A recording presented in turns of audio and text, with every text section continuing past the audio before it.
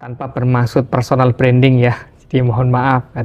Saya adalah putra dari seorang penceramah kondang, Kiai Haji Ahmad Hashim Muzadi. Jadi saya tentu tidak berangkat dari titik nol. Titik baliknya adalah ketika saya masuk Gontor. Itu 2 tahun ya. Sebelum itu sudah ditanya ibu, kamu mau masuk kuliah umum, waktu itu misalnya seperti FK gitu. Apakah pengen jadi seperti bapak?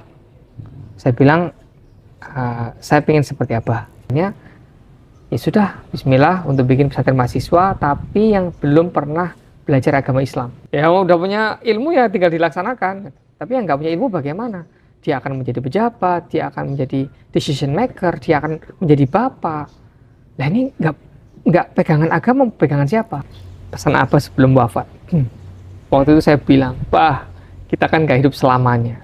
Bagaimana ya Pak? Melanjutkan pesantren ini bagaimana? Beliau itu pesan gitu. Biarkan pondok itu berkembang sesuai dengan kebutuhan dan takorubnya kepada Allah. Nggak usah dikarbit. Biar jalan aja. Jadi biar apa? Biar tumbuhnya pondok ini itu wajar. Karena kalau dikarbit cepat matang, cepat busuk. Assalamualaikum warahmatullahi wabarakatuh, Tribuners. Kembali lagi bersama saya Yogi Bustaman, manajer online tribunjakarta.com. Kali ini kita akan berbincang atau menggali cerita soal cerita Kiai, salah satu program Ramadan di Tribun Network. Sudah hadir bersama saya Gus Yusron Sidki, pengasuh pesantren mahasiswa Al-Hikam Depok. Assalamualaikum Gus. Waalaikumsalam warahmatullahi wabarakatuh. Sehat Gus ya? Senior kami. Alhamdulillah sehat. Terima kasih Gus sudah menerima silaturahim kami. Sama-sama. Di program ini kita akan menggali soal cerita Kiai, khususnya dari Gus Yusron gitu. Gimana Gus Yusron sampai sejauh ini gitu kan, nggak mungkin pasti mengalami tahapan dari sekolah dasar, dari SMP, SMA sampai sekarang gitu. Dan tradisi keislaman itu kan tradisi akademik ya Gus ya. Bisa ceritakan nggak Gus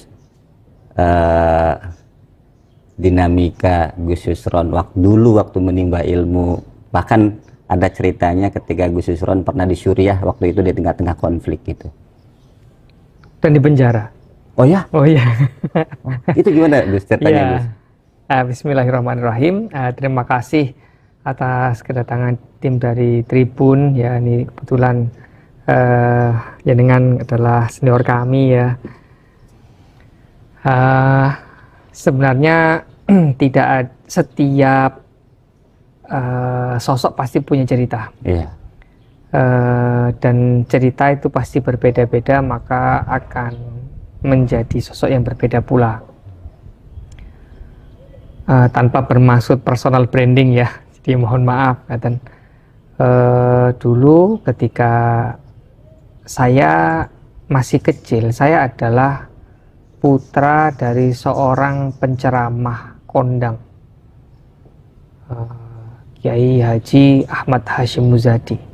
Jadi saya tentu tidak berangkat dari titik nol.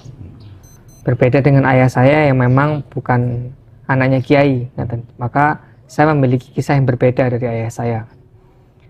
Saya tumbuh di lingkungan pesantren. Jadi waktu pesantren Al-Hikam Malang itu dibangun, saya masih melihat bagaimana Abah masih nungguin masjid, kemudian santri-santri awal datang, kemudian ya pembangunan yang asrama pertama, asrama kedua, asrama ketiga dan seterusnya. Saya melihat perjalanan itu.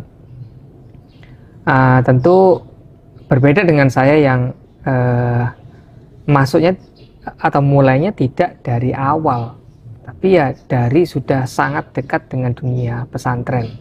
Istilahnya saya besar di pesantren.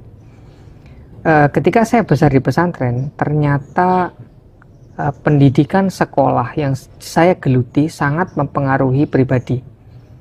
Ketika saya masih berada di madrasah ibtidaiyah, maka persinggungan saya dengan kegiatan agama cukup intens. Namun waktu itu ibu saya memindahkan ke SD kelas 4.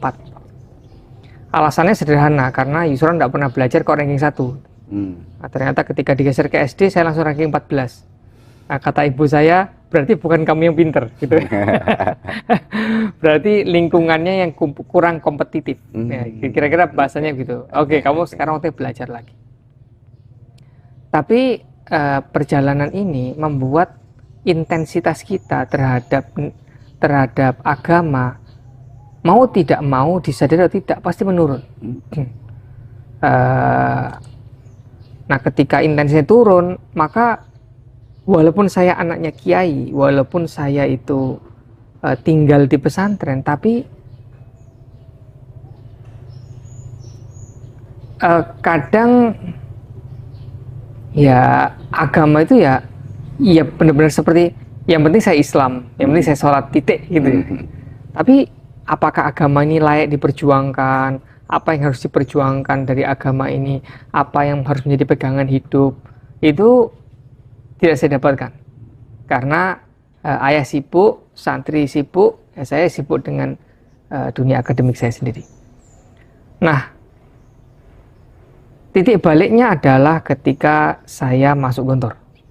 Jadi saya sebelum masuk Gontor di usia SMA ya, itu dua tahun ya. Sebelum itu sudah ditanya ibu, kamu mau masuk kuliah umum, waktu itu misalnya seperti FK gitu, apakah pengen jadi seperti bapak? Saya bilang, saya pengen seperti apa? Kalau gitu sekarang waktunya kamu setiap akhir pekan ngaji ke Ustadz Munif namanya.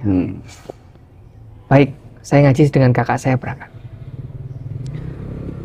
Ketika saya masuk Gontor, terus saya diajari banyak ilmu ya, kita kan belajar mahfudhot ya, pesan nasihat kehidupan, hasil dari pengalaman para ulama, orang-orang bijak. Kemudian kita baca hadis, baca tafsir. Loh, saya sadar ternyata agama ini luar biasa. Nah, di situ saya merasakan manfaat beragama yang sangat baik, mempengaruhi cara pandang, pola pikir, gas atau ngerem. Maka saya jadi tertarik untuk ini, agama tidak boleh berhenti di saya. Bagaimana agama ini menjadi manfaat bagi orang lain juga. Waktu itu saya bisa baca di Gontor, ngerti, oh saya ngerti. Tapi setelah saya di Gontor terus tetap ngaji ke Ustadz Munif, misalnya ketika lagi pulang Ramadan kan kita 50 hari libur ya. Di Ramadan itu saya ngaji dengan Ustadz Munif. Bahkan kajian-kajian salaf itu terlihat luar biasa. Ini lebih dari yang saya terima di Gontor. Di Gontor aja sudah bagus, tapi kok membuka khazanah keislaman lebih bagus lagi. Ini artinya pondok salaf dengan modern tidak harus menjadi dikotomis, tapi bisa menjadi komplementer.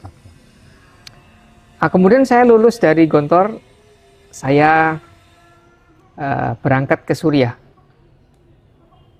Nah, ketika saya berangkat ke Suriah, saya mendapatkan bukan hanya ketemu ilmunya, saya ketemu orangnya. Gus, kapan berangkat ke Suriah? 2006 akhir. 2006 akhir. Iya. Waktu itu alasannya kenapa ke Suriah gitu? Kan biasanya kalau santri-santri di Indonesia itu kan rujukannya kalau nggak ke Madinah, ke Kairo Mesir, sama ke tempat lain, misalkan di kawasan Maghribi gitu, termasuk pilihannya jatuh ke Suriah gitu. Ya. Nampaknya itu pilihan almarhum. Oh. Ya, almarhum Abah Hasim. Jadi beliau memilihkan karena di Mesir sudah terlalu banyak orang Indonesia. Jadi apa ya, rasa keilmuan Timur Tengahnya kurang lah gitu menurut beliau. Bukan kok buruk, tidak, tapi beliau nanti kamu ketemu kumpul sama orang Indonesia lagi gitu. Kan kepinginnya kumpul sama orang-orang apa namanya, dengan orang-orang yang di Timur Tengah gitu. Kemudian pilihannya adalah Suriah. Suriah itu saat itu ada dua tokoh ulama yang sangat terkenal di dunia. Namanya Profesor Dr. Said Ramadan Al-Buti dan Profesor Dr. Wahbah Zuhaili. Jadi saat itu menjadi apa ya? Menjadi bukan hanya kiblatnya para santri, tapi juga dihormati di dunia ulama internasional. Nampaknya Abah tertarik. Oke. Jadi tokoh tadi dua tokoh, ya. Trademark pemikiran Islam ya. Iya, pemikiran Islam moderat saat itu. Iya. Menurut Abah Hasim Muzadi, Anda boleh setuju atau tidak, tapi Abah saya memandang seperti itu. Makanya Abah pingin ini saya disowankan ke Profesor Dr. Syekh Ramadan Said Al-Buti, disowankan ke rumahnya, mohon diterima jadi murid sama Prof. Wahbah Zuhaili. Prof, ini tolong anak saya titipkan, tolong diterima jadi murid. Langsung Abah sendiri langsung yang sowan itu? Langsung sowan. Jadi saya diajak waktu itu, setahun sebelum saya meninggalkan Gontor, waktu pengabdian, awal pengabdian. Oke. Nah, disitulah pilihan kenapa Suriah. Ceritanya menarik, dari Gontor kemudian ke Suriah. Dan Abah langsung yang membawa jenengan ketemu dua ulama besar. Baik. Itu gimana ceritanya?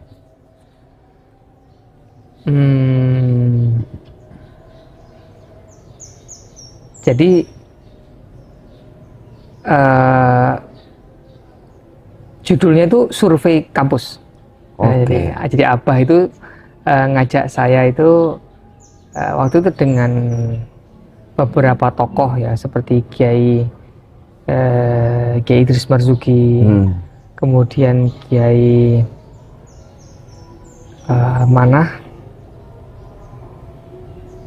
Nur Iskandar, ada Kiai Masruri yang di Benda, yang di Cirebon, yang di Cirebon ya, Benda apa? Iya, di Benda ya, pokoknya Kiai Masruri ya. Jadi itu berempat dengan Abah. Jadi saya bertemu dengan para kiai itu untuk sowan itu para ulama-ulama. Saya masuk rombongan sebenarnya ingin mencari kampus, tapi rombongannya rombongan untuk silaturahim dengan ulama dan parlemen Suriah waktu itu. Apa punya agenda, saya diangkut istilahnya lah. Di situ saya mencari apa ya, kampus, tapi juga dipertemukan dengan ulama-ulama. Nah, disitulah saya melihat Islam itu tidak hanya sebagai teori, tapi juga Islam itu sebagai sosok. Jadi kalau Islam sebagai teori, teorinya begini. Tapi melihat sosok orang yang alim, bersahaja, santun, kemudian yang ditimbang itu Allah itu senang apa tidak. Lalu saya ketemu wujudnya. Selama ini kita hanya ideal, ya, idenya Islam seperti ini. Tapi ini sudah termanifestasi di dalam seorang sosok. Nah, maka kalau kita datang ke rumahnya Syekh Wahbah itu, istrinya sudah ngantar sampai sebelum ruangan kita. Syekh Wahbah sendiri yang bawakan teh sama gelas sama jajan. Itu kalau di Indonesia itu sudah dianggap kualat. Tapi kalau di sana enggak, kiai-kiai itu egaliter. Jadi Syekh Wahbah Zuhaili ini langsung membawakan makanan dan minuman. nampan isi Teh sama makanan. Makanan. Buat dirinya apa buat tamu? Buat tamu. Iya. Waktu itu buat saya. Bahkan saya diambilkan gelas. Yusron, ini gelas. Tidak ada orang yang pernah minum dari gelas ini kecuali saya. Hari ini kami pakai. Jadi apa ya? Apa namanya? Kita tuh begini ya, akhlak ulama itu. Gus, sebentar Gus. Iya. Momennya waktu itu apa? Silaturahmi ke Syekh Wahbah Zuhaili dengan rombongan atau gimana? Kalau sampai Syekh Wahbah Zuhaili membawakan langsung gelas dan teh gitu. Memang kan budaya Arab begitu. Oke. Perempuan kan tidak keluar ke ruang tamu. Oke. Ya, jadi laki-laki lah yang masuk. Kalau nggak ada anak-anak, maka yang keluar adalah beliaunya langsung. Oke. Dr. Ajaj Khotib yang terkenal itu seorang pakar ilmu hadis di Suriah itu juga pernah melakukan yang sama. Bawa sendiri sirup, kemudian kita yang disuguhkan. Lalu kita bukan siapa-siapa, kita cuma itu lagi apa silaturahim sawal gitu ya. Nah, beliau sendiri ini menunjukkan bahwa tidak ada feodalisme itu dari mana. Oke. Ya, kita memuliakan para ulama karena mereka memuliakan kita terlebih dahulu.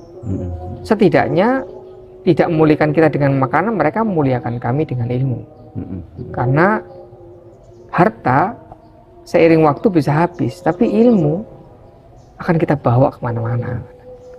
Itu waktu itu sendiri, jenengan sendiri apa ada rombongan? Kalau yang waktu dengan Abah, saya kan bareng-bareng kan sama kiai-kiai rombongan 10 orang waktu. Oke, 10 orang.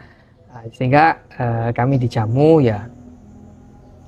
Ini memang kalau kiai di sana, ulama itu kan berbeda ya dengan ulama di sini. Di sini tuh sukanya bikin pesantren. Oke. Tapi kalau ulama di sana itu menghidupkan majelis.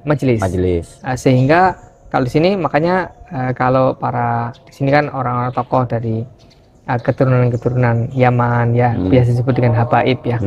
Itu kan sukanya majelis taklim, ya seperti itu. Iya. Jadi menghidupkan supaya masjid itu rame. Oke. Nah, tapi kalau kiai kan perawatan, jadi ya masjidnya itu di dalam pesantren. Nah, tidak terlalu intens dengan masyarakat. Tapi kalau di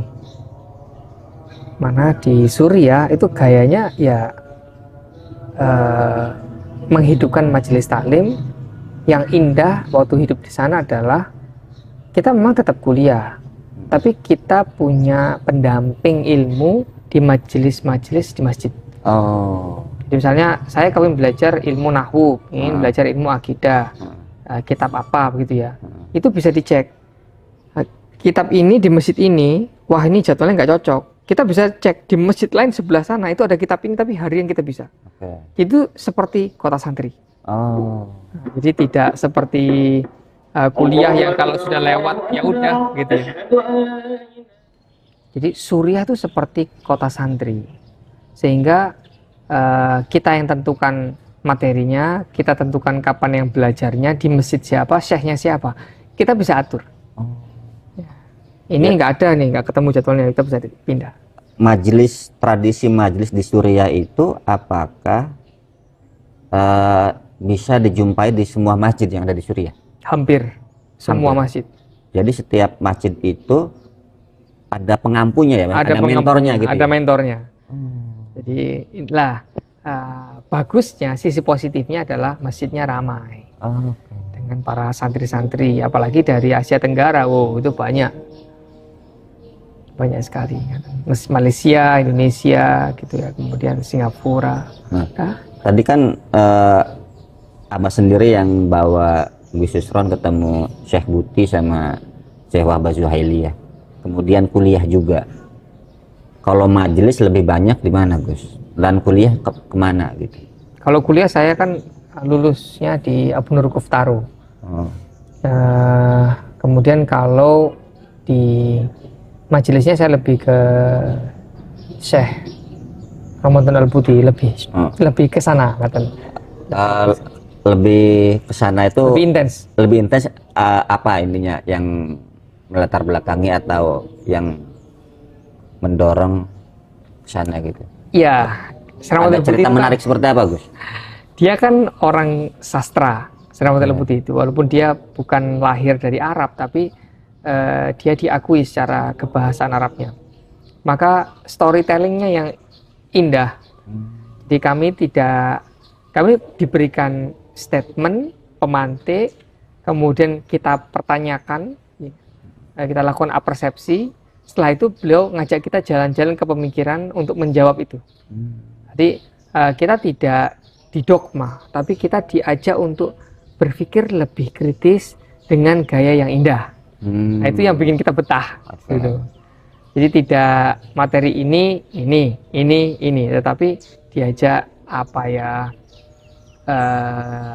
materi yang berat itu diajak untuk berpikir lebih jernih ya, sehingga di situ beliau sekalian menanamkan adab di dalam keilmuan.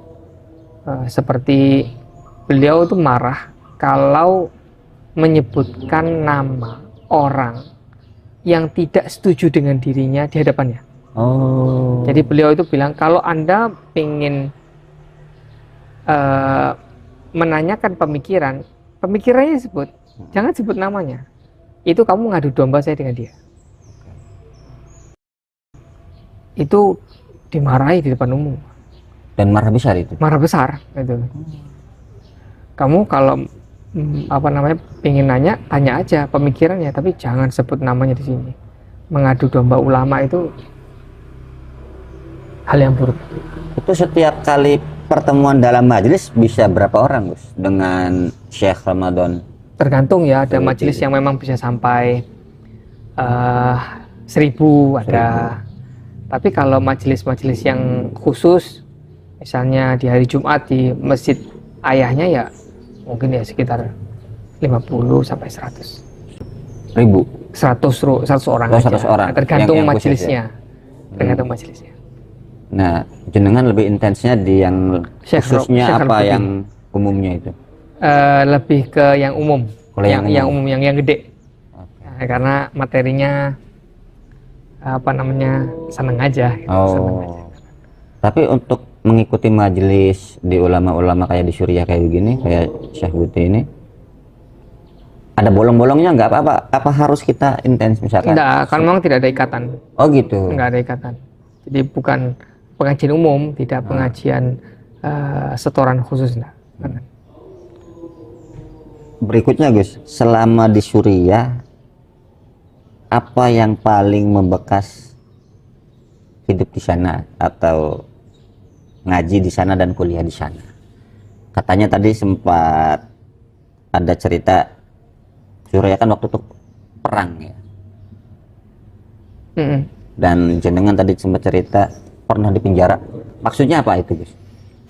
Ya, saya di penjara waktu itu gara-gara urusan imigrasi sebenarnya. Oke. Jadi waktu saya masih awal-awal datang, ternyata izin tinggal saya bermasalah karena waktu itu ada sedikit miss ya, sehingga saya waktu ke imigrasi langsung ditangkap, mau dideportasi.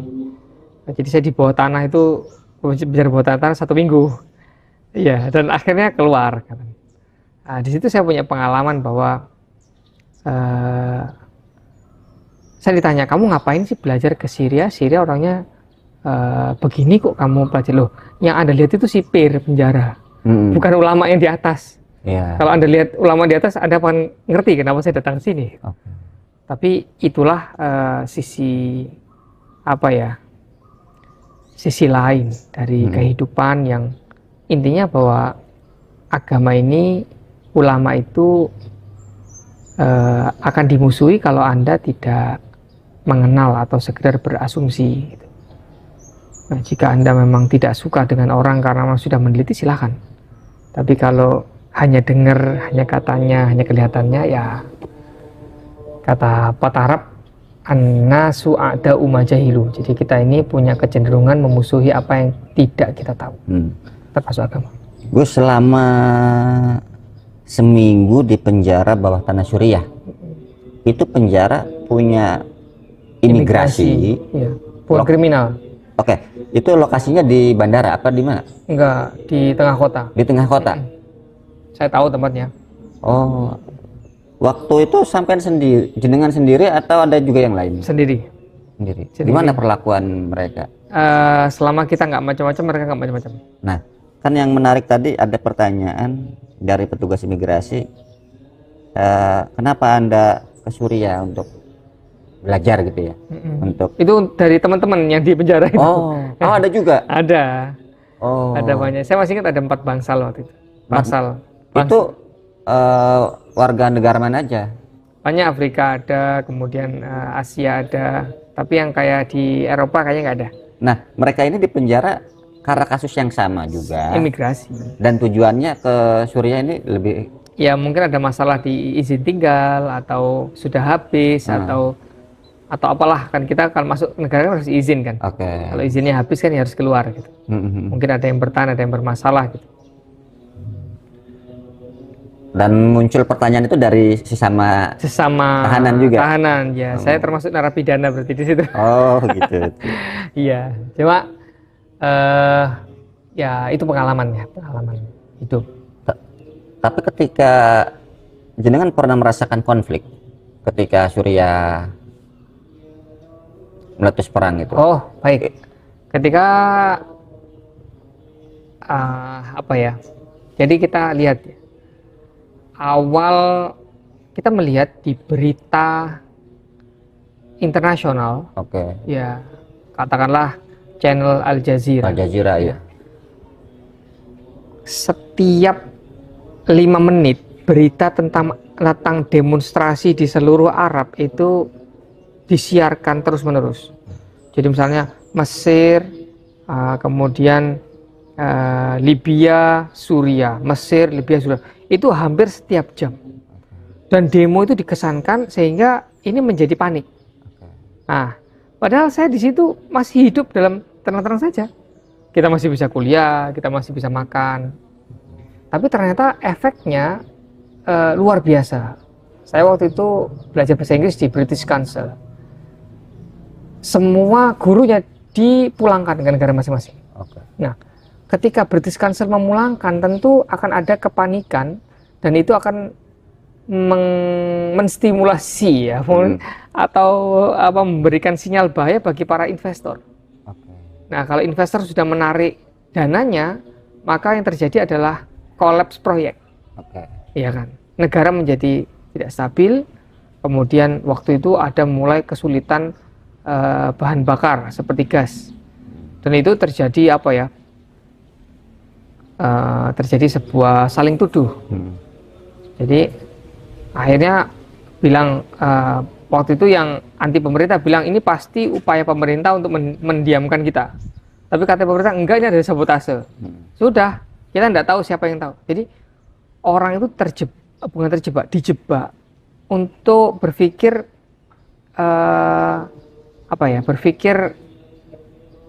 dilema ya, kayak dilema fallacy namanya.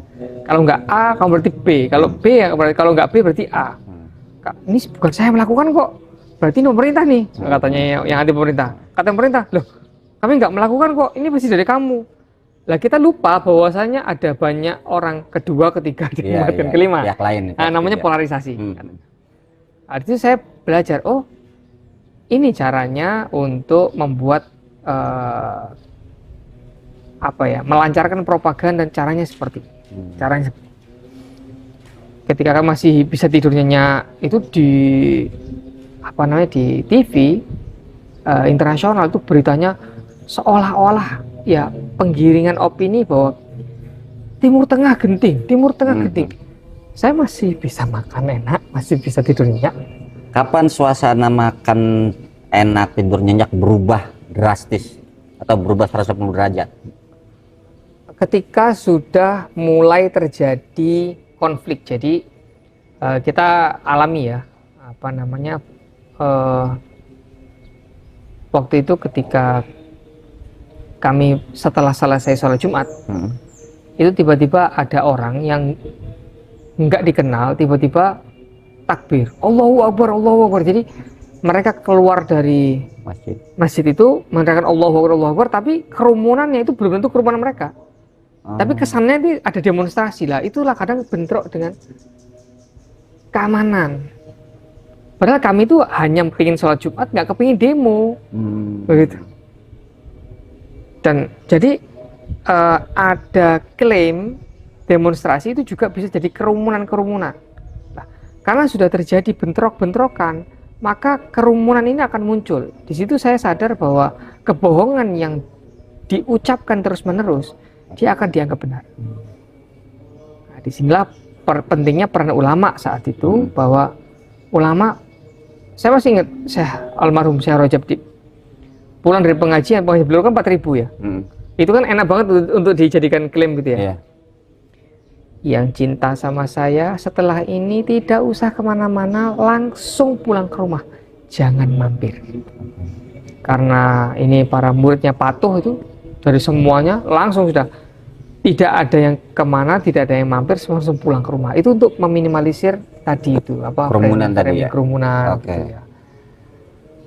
Tapi ketika sudah terjadi bentrok, konflik, ada yang luka-luka, maka itu akan memicu demonstrasi yang lebih besar. Ya, ketika situasinya sudah repot, keuangan finansial sudah repot, itu secara tidak langsung pasti akan memicu demonstrasi yang memang normal. Jadi demonstrasinya mungkin normal, tapi pemicunya ini ada stimulasi dari luar. Nah, di sini saya masih ingat quote-nya Syekh Ramadan Al-Buti. Al-aqilu al-fitnatu yafhamuha al-aqilu fi awwaliha wa yafhamuha al-jahilu fi akhiriha. Bedanya orang berakal dan tidak, kata beliau, itu mendeteksi propaganda itu di awal apa di akhir. Kalau di awal ini propaganda, itu orang akil, kan? Orang berakal, orang cerdas. Tapi kalau orang sudah selesai, kemudian kita hanya porak-poranda, loh, selama ini gitu ya? Ini propaganda tau lah, itu memang bukan akil, katanya. Beliau Syekh Ramadan Al-Buti itu adalah satu-satunya ulama saat itu yang senior ya, yang senior, yang bertahan untuk tetap bersama dengan pemerintah. Tetap bertahan sama pemerintah? Iya, artinya bukan bersama pemerintah, mohon maaf, sorry. Satu-satunya ulama yang tidak mau memusuhi pemerintah. Beda nih.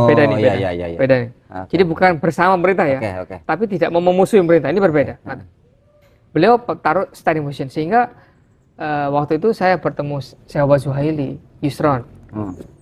Saya 40 tahun itu tidak pernah beda pendapat dengan Syekh Al-Buti, kecuali ini, katanya. Semua ulama itu sudah tidak ada di barisan pemerintah. Kita sudah mau melawan pemerintah, kok kamu masih enggak? Saya tetap mau seperti ini. Jadi beliau itu yang saya sebut sosok itu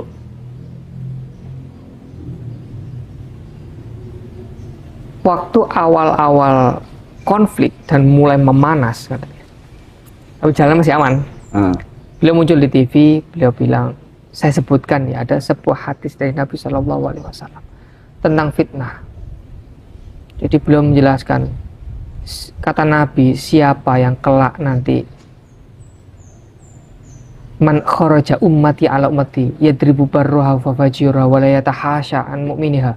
Jadi ada orang sekelompok itu, awas ya, nanti kalau sampai ada orang keluar kemudian saling baku hantam, bahkan saling bunuh, dan tidak peduli mana orang baik, mana orang tidak, mukmin dan tidak mukmin, semuanya disikat, entah itu pakai bom, entah itu pakai senjata apapun ya. Tapi nggak dipilih-pilih mana yang bahkan dulu kan kita perang kan kita janjian.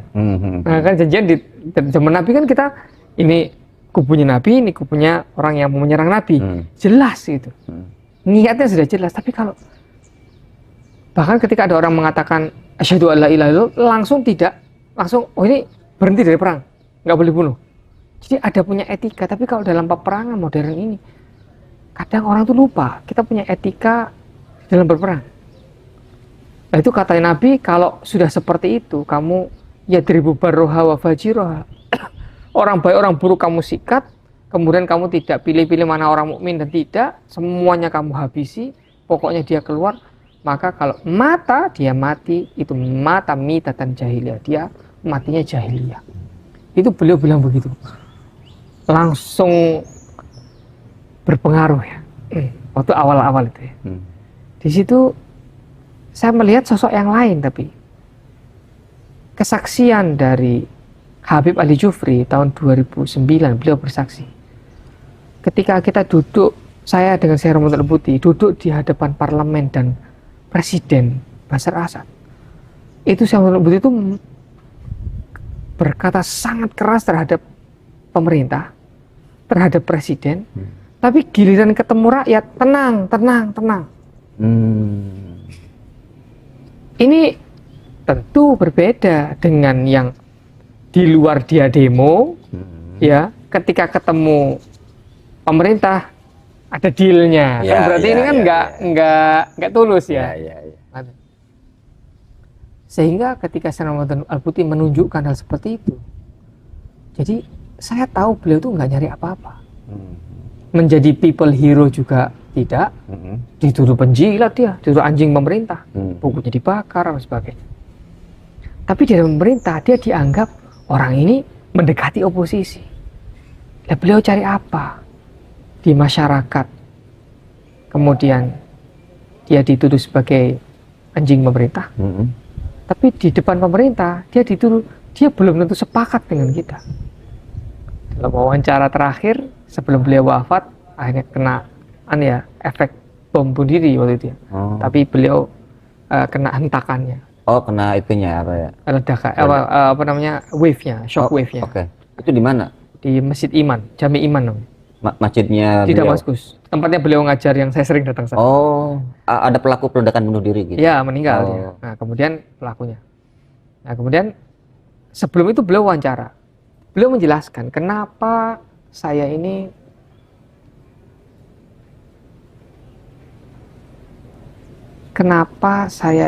memilih seperti ini. Saya ini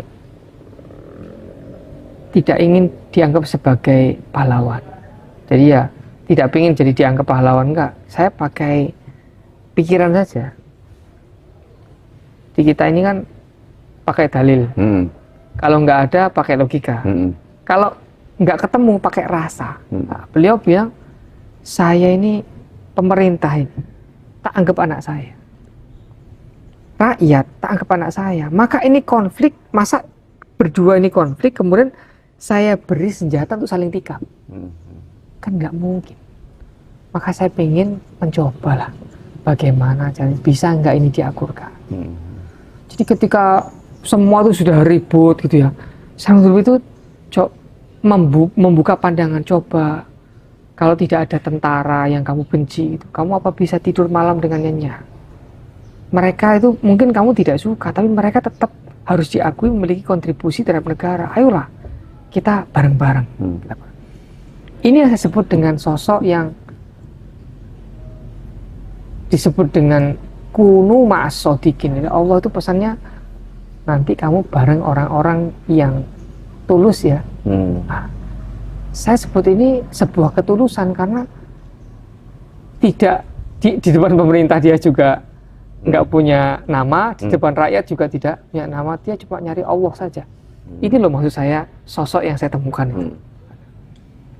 Gus, apa yang pengalaman yang sangat yang dari Syekh Ramadan Al-Buti sama Syekh Wahbah Zuhaili, pengalaman personal yang membekas selama pertemuan atau punya kesan khusus gitu? Baik, kalau Syekh Wahbah Zuhaili dulu ya. Ya. Beliau itu sangat menghargai waktu. Suatu ketika saya damping beliau ke Indonesia. Makan pagi, jam berapa makan pagi? Jam 6 Syekh. Saya datang tuh jam 6 lebih 5. Terlambat 5 menit. Beliau bilang, kamu terlambat. andai kamu bilang 6 lebih 5 menit itu saya gunakan untuk baca buku. Kamu menyanyiakan waktu saya. Saya langsung diem waktu itu. Nggak berkutik udah. Ya mohon maaf, saya mohon maaf. Iya, kamu sukses. Hargai waktu. 5 menit bagi saya itu banyak. Allah kasih saya itu cepat baca, cepat nulis, cepat paham. 5 menit itu berarti banyak bagi saya. Jangan sia-siakan waktu saya. Saya langsung jenengan itu berarti waktu itu sebagai pernah kan ketua datang panitia apa enggak, gimana? waktu itu Gimana? pernah datang ke Indonesia gara-gara peresmian ini pondok ini. Oke. Awal-awal itu saya kan dampingi dan terlambat. Abah masih ada? Masih ada. Masih ada. Masih ada. Kalau bukan ayahmu yang ngundang, saya nggak akan datang. Oh. Bismillah saya, iya Bismillah. Wah itu saya ketar-ketir betul. Maka ya itu pengalaman personal. Oke. Di beliau orang-orang itu orang-orang yang berpikirnya sederhana. Tapi kita punya kaidah less is more. Nah, jadi ya semakin sederhana itu orang tuh orang yang sukses, orang yang hebat itu selalu terlihat less. Nah, berikutnya dengan Syekh Ramadan Al-Buti ini. Syekh Ramadan Al-Buti, ya waktu saya mendengar beliau wafat itu saya nangis yang seperti kehilangan bapak saya sendiri. Entah kenapa. Saya bangun, buka HP, Inna Lillahi wa Inna Ilaihi Raji'un, kemudian tersebar, waduh. Dan saya lihat bahwa beliau itu meninggal ketika majelis tafsir Quran. Entah kenapa saya terpukul sekali. Dan setelah 4 bulan lah ya, setelah itu ya, 3 bulan 4 bulan, itu saya ngimpi ketemu beliau. Waktu itu kami ingin buat bagaimana kita, sama Abah Isran kita bikin yuk majelis untuk mengenang beliau. Karena sibuk gak jadi. Ditagih saya dalam mimpi. Kamu katanya mau memperingati saya. Wah, saya bangun langsung. Ayo kita bikin khotbah Quran itu. Itu posisi jenengan udah di sini ya? Sudah di sini. Dari sini. Iya kan saya sudah lulus. Gitu. Oke. Jadi berkesan sekali. Di mimpi itu apa pesennya? Ya itu tadi. Kamu kok katanya mau memperingati saya. Masih ingat Gus ininya Gus apa namanya? Ya orang boleh bilang itu sebagai buah tidur ya.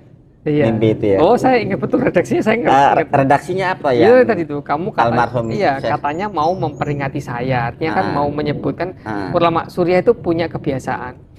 Ulama-ulama yang sudah wafat itu dikenang di Jumat malam di Masjid At-Taubah waktu itu. Jadi dikenang. Namanya Jalsatul Wafa. Jadi sebuah malam apresiasi gitu ya. Para ulama yang punya kontribusi besar terhadap umat itu diceritakan. Nah, giliran beliau ini wafat, saya mau bikin acara lupa, nggak jadi karena banyak kesibukan. Ditagih.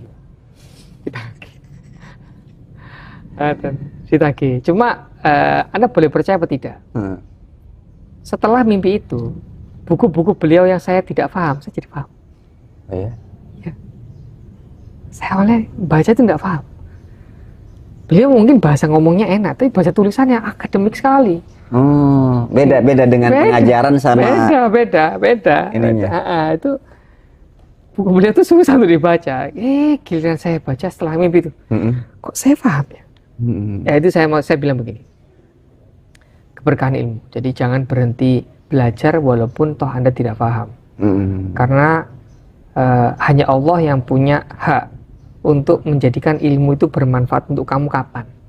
Jadi kita belajar kadang sambil ngantuk, kadang sambil ketiduran atau apa, tapi tetap aja ngaji. Terus tiba-tiba kadang-kadang kita ditanya oleh mahasiswa, kok bisa jawab? Ya mungkin karena waktu kita ketiduran itu. Iya. Ilmu itu masuk, cuma belum bermanfaat aja. Oke. Tapi itu untuk Jalsatul Wafat sebelumnya udah yang terucap dari Abah sendiri apa dari jenengan untuk Abah sama Abah waktu itu. Oh, Abah duluan yang Ya, yang ayo ngucapin kita gitu. buat ya, ayo gitu. kita buat. Tapi karena kesibukan beliau sudah tidak sempat. Tapi yang ditagih saya. Tapi jenengan menyanggupi gitu, cuma Iya. belum terrealisasi aja. Betul. Oh.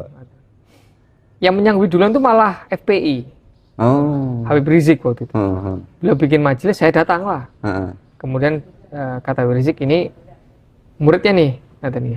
Nah, terus bagaimana? Ya ini muridnya suruh cerita. Kata saya cerita sebentar di Markas Syariah. Gitu. Nah, saya bilang, wah keduluan nih, saya bilang. Ya, kalau keduluan ya kita bikin sendiri lah, gimana murid-muridnya. Tapi sekarang murid-muridnya setiap kali waktu beliau wafat kita kenang lah. Ilmu-ilmunya. Mungkin kita baca bukunya atau kita ceritakan kebaikan-kebaikan beliau. Nah, pulang ke Indonesia kemudian seiring berjalannya waktu jenengan jadi pengasuh di pesantren mahasiswa Al-Hikam. Itu sebetulnya jejaknya kan udah jauh ditanam sama Abah ya. Nah, itu gimana, Gus?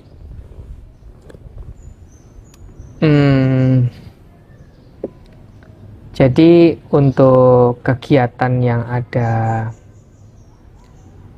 di pesantren ya, apa itu buat pesantren, tapi urusannya dipasrahkan ke para ustadz secara teknis. Oke. Ya dilepas gitu aja, sudah silahkan nanti nanti beliau memberikan arahan secara garis besar, tapi untuk teknisnya silahkan. Dikerjakan, nanti kalau ada catatan saya akan memberikan arahan. Jadi ya kami sendiri yang susun kurikulumnya dan bagaimana prosesnya. Jadi waktu itu mencari kayak menteri luar negeri lah bahasanya, di luar gitu ya, mencari jaringan, mencari kolega, mencari mungkin donatur ya. Tapi kami yang di sini ya menerima santri, merawat. Gitu. Gus, ini pesantren kan banyak mahasiswanya ya. Bisa dijelaskan, Gus, pesantren mahasiswa Al-Hikam ini santrinya dari mana aja? Ada perbedaan nggak ketika Abah masih hidup sama sekarang jenengan lanjutkan gitu, dari visi, misi gitu? Sebenarnya kalau berbeda dengan zaman ya dari suasana pasti berbeda ya. Ketokohan tentu sangat berpengaruh.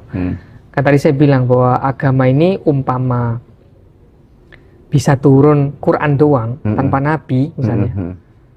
Ya Allah pasti turunkan Quran aja.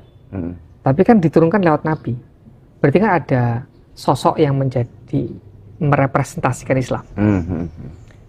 Maka kalau ada tokoh wafat, ya berarti kita harus merasa kehilangan karena representasinya hilang.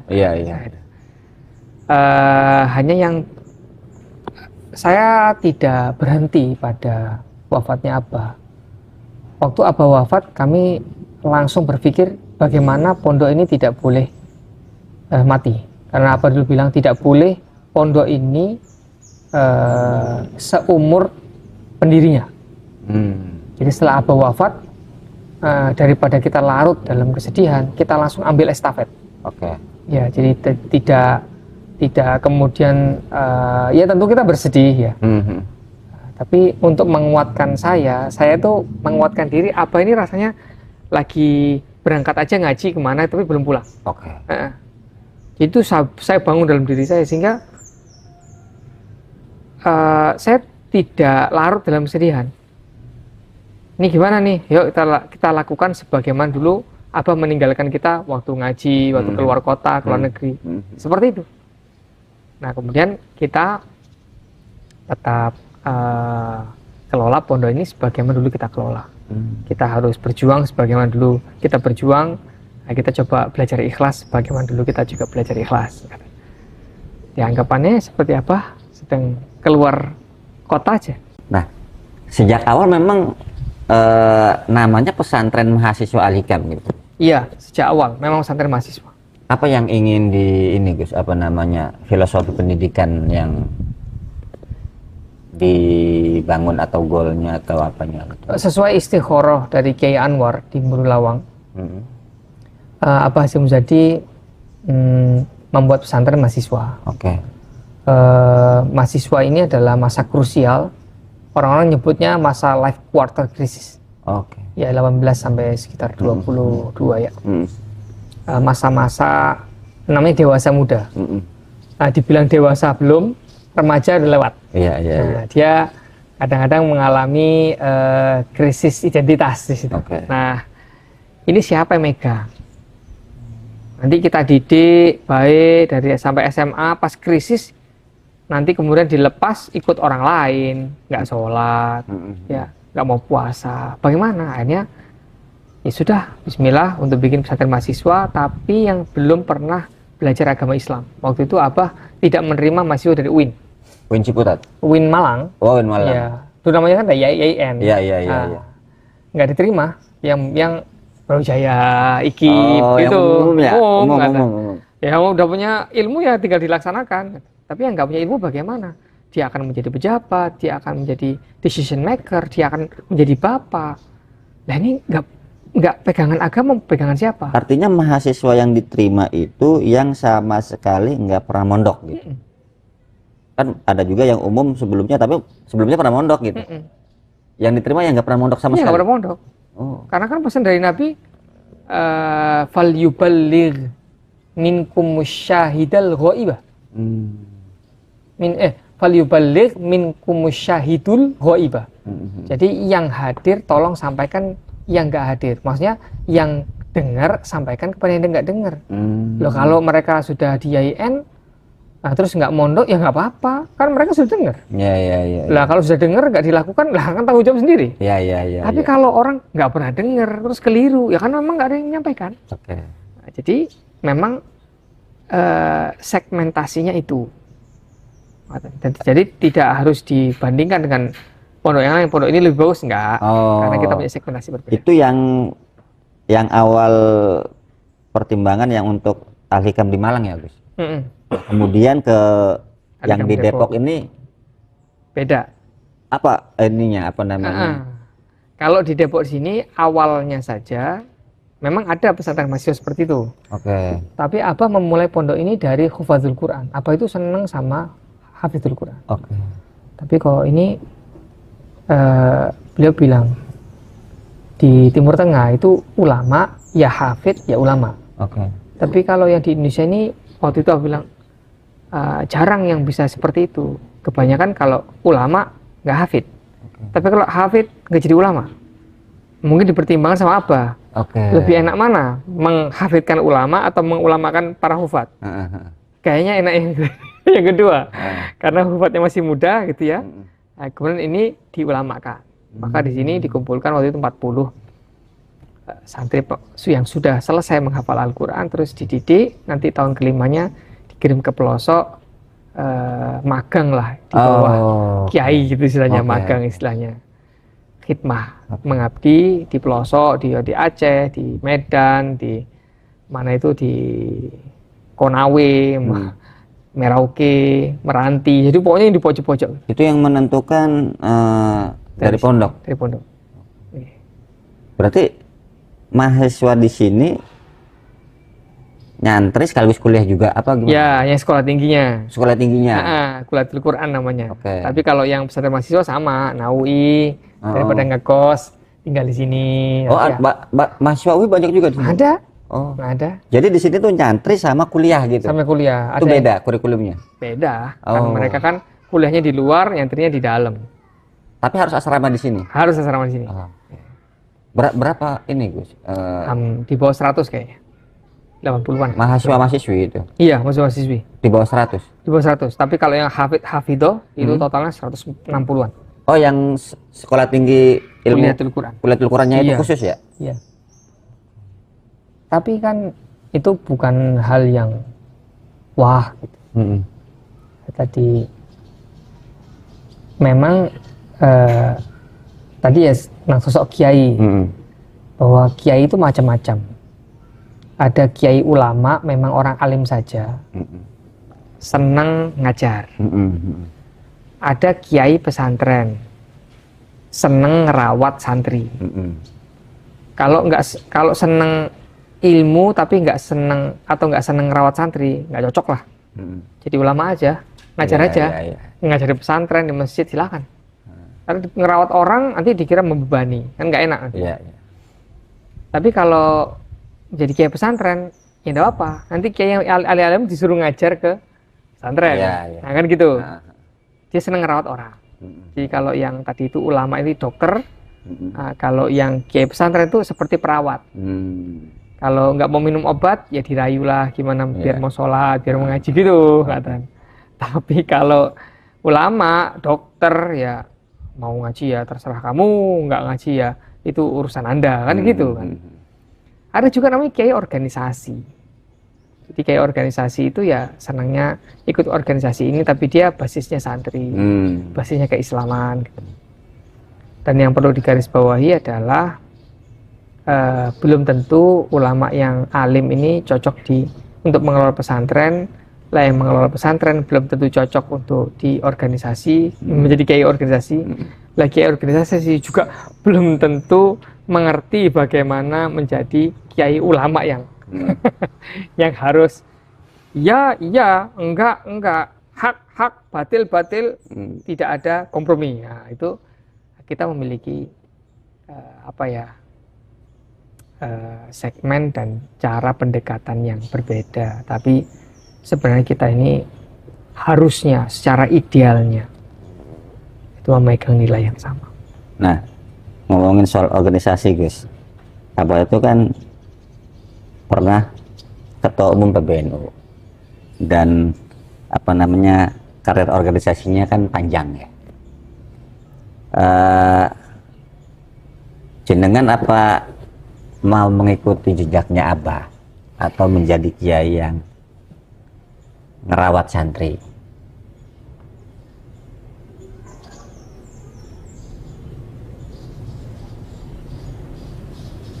Saya ikut Abah itu bukan sekedar ikut di pesantrennya atau organisasinya.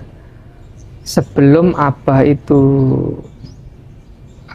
memantapkan diri untuk mengelola pesantren, Abah itu ikut kiainya dulu dan sering ikut istikharahnya. Jadi sekarang saya ikut istikharah kiai saya. Dan itu juga termasuk kiainya Abah. Beliau masih hidup, maka kalau mengelola pesantren ya nanti diarahkan beliau. Kalau ikut organisasi atau keluar dari organisasi atau berhenti dari organisasi ya terserah beliau. Jadi ya ini waktunya begini, ini waktunya umpamanya disuruh berhenti ya saya harus mau. Gitu. Karena dulu Abah itu juga sama. Abah itu dulu masuk DPR disuruh kiainya, dan saat berhenti dari DPR itu disuruh kiainya. Jadi ya, lah itu sisi Abah yang jarang terekspos. Jadi bukan sekedar iya apa tidak, masuk apa tidak, ini atau itu, tapi bagaimana hasil dari istikharah itu untuk kehidupan kita. Nah, ini pertanyaan terakhir mungkin yang paling penting, Gus ya. Tadi kan kita ngomongin soal menghormati guru, termasuk istikharahnya gitu. Nah, korelasinya tantangan sekarang gitu, khususnya ke jenengan di pesantren Al-Hikam ini, kita tahu semua kan sekarang tren dengan Gen Z, sikapnya dan segala macamnya gitu. Apa Gus ininya Gus, treatmentnya untuk membuat santri-santri khususnya mahasiswa yang besar di zaman sekarang yang terkenal dengan Gen Z mau belajarnya sungguh-sungguh, ihtiraman kepada kiainya, kepada pengasuhnya, kemudian dan itu menjadi karakter buat masa depannya gitu. Ada ini nggak Gus, treatment khusus Gus?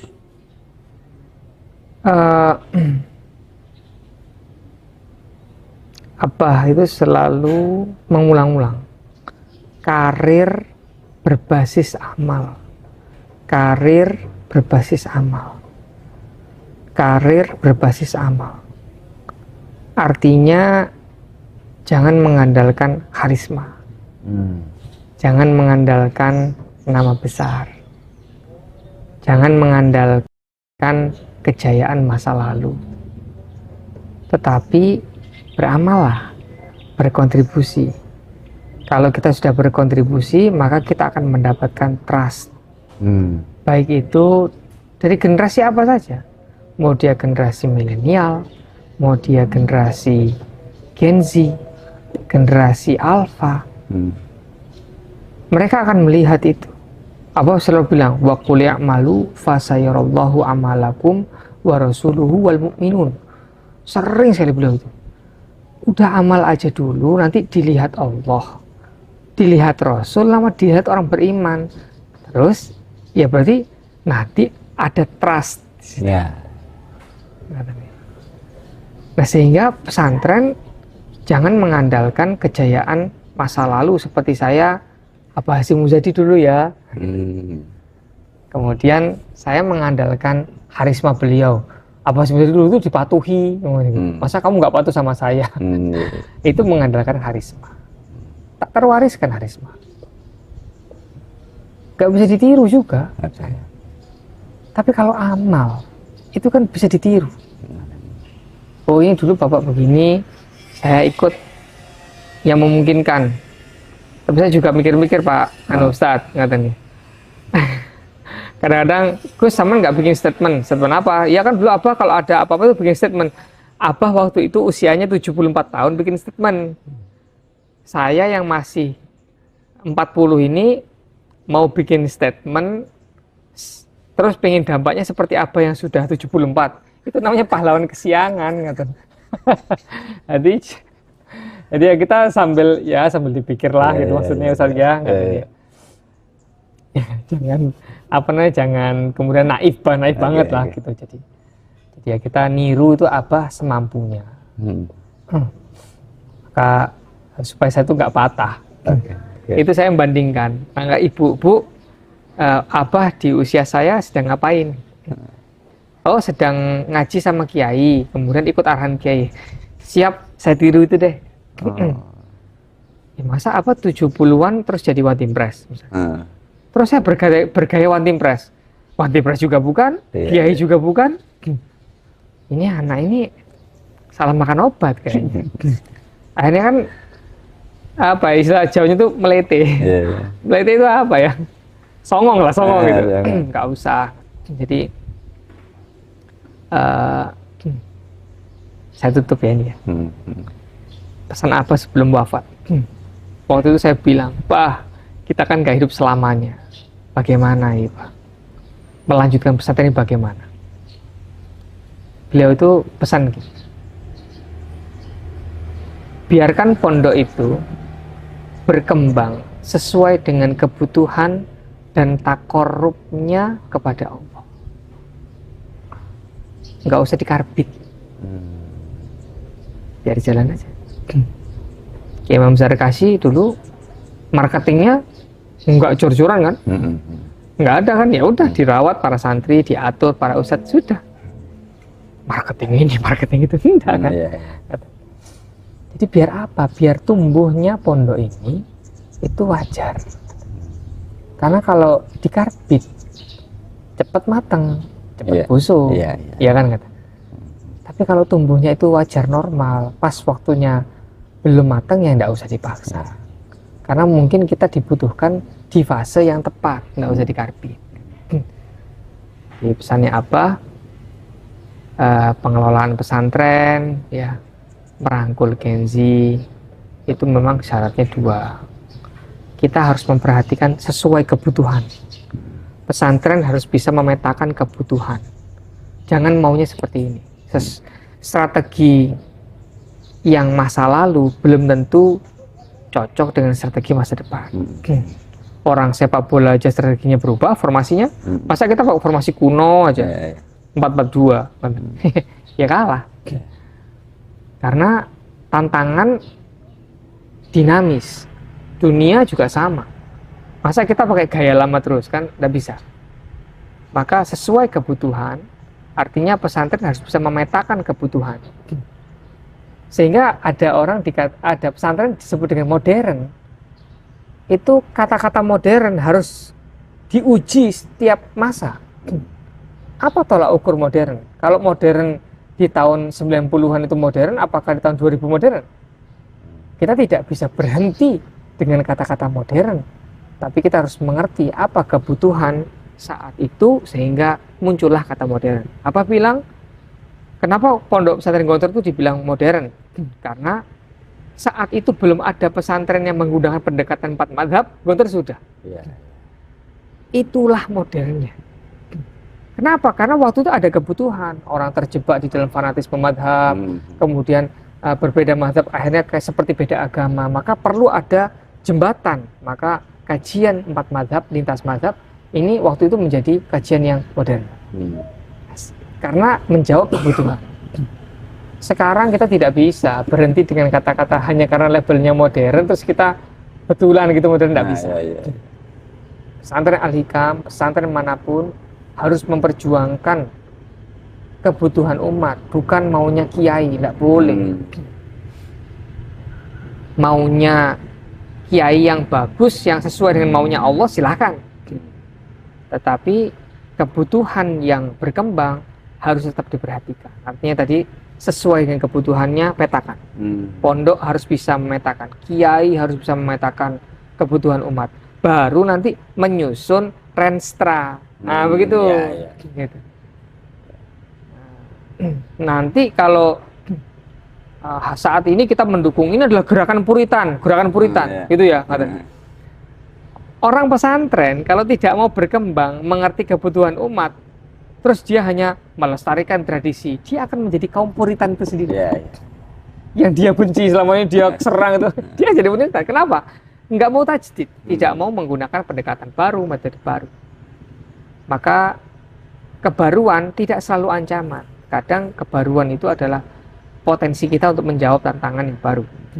Yang kedua, sesuai dengan takorubnya kepada Allah. Pondok yang baik itu selalu yang pondok yang sholatnya rajin, ngajinya rajin, keislamannya bagus, halal haramnya dijaga. Itu takorubnya kepada Allah. Karena takorub kepada Allah paling bagus ya usikum wa nafsi, itu tentang halal haram dan praktek ibadah yang benar.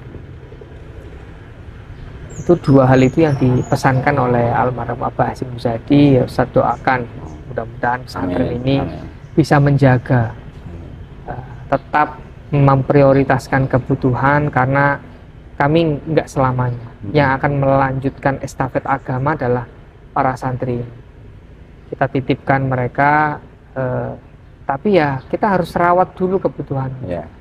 Nah, saya dulu dipukuli terus sama Ustadz dengan kebutuhan saya nggak dipenuhi, kebutuhan fisik, psikologis nggak dipenuhi, nggak diperhatikan, kebutuhan intelektual, kebutuhan sosial, kebutuhan saya beribadah kepada Allah nggak diperhatikan. Mana saya mau megang agama ini secara sunatullah ya.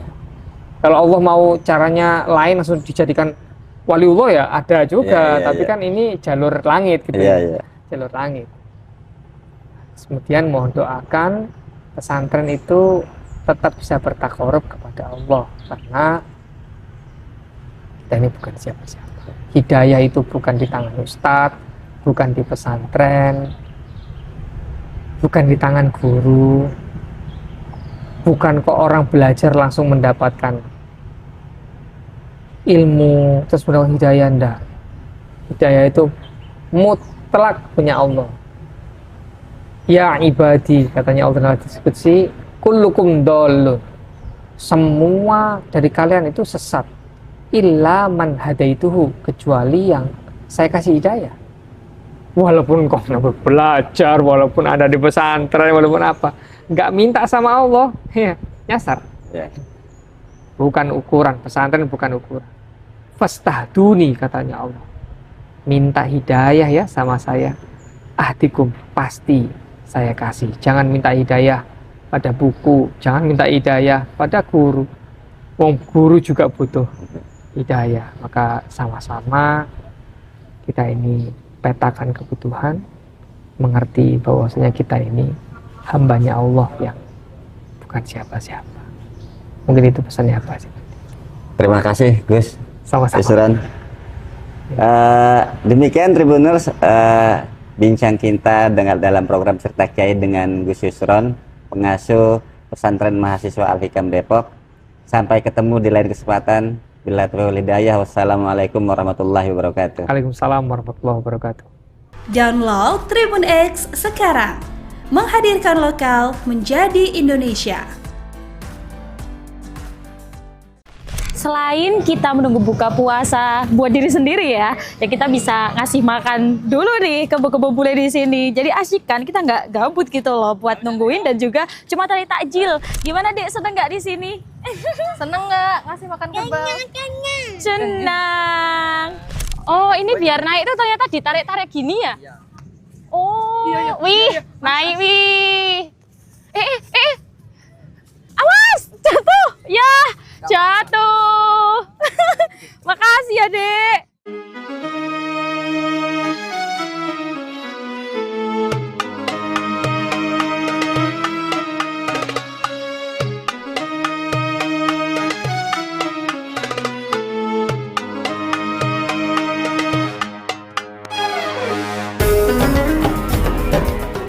Sore-sore gini Tribuners, enaknya kita ngabuburit, apalagi suasana Ramadan yang sangat cerah hari ini. Dan kali ini Nurma sudah ada di alun-alun Kidul Surakarta. Luar biasa ramai banget orang-orang menikmati sore hari dan tentunya banyak kegiatan yang ada di sini. Oke yuk kita langsung aja Tribuners.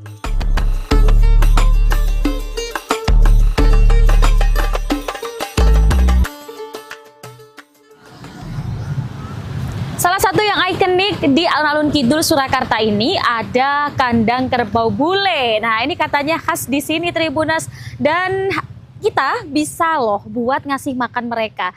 Kemudian Nurma langsung aja cus pengen beli makanan buat mereka. Ayo, ayo.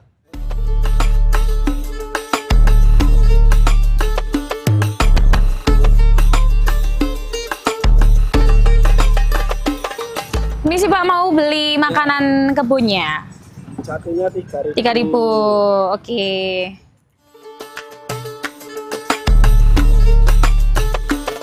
Nah ini udah dapet ya satu ikat dan ini murah banget Tribuners, cuman dengan 5.000 kalian dapat kembalian 2.000. Nah ini satu ikat harganya 3.000 dan kita bisa ngasih makan sepuasnya ke kebo bule. Ayo ayo sekarang. Dengan seikat kangkung, pengunjung bisa berinteraksi langsung dengan kerbau bule yang selama ini menjadi ikon alun-alun Kidul Surakarta. Kerbau-kerbau ini terlihat jinak dan terbiasa dengan kehadiran manusia sehingga aktivitas memberi makan terasa aman dan menyenangkan. Kegiatan ini juga bisa dilakukan bersama keluarga. Orang tua dapat mengajak anak-anak mengenal hewan secara langsung sekaligus mengisi waktu ngabuburit dengan aktivitas yang positif. Selain menjadi hiburan, pengalaman ini memberi nilai edukatif dan menghadirkan momen kebersamaan yang sederhana tetapi berkesan menjelang waktu berbuka puasa. Nah, selain kita menunggu buka puasa buat diri sendiri ya kita bisa ngasih makan dulu nih kebo-kebo bule di sini. Jadi asik kan, kita nggak gabut gitu loh buat nungguin dan juga cuma tadi takjil. Jadi di sini bisa ngasih makan mereka.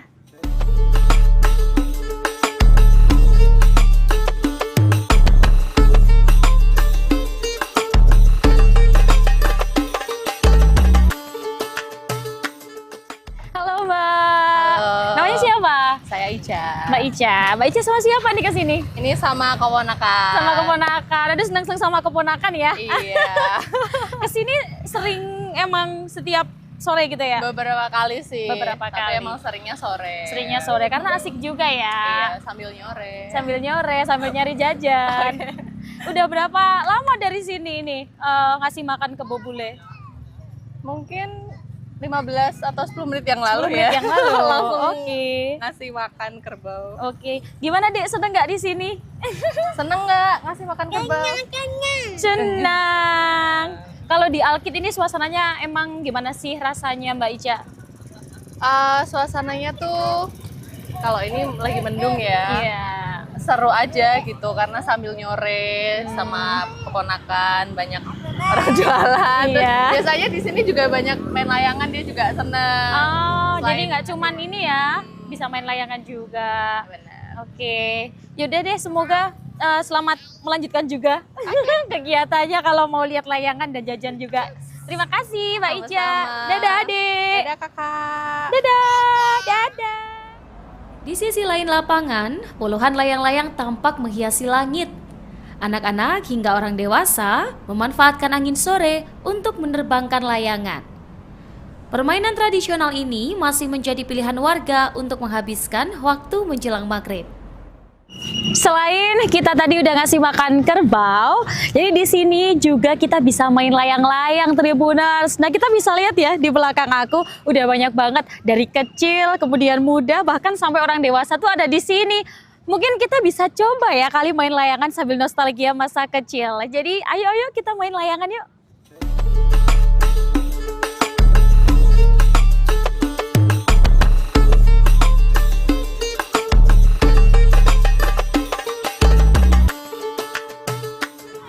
Halo Dek, lagi main layangan sama siapa aja di sini? Oh ya, sama Mas ini. Ya, Oh ya, lama nggak Mas kalau main di sini? lama. Biasanya berapa jam di sini? Sampai maghrib baru pulang. Sampai malam baru pulang. Tapi susah nggak tuh Mas kalau misalnya ini kan kayak agak mendung ya? Susah nggak ini buat naikin layangannya? Ya tergantung. Biasanya kalau habis hujan anginnya biasanya kenceng. Kalau Anginnya kenceng. Ya, kalau lagi mendung gini harus dibantu dipetek. Oh alah, tapi dari daerah sini aja atau jauh Mas ini datang ke Alkit? Dari sini juga ada biasanya yang dari jauh. Oh dari jauh. Ini temennya Mas, adik Mas? Teman-teman. Teman-teman juga. Ini bareng-bareng sama teman-teman semua? Ya, Oh, oke. Aku bisa megang layangannya enggak? Bisa. Bisa. Caranya gimana? Gini, terus? Lah ini gimana biar naik? Gini. Gitu. Oh ya. Oh berarti dinaikinnya tuh ke bawah gitu. Oh, coba ya. Yang di atas tarik gini. Oke. Ini pertama naikin layangannya gimana? Caranya? ya gitu tuh terus. Cuman harus sambil diulur, dilepas. Oh, ini biar naik tuh ternyata ditarik-tarik gini ya? Ya. Oh, wih, naik wih. Menerbangkan layang-layang membutuhkan teknik dan kesabaran. Tali harus ditarik dan diulur secara seimbang agar layangan bisa naik stabil mengikuti arah angin. Saat angin berembus cukup kencang, layangan terbang tinggi dan memberi sensasi kepuasan tersendiri. Di tengah suasana Ramadan, aktivitas sederhana seperti ini justru menghadirkan nostalgia masa kecil sekaligus mempererat kebersamaan. Awas, jatuh. Ya, jatuh. Makasih ya, Dek. Oke. Wih, makasih ya udah diajarin. Setelah puas bermain layang-layang, pengunjung tidak perlu jauh-jauh mencari menu berbuka. Di sekeliling alun-alun kidul, deretan pedagang menawarkan beragam pilihan makanan dan minuman. Mulai dari gorengan, aneka makanan tradisional, hingga minuman segar tersedia untuk takjil. Sambil menunggu azan maghrib, pengunjung bisa duduk santai di area lapangan, menikmati suasana sore yang ramai namun tetap nyaman. Nah, itu tadi ya Tribuners, luar biasa jalan-jalan kali ini. Tadi ngasih makan kerbau, terus kita main layang-layang sama mereka. Asik banget pokoknya kalau kalian ngabuburit di alun-alun kidul. Dan jangan khawatir kalau kalian mau buka puasa atau cari takjil di sekitar sini, tersedia banyak sekali jenis makanan di kanan kiri, bisa milih dari yang goreng-goreng, rebus sampai jus. Bermacam banyaknya di sini pokoknya. Dan Nurma kayaknya mau lanjutin buat main layangan, jadi jangan lupa untuk simak ngabuburit asyik selanjutnya. Nurma sambung dulu ya, dadah.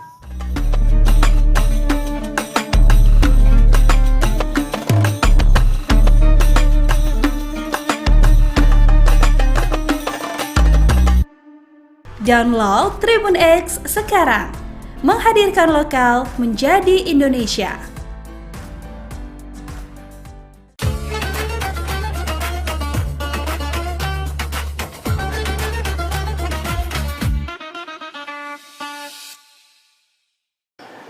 Assalamualaikum warahmatullahi wabarakatuh. Alhamdulillah. Alhamdulillahirabbil alamin. Wassalatu wassalamu ala sayyidina Muhammadin wa ala alihi washabbihi ajmain. Kesempatan yang Allah berikan kepada kita pada tahun ini, kita sudah berada di bulan yang diberkahi oleh Allah Subhanahu wa taala. Tahun yang lalu kita sudah melaksanakan ibadah puasa dan aktivitas-aktivitas yang menjadi amal saleh yang sudah kita persembahkan ke hadirat Allah Subhanahu wa taala. Tentunya puasa tahun ini adalah tahun yang sangat istimewa bagi kita, yang dimana keistimewaan itu adalah dikarenakan kita masih diberikan kesehatan dan umur panjang oleh Allah Subhanahu wa taala. Bulan suci Ramadan ini bulan yang sangat istimewa, yaitu Sayyidus Syuhur, pemimpin, penghulu bagi setiap bulan-bulan yang lain. Tentu keistimewaan dan keagungan bulan ini tidak akan pernah ada apanya kalau kita sebagai umat Islam tidak mengisi bulan Ramadan ini dengan amal-amal saleh. Amal saleh yang kita lakukan di bulan Ramadan ini tentu berbeda di bulan yang lain. Dilipat ganda pahalanya oleh Allah Subhanahu wa taala, dan juga sampai kepada tidur di bulan puasa ini Allah berikan imbalan sebagai ibadah. Kaum muslimin muslimat yang dirahmati Allah, Allah mengistimewakan bulan Ramadan ini dengan penyediaan pahala yang cukup besar dan berganda-ganda. Kegandaan pahala yang diberikan ini tentu harus kita respon oleh kita sebagai umat Islam untuk memperbanyak amal soleh di bulan ini, memperbanyak istighfar dan memperbanyak kita bertaubat kepada Allah Subhanahu wa taala. Bulan suci Ramadan juga bulan pengampunan. Tentu di dalam perjalanan kehidupan satu tahun yang lalu, banyak hal mungkin yang kita lakukan yang tidak sejalan, tidak searah dengan apa yang diajarkan di dalam agama kita. Ada hal kelalaian dan keterbatasan kita sebagai hamba Allah melakukan hal-hal yang tidak diridai oleh Allah Subhanahu wa taala. Tapi Allah Maha Penyayang, Allah Maha Pengampun, Allah Maha Pemberi, Allah Maha Kasih Sayang kepada setiap hamba-Nya. Kesempatan bulan ini mari kita sama-sama kita gunakan, yaitu untuk kita bermohon kepada Allah Subhanahu wa taala agar dosa dan noda yang kita lakukan itu diampuni oleh Allah Subhanahu wa taala. Pengampunan dosa ini Allah berikan kepada setiap hamba-Nya yang mau menjemput nilai-nilai, yaitu pengampunan daripada Allah. Dengan pengampunan daripada Allah ini tentu akan menjadi bahan bagi penyuci diri kita sebagai hamba Allah. Diri kita ini penuh dengan kesalahan dan kealpaan. Tentu dengan pengampunan dosa itu menjadi kita bersih, menjadi kita suci di bulan yang diberikan keberkahan oleh Allah Subhanahu wa taala. Jangankan kita beramal saleh saja, janji Rasulullah senang, gembira dengan menyambut bulan suci ini, tentunya Allah akan mengampunkan segala dosa yang kita lakukan, yaitu dosa yang telah berlalu dan juga dosa yang akan datang. Yaitu hadis Rasulullah, man fariha bidukhuli Ramadan ghufira lahu ma taqaddama min zambihi wa ma ta'akhkharat. Apalagi kalau kita isi bulan ini dengan amal-amal saleh yang bermanfaat, apalagi bagi kita masyarakat Aceh, masyarakat Indonesia yang sebelum bulan Ramadan yang kita berada sekarang ini adalah ada saudara-saudara kita yang ditimpa bencana, musibah yang terjadi di mana-mana, di daerah Aceh, di Sumatera, di Medan, Sumatera Utara dan juga Sumatera Barat dan juga di daerah-daerah yang lain. Tentu ini salah satu tempat di mana kita harus beramal saleh, di mana kita harus berpartisipasi untuk memberikan apa yang kita miliki kepada saudara-saudara kita yang ditimpa musibah. Kita bersyukur kepada Allah. Kita tidak diberikan musibah, tapi kesyukuran itu harus kita berpartisipasi untuk memberikan sedikit apa yang ada kita miliki untuk saudara-saudara kita di tempat yang musibah. Sekarang teknologi itu sudah memberikan kemudahan kepada kita untuk berinfak, untuk peduli sedikit daripada apa yang kita miliki. Para hadirin kaum muslimin muslimat yang dirahmati Allah, bulan ini adalah bulan pengampunan sebagaimana telah kita maklumi, dan juga bulan ini bulan di mana kita ditempa untuk membersihkan diri kita. Pembersihan jiwa ini tentu kita ikutin, yaitu dengan banyak tafakkur, mengingat tentang kebesaran Allah Subhanahu wa taala terhadap nikmat yang Allah berikan kepada kita, maka dengan sendirinya kita akan bersyukur terhadap nikmat yang Allah berikan. Tentunya amal saleh yang kita lakukan di bulan puasa ini tentu akan mewarnai kehidupan kita setahun yang akan datang. Jangan sia-siakan kesempatan amal saleh yang telah diberikan, yang telah Allah janjikan pahalanya yang besar kepada kita. Bacalah Al-Quran di bulan ini, berselawat kepada Rasulullah di bulan ini perlu kita perbanyak, dan sebaiknya kita harus mampu mengkhatam Al-Quran sebagai jati diri seorang Muslim. Tentu selain daripada itu juga bagaimana kita harus menjadi hamba-hamba Allah yang lebih bermanfaat di bulan suci Ramadan ini. Maka jangan pernah bulan suci Ramadan ini kita lalui dengan waktu-waktu yang tidak bermanfaat. Gunakan segala waktu yang ada 24 jam itu untuk menjadi ibadah. Sebagaimana di luar bulan puasa sudah kita bagikan waktu-waktu ini, ada waktu kita untuk terus memperdalam ilmu pengetahuan agar kehidupan kita lebih mudah, kehidupan kita lebih terarah di masa yang akan datang. Bulan Ramadan bukan bulan di mana kita untuk bermalas-malas, tapi bulan Ramadan di mana kita harus menjadi hamba Allah yang lebih produktif, hamba Allah yang lebih banyak beramal saleh. Kenapa? Karena janji Allah yang begitu besar, bantuan amal balasan terhadap amal yang kita lakukan.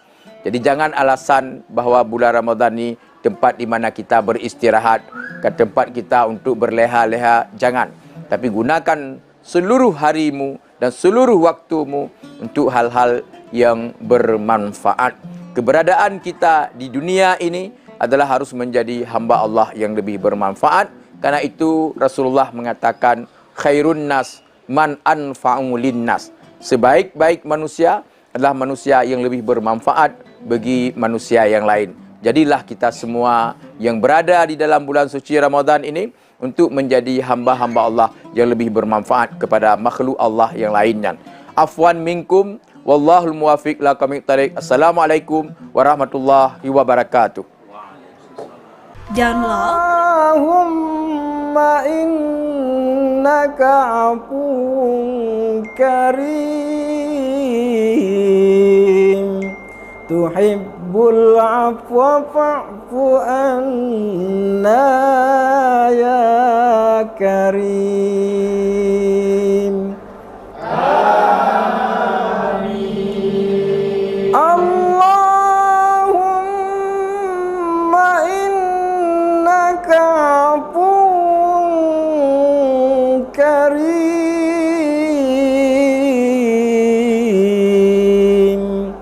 tuhibbul afwa fa'fu anna ya karim. Amin.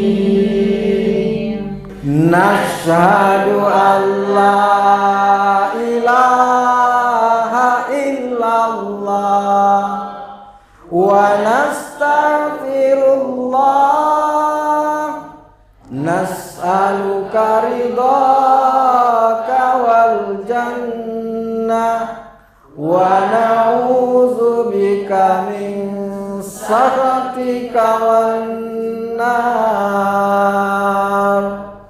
Asyhadu an la ilaha illallah wa nastaghfirullah nas'aluka ridhaka wal jannah wa na'udzubika min sakhatika wan nar. Nashhadu an la ilaha illallah wa nastaghfirullah nas'aluka ridhaka wal jannah wa na'udzubika min sakhatika wan nar. Allahumma innaka afuwun karim tuhibbul afwa fa'fu anna ya karim.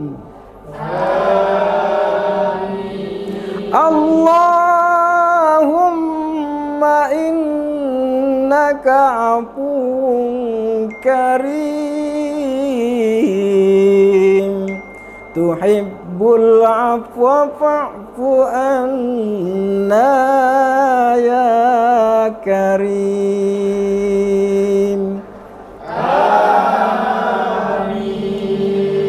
Allahumma innaka afuwun karim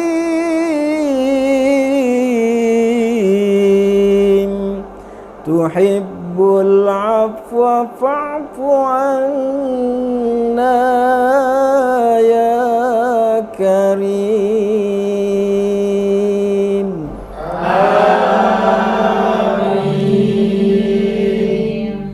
Nashhadu an la ilaha illallah wa nastaghfirullah nas'aluka ridhaka wal jannah wa na'udzubika min sakhatika wan nar. Asyhadu an la ilaha illallah wa nastaghfirullah nas'aluka ridhaka wal jannah wa na'udzubika min sakhatika wan nar. Nashhadu an la ilaha illallah wa nastaghfirullah nas'aluka ridhaka wal jannah wa na'udzubika min sakhatika wan nar. Allahumma innaka afuwun karim tuhibbul afwa fa'fu anna ya karim. Allahumma innaka afuwun karim tuhibbul afwa fa'fu anna ya karim. Amin.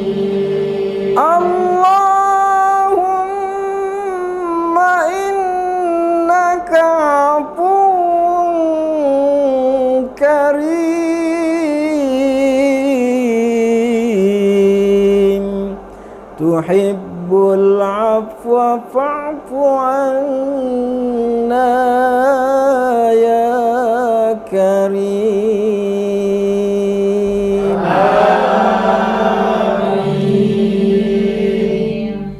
Nashhadu an la ilaha illallah wa nastaghfirullah, nas'aluka ridhaka wal jannah wa na'udzubika min sakhatika wan nar.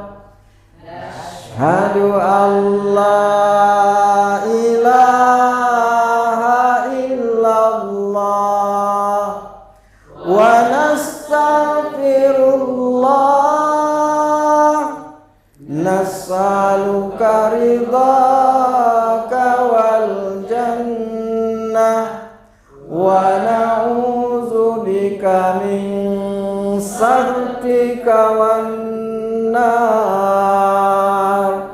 Nashhadu an la ilaha illallah wa nastaghfirullah, nas'aluka ridhaka wal jannah wa na'udzubika min sakhatika wan nar.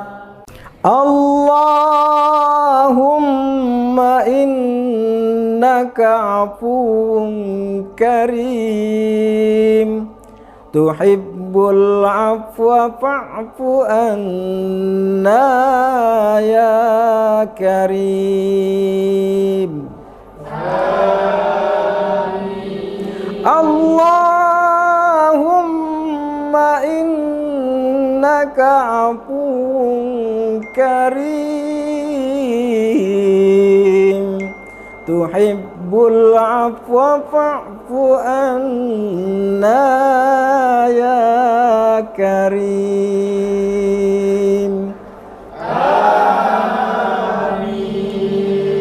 Allahumma innaka afuwun karim,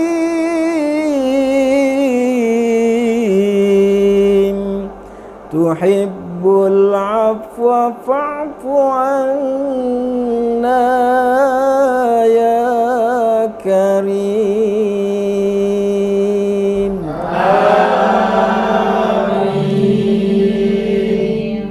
Nashhadu an la ilaha illallah wa nastaghfirullah, nas'aluka ridhaka wal jannah wa na'udzubika min sakhatika wan nar. Asyhadu an la ilaha illallah wa nastaghfirullah, nas'aluka ridhaka wal jannah wa na'udzubika min sakhatika wan nar. Nashhadu an la ilaha illallah wa nastaghfirullah, nas'aluka ridhaka wal jannah wa na'udzubika min sakhatika wan nar. Allahumma innaka afuwun karim, tuhibbul afwa fa'fu anna ya karim. Allahumma innaka afuwun karim, tuhibbul afwa fa'fu anna ya karim.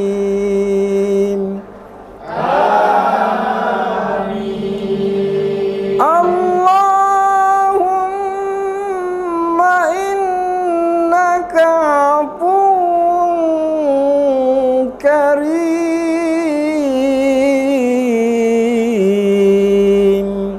tuhibbul afwa fa'fu anna ya karim.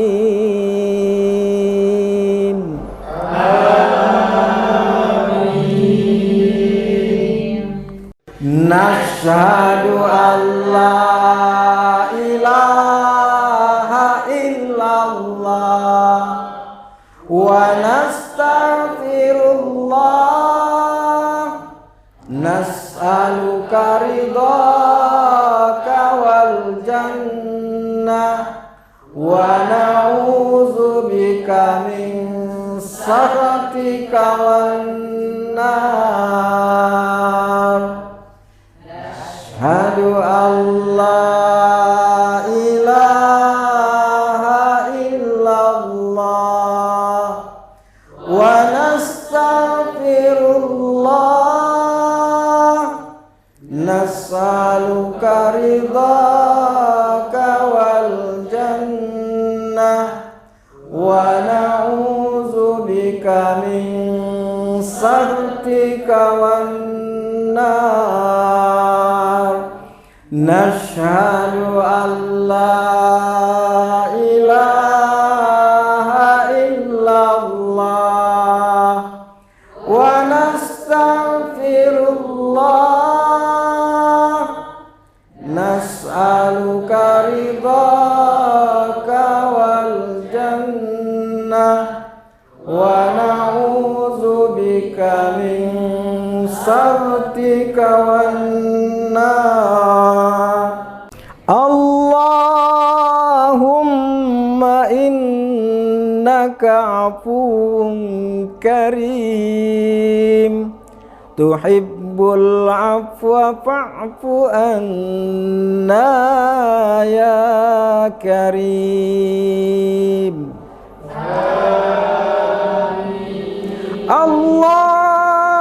Allahumma innaka afuwun karim, tuhibbul afwa fa'fu anna ya karim.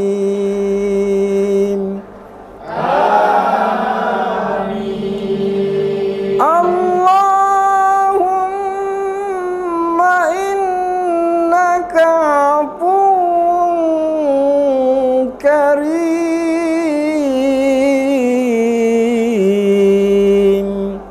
tuhibbul afwa fa'fu anna ya karim.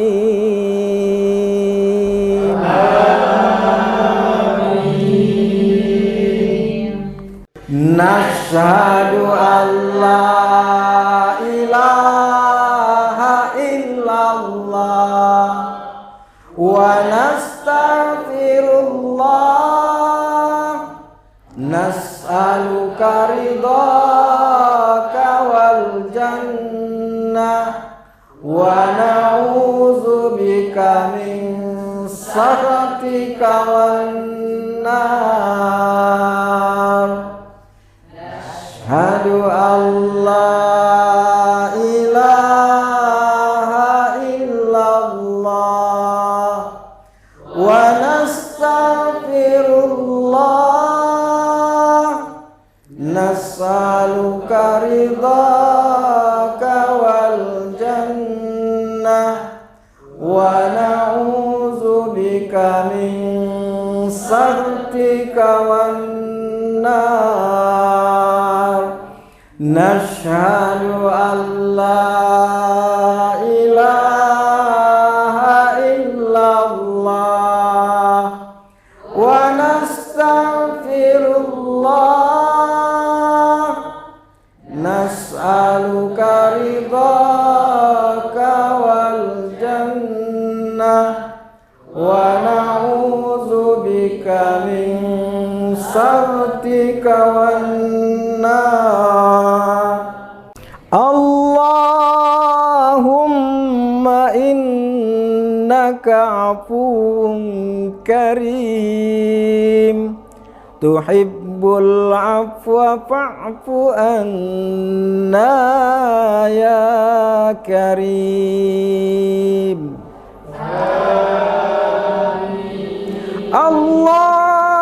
اللهم إنك عفو كريم تحب العفو فاعف عنا يا كريم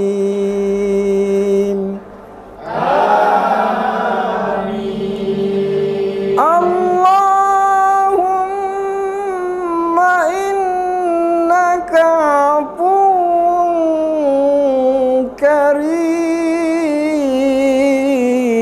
كريم تحب العفو فاعف عنا يا كريم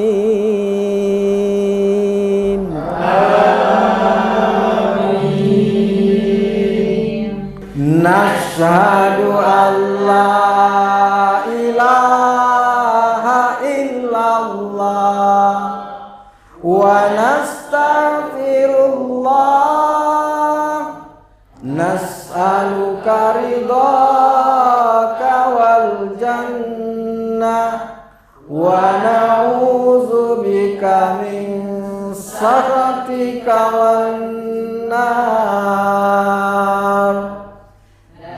أشهد أن لا إله إلا الله ونستغفر الله نسألك رضاك والجنة ونعوذ بك من سخطك والنار نشهد أن لا إله إلا الله ونستغفر الله نسألك رضاك والجنة ونعوذ بك من سخطك والنار اللهم إنك عفو كريم تحب العفو فاعف عنا يا كريم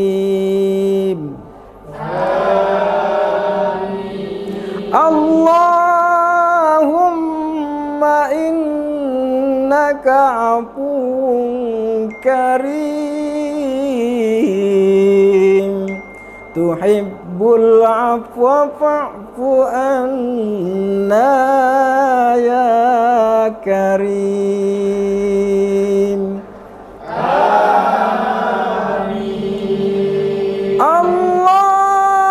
اللهم إنك عفو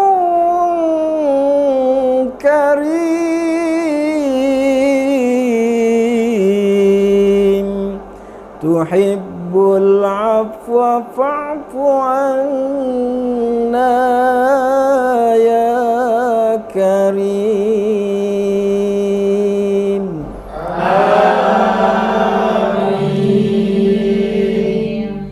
نشهد أن لا إله إلا الله wa nastaghfirullah, nas'aluka ridhaka wal jannah wa na'udzubika min sakhatika wan nar. Asyhadu an la ilaha illallah wa nastaghfirullah, nas'aluka ridhaka wal jannah wa na'udzubika min sakhatika wan nar. Nashhadu an la ilaha illallah wa nastaghfirullah, nas'aluka ridhaka wal jannah wa na'udzubika min sakhatika wan nar. Allahumma innaka afuwun karim, tuhibbul afwa fa'fu anna ya karim. Allahumma innaka afuwun karim, tuhibbul afwa fa'fu anna ya karim.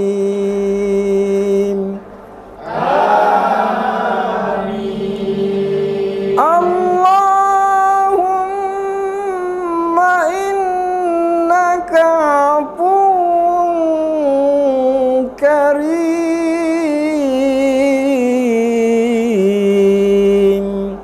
tuhibbul afwa fa'fu anna ya karim.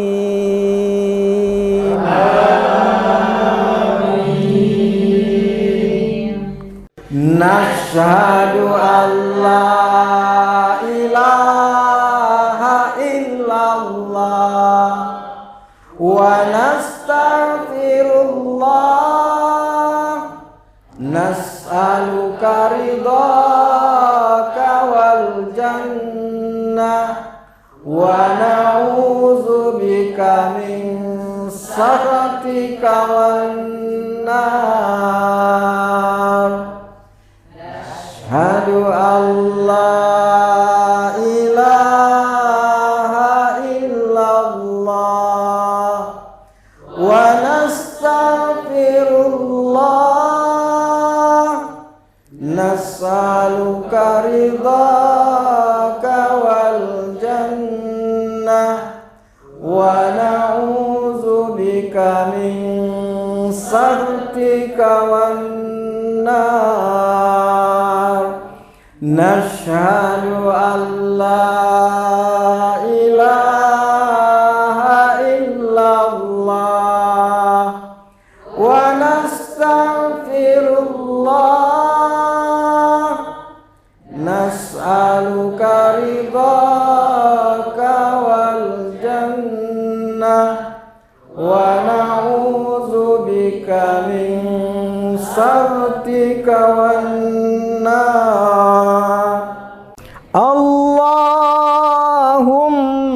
innaka afuwun karim, tuhibbul afwa fa'fu anna ya karim.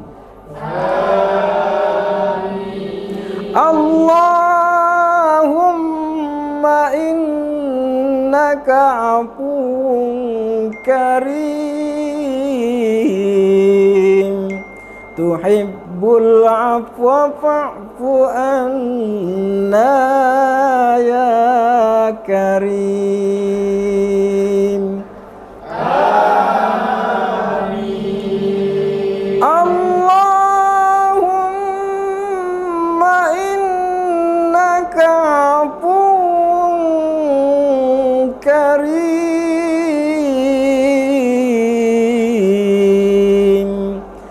tuhibbul afwa fa'fu anna ya karim.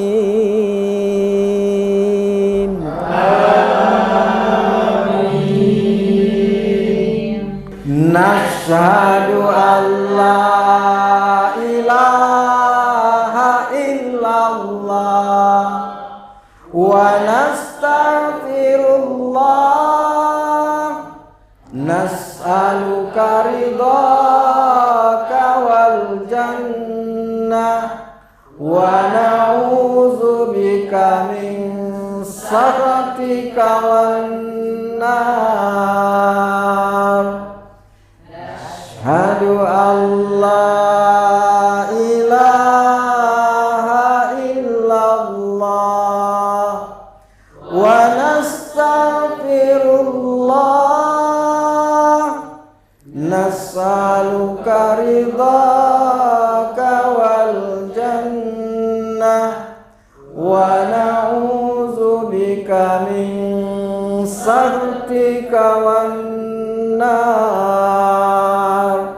Nashhadu an la ilaha illallah wa nastaghfirullah, nas'aluka ridhaka wal jannah wa na'udzubika min sakhatika wan nar. Allahumma innaka afuwun karim, tuhibbul afwa fa'fu anna ya karim. Allahumma innaka afuwun karim, tuhibbul afwa fa'fu anna ya karim.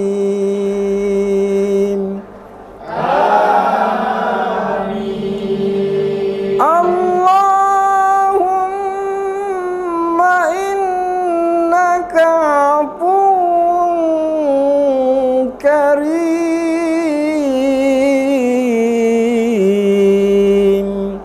tuhibbul afwa fa'fu anna ya karim.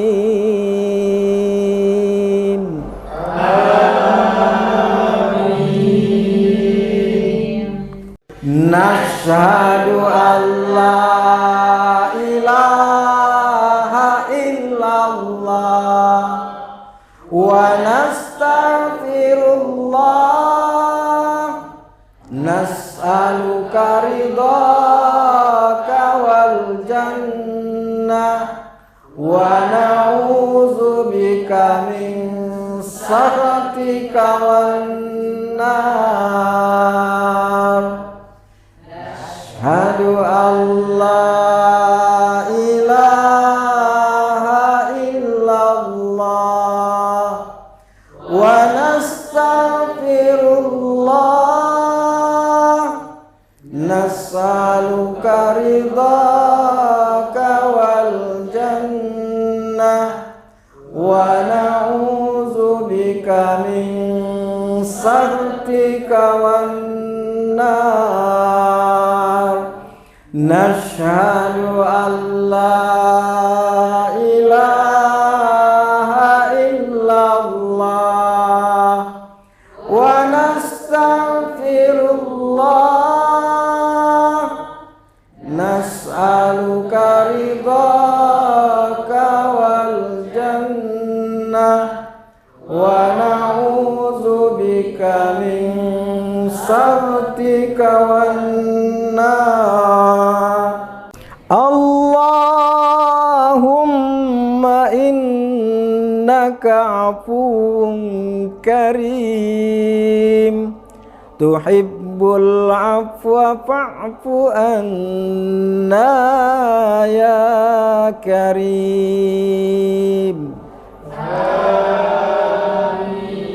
Allahumma innaka afuwun karim tuhibbul afwa fa'fu anna ya karim.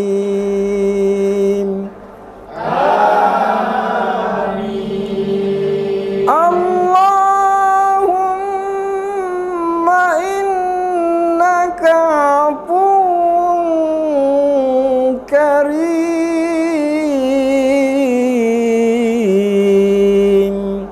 tuhibbul afwa fa'fu anna ya karim.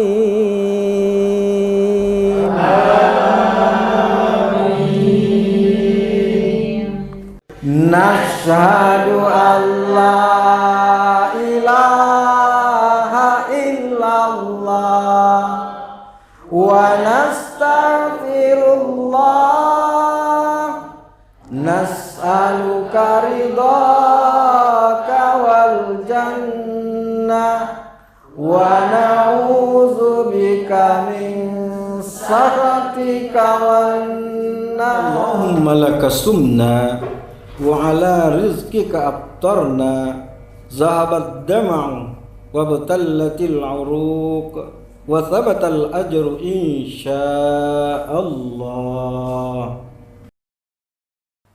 Allahu akbar, Allahu akbar, Allahu akbar,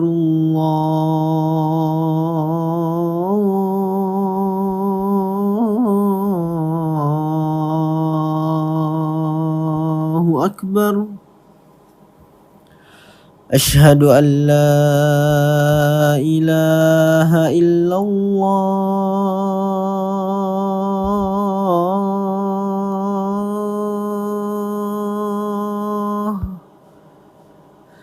Ashhadu an la ilaha illallah.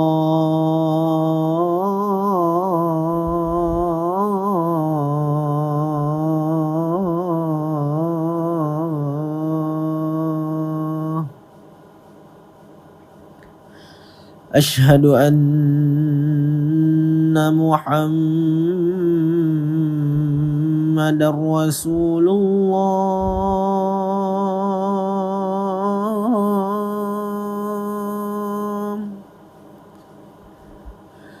Ashhadu anna Muhammadar Rasulullah.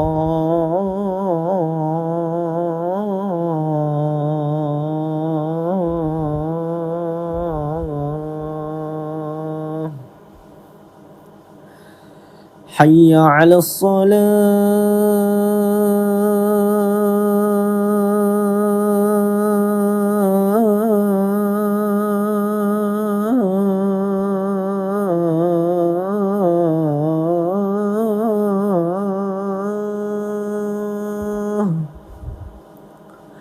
Hayya 'alas salah.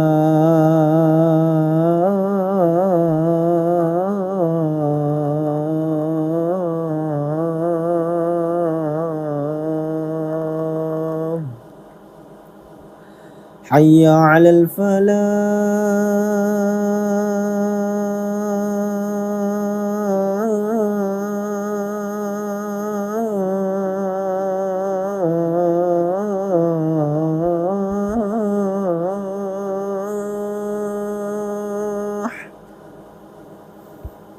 Hayya 'alal falah.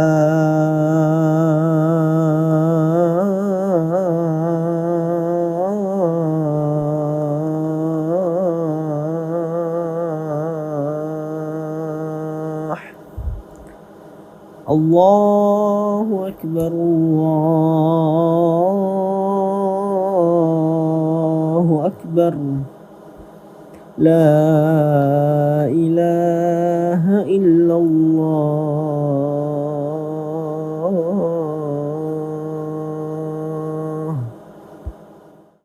اللهم رب هذه الدعوة التامة والصلاة القائمة آت محمدا الوصيلة والفضيلة والشرف والدرجة العالية الرفيعة وبعثه مقاما محمودا الذي وعدته إنك لا تخلف الميعاد.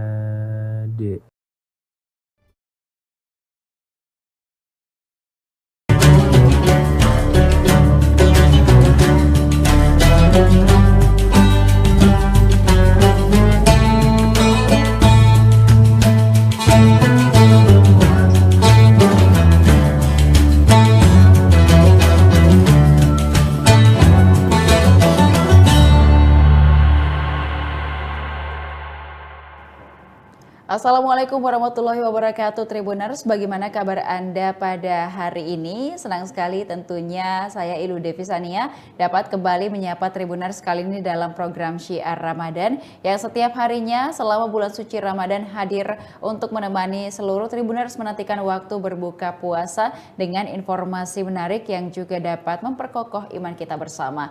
Dan tema kita pada hari ini terkait dengan pahala dan tingkat kesulitannya. Untuk membahas tema tersebut, kita sudah bersama dengan Bapak Ustadz Kiai Haji Sabarudin LC di studio bersama kita pada hari ini. Assalamualaikum Pak Ustadz. Waalaikumsalam warahmatullahi wabarakatuh. Baik, bagaimana kabarnya Pak Ustadz? Ya, Alhamdulillah, tetap istiqomah dalam kebaikan.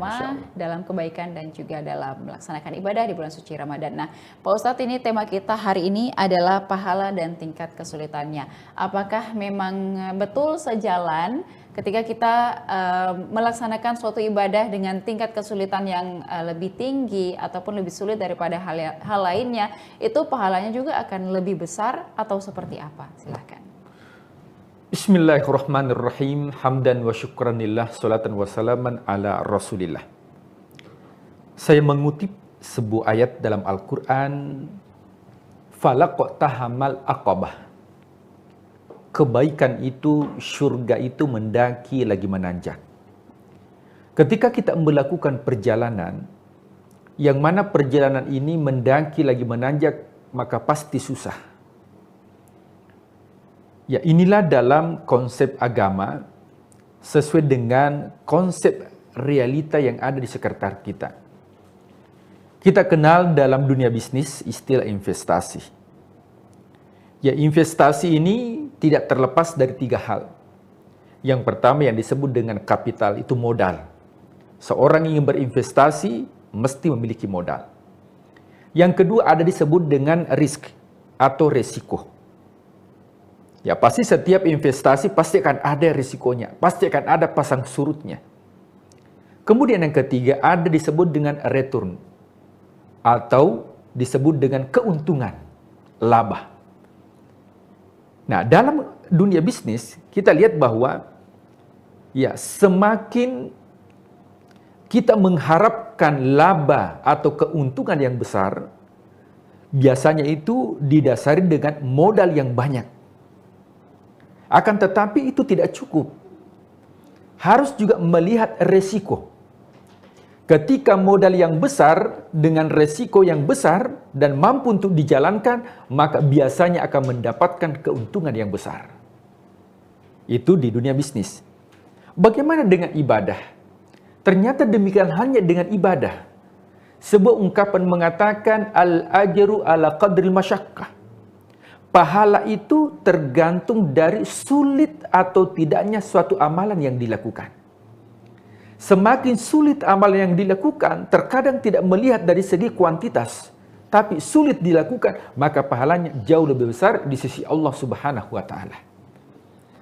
Kita melihat termasuk sholat yang sulit untuk dilakukan adalah sholat berjamaah. Sholat yang sulit dilakukan adalah sholat Isya. Sholat yang sulit dilakukan diantaranya adalah sholat subuh. Makanya dalam hadis Rasulullah SAW dikatakan bahwa siapa yang melakukan salat Isya secara berjamaah, tentunya salat Isya ini kalau dilihat dari segi kuantitas itu 4 rakaat. Tapi siapa yang mampu untuk melakukan, maka akan mendapatkan pahala seperti salat malam 1/2 malam. Itu salat Isya. Barang siapa yang mampu untuk melakukan salat subuh, nah, salat subuh Tribuners, itu beda rakaatnya dengan salat Isya. Salat Isya ini 4 rakaat, sementara salat subuh hanya 2 rakaat. 50% dari jumlah rakaat salat Isya. Akan tetapi kata Rasulullah SAW, siapa yang melakukan salat subuh 2 rakaat, maka seakan-akan melakukan salat semalam suntuk. Kalau kita melihat jumlah rakaat, ternyata salat subuh dari segi kuantitas rakaat sedikit, akan tetapi dari segi pahala jauh lebih besar dibandingkan salat yang lain. Bahkan Rasulullah SAW mengatakan bahwa rakaatani qablal fajr, 2 rakaat sebelum salat subuh, yaitu qabliyah subuh, khairu minad dunya wa ma fiha, jauh lebih baik dibandingkan dunia beserta dengan isinya. Nah, tentunya kenapa? Karena ketika kita terbangun dari subuh, itu jauh lebih berat dibandingkan kita melakukan sebelum tidur, yaitu salat Isya. Makanya khusus untuk salat subuh, itu lafaz ketika diazankan itu yang berbeda dengan salat yang lain. Apa bedanya? As-salatu khairu minan naum. Salat itu jauh lebih baik daripada tidur. Dan itu tidak ditemukan di salat-salat yang lain. Kenapa? Karena ketika tubuh kita lelah bekerja di siang hari, mungkin di malam hari letih beribadah, ketika kita tertidur, maka sangat berat untuk kita bangun untuk melakukan salat subuh. Maka karena berat untuk kita lakukan, maka tentunya pahalanya jauh lebih besar di sisi Allah Subhanahu wa Ta'ala. Nah, kita masuk di bulan suci Ramadan. Di bulan suci Ramadan, Allah melipat gandakan pahala. Yang mana Allah lipat gandakan pahala, dari pahala 10 pahala menjadi 700 pahala. Al-hasana bi asyri amsalihah. Satu kebaikan diberikan ganjaran 10 pahala. Kita sudah bahas di beberapa segmen yang lalu di Syiar Ramadan bahwa Alif Lam Mim sebagaimana hadis Rasul itu tidak dianggap satu huruf, tapi itu merupakan terdiri dari 3 huruf, alif 1 huruf, lam 1 huruf, mim 1 huruf, dan setiap 1 huruf 10 kebaikan. Siapa yang berinfak di jalan Allah, maka akan dilipat gandakan, bahkan menjadi 700 kelipatan. Akan tetapi puasa berbeda dengan ibadah yang lain. Kenapa puasa Ramadan itu sulit? Karena yang pertama, puasa termasuk ibadah yang lama. Kalau kita sholat, paling 5 menit. Kalau kita haji, paling 5 hari. Yang penting kita melaksanakan ini, maka dengan wukuf. Kalau kita mengeluarkan zakat, itu hanya sekali setahun. Tapi puasa Ramadan itu selama 1 bulan penuh.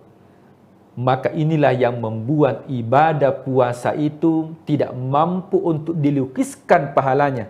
Allah mengatakan, as-saumu li, puasa itu untukku, kata Allah, wa ana ajzibi, dan saya memberikan pahalanya. Kenapa Allah tidak menentukan pahalanya sebagaimana ibadah-ibadah yang lain? Karena betapa berat dilakukan oleh orang-orang yang beriman.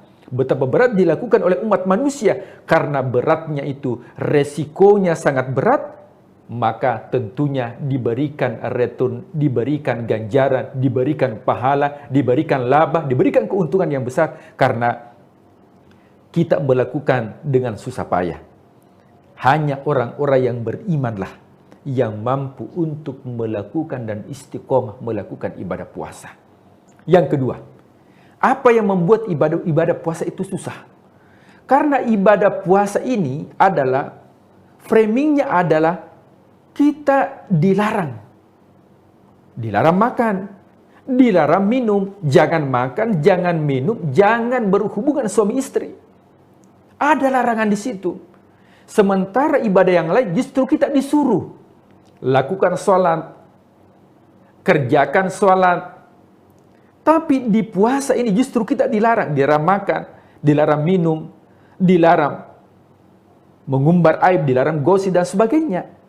Nah, menurut psikologis, ketika seseorang itu dilarang, maka itu jauh lebih besar 2 kali lipat dibandingkan disuruh untuk melakukan. Maka disinilah beratnya ibadah di bulan suci Ramadan. Kalau mampu kita untuk melewati dan kita maksimalkan, maka insya Allah modal iman, kemudian resikonya mampu untuk melakukan, maka insya Allah akan mendapatkan keuntungan yang besar. Tribuners yang dimuliakan Allah Subhanahu wa Ta'ala.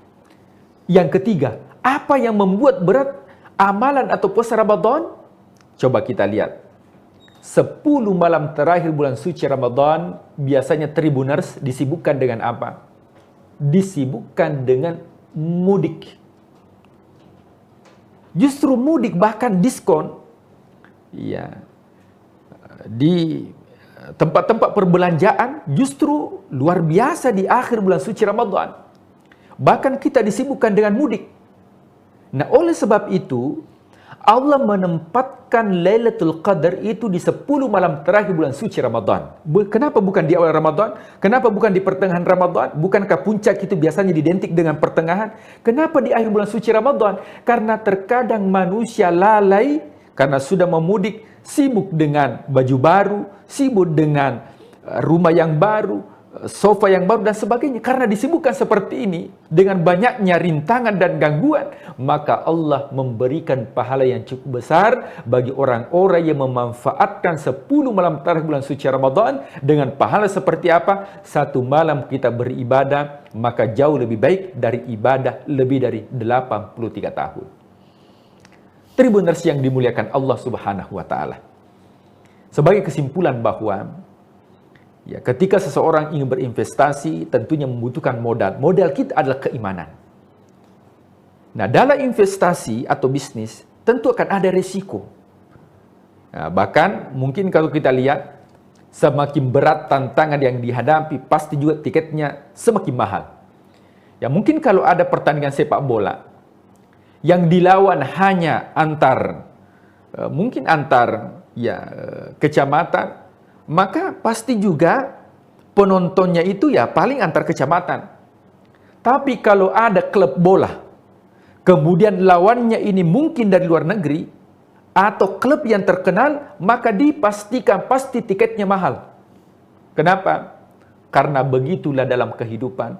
Ketika resiko, ketika tantangan semakin besar yang dihadapi, dan tentunya juga semakin besar laba dan keuntungan yang didapatkan, dan keuntungan yang dimaksud adalah pahala. Mudah-mudahan Tribuners, kita maksimalkan amal kita di bulan suci Ramadan ini dengan berbagai macam tantangan yang dihadapi untuk mendapatkan predikat takwa, dan juga menyibukkan diri kita di 10 malam terakhir bulan suci Ramadan, karena di situ ada return, ada pahala yang dijanjikan oleh Allah, yaitu 1 malam kita beribadah lebih baik dari 83 tahun. Wallahu a'lam bishawab. Iya, baik. Dan juga untuk ibadah yang tingkat kesulitannya tinggi ini, Pak Ustadz, mungkin ada tips sedikit supaya kita tidak merasa ini adalah sebuah beban dalam kita melaksanakan ibadah. Silakan. Ya. Nah, tentunya dalam ibadah yang kita lakukan, maka kita harus memiliki tekad. Nah, jadi kalau tekad itu dibagi menjadi 4. Yang pertama ada yang disebut dengan tekad prosedural.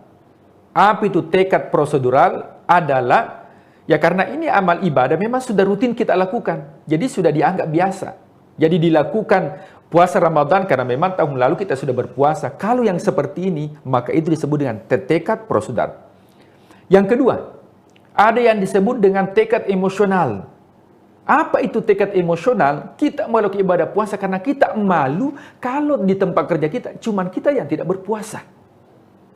Yang ketiga, ada yang disebut dengan tekad intelektual. Artinya kita melakukan ibadah ini karena betul-betul memahami manfaatnya.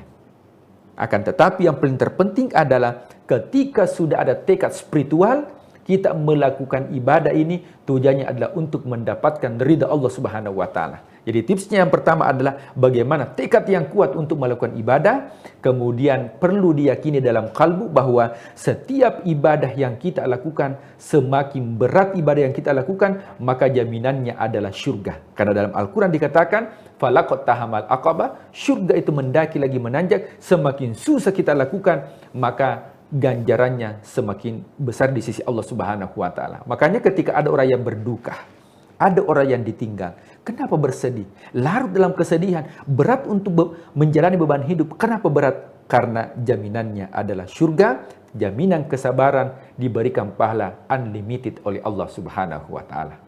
Ya baik, jadi semoga ibadah ini tidak menjadi beban bagi kita ya, tidak merasakan bahwa ibadah yang begitu banyak di bulan suci Ramadan tidak menjadi beban kita, malah justru menjadi kesempatan untuk kita misalnya untuk bertaubat, kemudian juga untuk mendekatkan diri kembali kepada Allah Subhanahu wa Ta'ala. Dan untuk itu Pak Ustadz mungkin kami sekaligus juga meminta Pak Ustadz memimpin sebuah doa begitu untuk kita semua agar kita kuat melaksanakan ibadah, juga kepada seluruh sponsorship yang sudah mendukung terselenggaranya acara ini, kepada PT Semen Tonasa. Silakan Pak Ustadz. A'udzubillahi minasyaitonirrajim. Bismillahirrahmanirrahim. Allahumma ghafir li jami'il muslimina wal muslimat wal mu'minina wal mu'minat al ahya'i minhum wal amwat wa ya qadil hajat. Allahumma ya Allah ya Rahman ya Rahim, yang Maha Kasih yang Maha Sayang. Curahkanlah kasih-Mu ya Allah, curahkanlah ampunan-Mu ya Allah, dan bebaskanlah kami dari api neraka.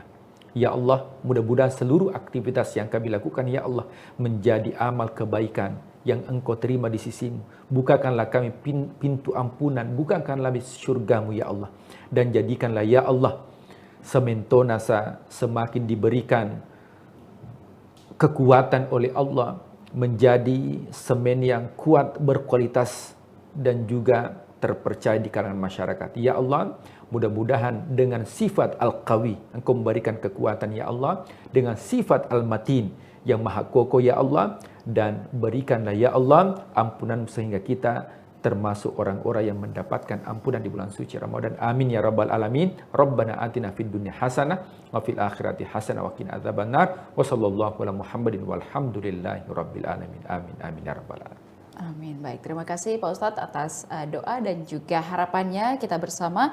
Semoga kita semua bisa terus melaksanakan kajian ataupun juga berbincang dengan baik begitu ya, untuk mendapatkan juga pahala dari Allah Subhanahu wa Ta'ala.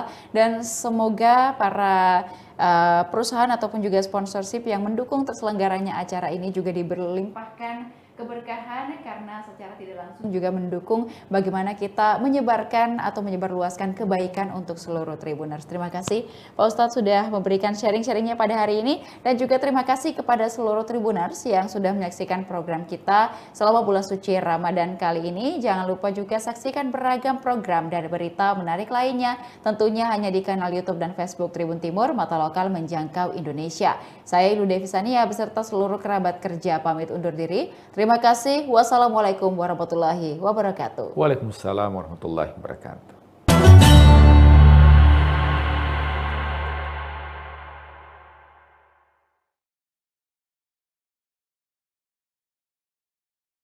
Tanpa bermaksud personal branding ya, jadi mohon maaf. Saya adalah putra dari seorang penceramah kondang, Kiai Haji Ahmad Hashim Muzadi.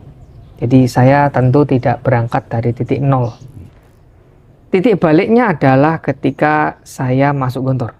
Itu 2 tahun ya. Sebelum itu sudah ditanya ibu, kamu mau masuk kuliah umum? Waktu itu misalnya seperti FK gitu. Apakah pengen jadi seperti bapak?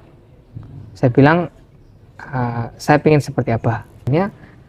Ya sudah, bismillah untuk bikin pesantren mahasiswa, tapi yang belum pernah belajar agama Islam. Ya udah punya ilmu ya tinggal dilaksanakan. Tapi yang nggak punya ilmu bagaimana? Dia akan menjadi pejabat, dia akan menjadi decision maker, dia akan menjadi bapak. Nah ini nggak pegangan agama, pegangan siapa? Pesan apa sebelum wafat? Waktu itu saya bilang, Pak, kita kan nggak hidup selamanya. Bagaimana ya Pak? Melanjutkan pesantren ini bagaimana? Beliau itu pesan gitu, biarkan pondok itu berkembang sesuai dengan kebutuhan dan takorubnya kepada Allah. Nggak usah dikarbit, biar jalan aja. Jadi biar apa? Biar tumbuhnya pondok ini itu wajar. Karena kalau dikarbit cepat matang, cepat busuk. Assalamualaikum warahmatullahi wabarakatuh, Tribuners. Kembali lagi bersama saya Yogi Bustaman, manajer online tribunjakarta.com. Kali ini kita akan berbincang atau menggali cerita soal cerita Kiai, salah satu program Ramadan di Tribun Network. Sudah hadir bersama saya Gus Yusron Sidki, pengasuh pesantren mahasiswa Al-Hikam Depok. Assalamualaikum Gus. Waalaikumsalam warahmatullahi. Sehat Gus ya? Senior kami. Alhamdulillah sehat. Terima kasih Gus sudah menerima silaturahim kami. Sama-sama. Di program ini kita akan menggali soal cerita Kiai, khususnya dari Gus Yusron gitu. Gimana Gus Yusron sampai sejauh ini gitu kan, nggak mungkin pasti mengalami tahapan dari sekolah dasar, dari SMP, SMA sampai sekarang gitu. Dan tradisi keislaman itu kan tradisi akademik ya Gus ya. Bisa ceritakan nggak Gus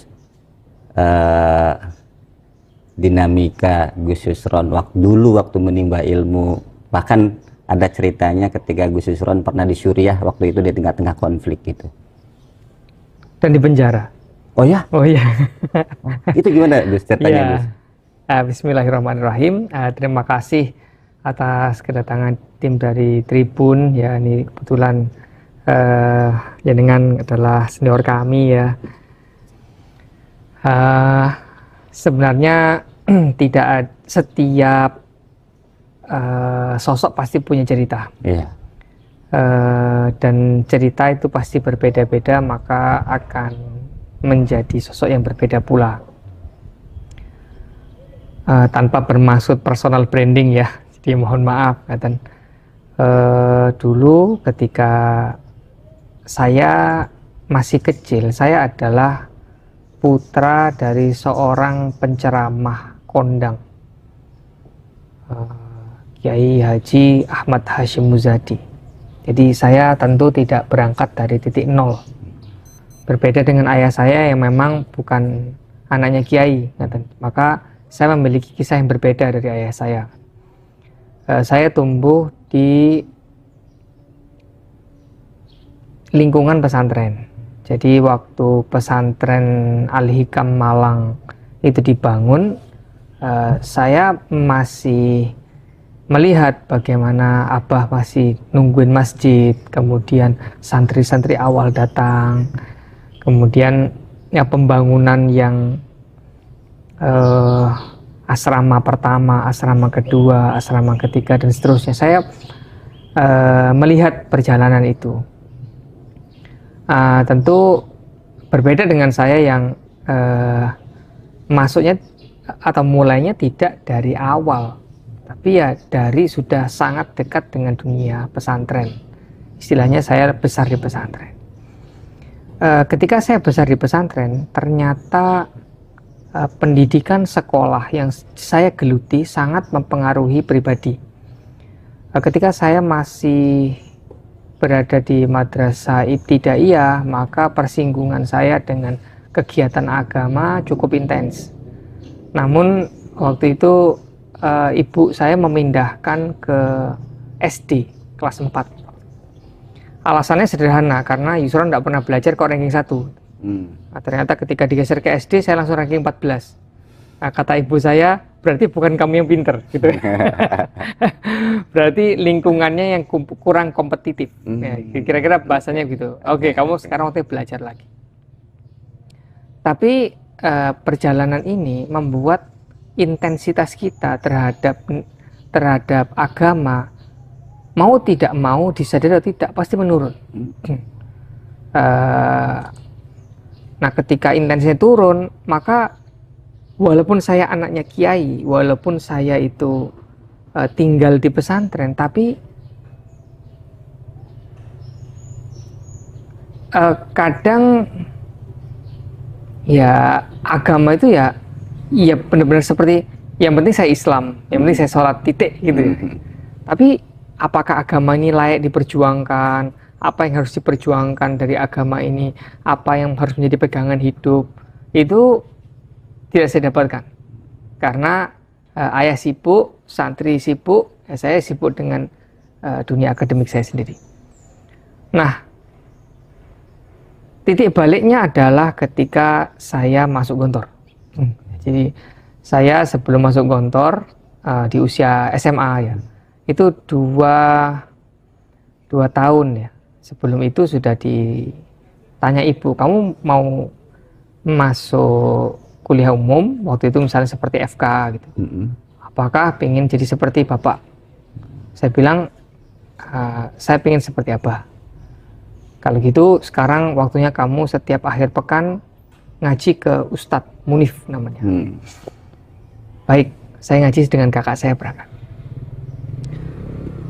Ketika saya masuk Gontor, terus saya diajari banyak ilmu ya, kita kan belajar mahfudhot ya, pesan nasihat kehidupan, hasil dari pengalaman para ulama, orang-orang bijak, kemudian kita baca hadis, baca tafsir. Loh, saya sadar ternyata agama ini luar biasa.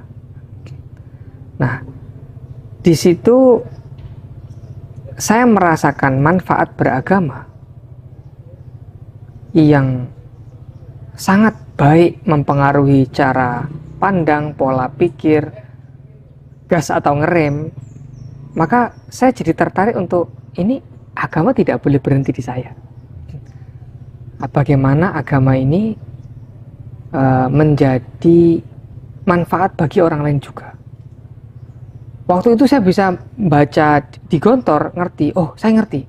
Tapi setelah saya di Gontor terus tetap ngaji ke Ustadz Munif, misalnya ketika lagi pulang Ramadan kan kita 50 hari ngatakan libur ya. Di Ramadan itu saya ngaji dengan Ustadz Munif. Bahkan kajian-kajian salaf itu terlihat luar biasa. Ini lebih dari yang saya terima di Gontor. Di Gontor itu sudah bagus, tapi kok membuka khazanah keislaman lebih bagus lagi. Ini artinya pondok salaf dengan modern tidak harus menjadi dikotomis, tapi bisa menjadi komplementer. Nah, kemudian saya lulus dari Gontor, saya berangkat ke Suriah. Nah, ketika saya berangkat ke Suriah, saya mendapatkan bukan hanya ketemu ilmunya, saya ketemu orangnya. Dan saya Gus, kapan berangkat ke Suriah? 2006 akhir. 2006 akhir. Iya. Waktu itu alasannya kenapa ke Suriah gitu? Kan biasanya kalau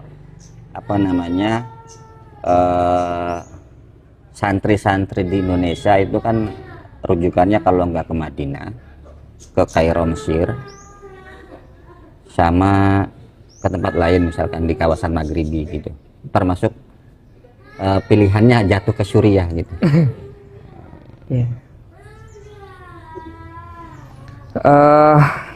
Nampaknya itu pilihan almarhum.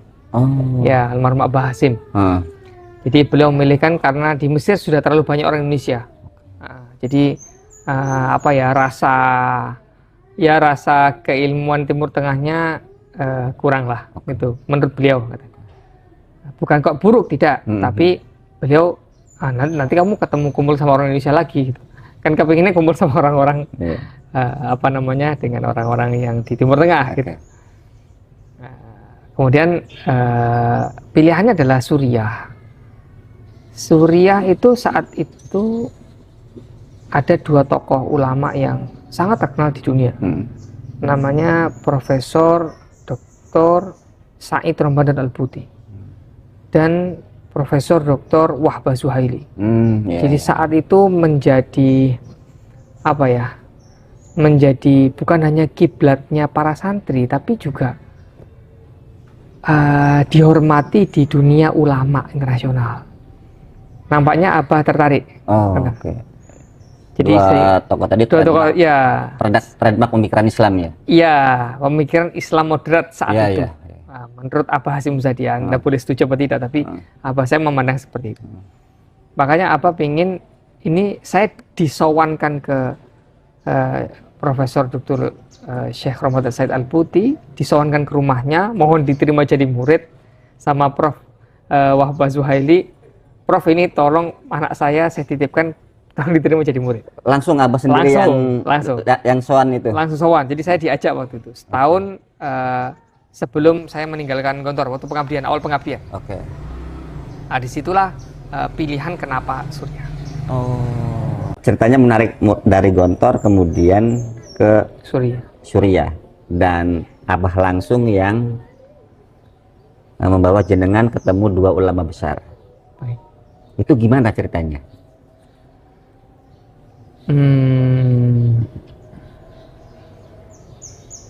Jadi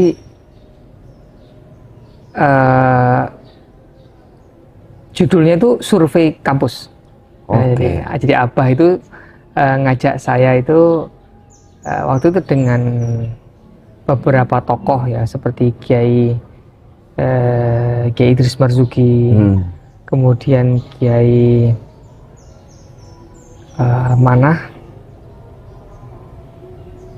Nur Iskandar, ada Kiai Masruri yang di Benda, yang di Cirebon, yang di Cirebon ya, Benda apa? Iya, di Benda ya, pokoknya Kiai Masruri ya. Jadi itu berempat dengan Abah. Jadi saya bertemu dengan para kiai itu untuk sowan itu para ulama-ulama.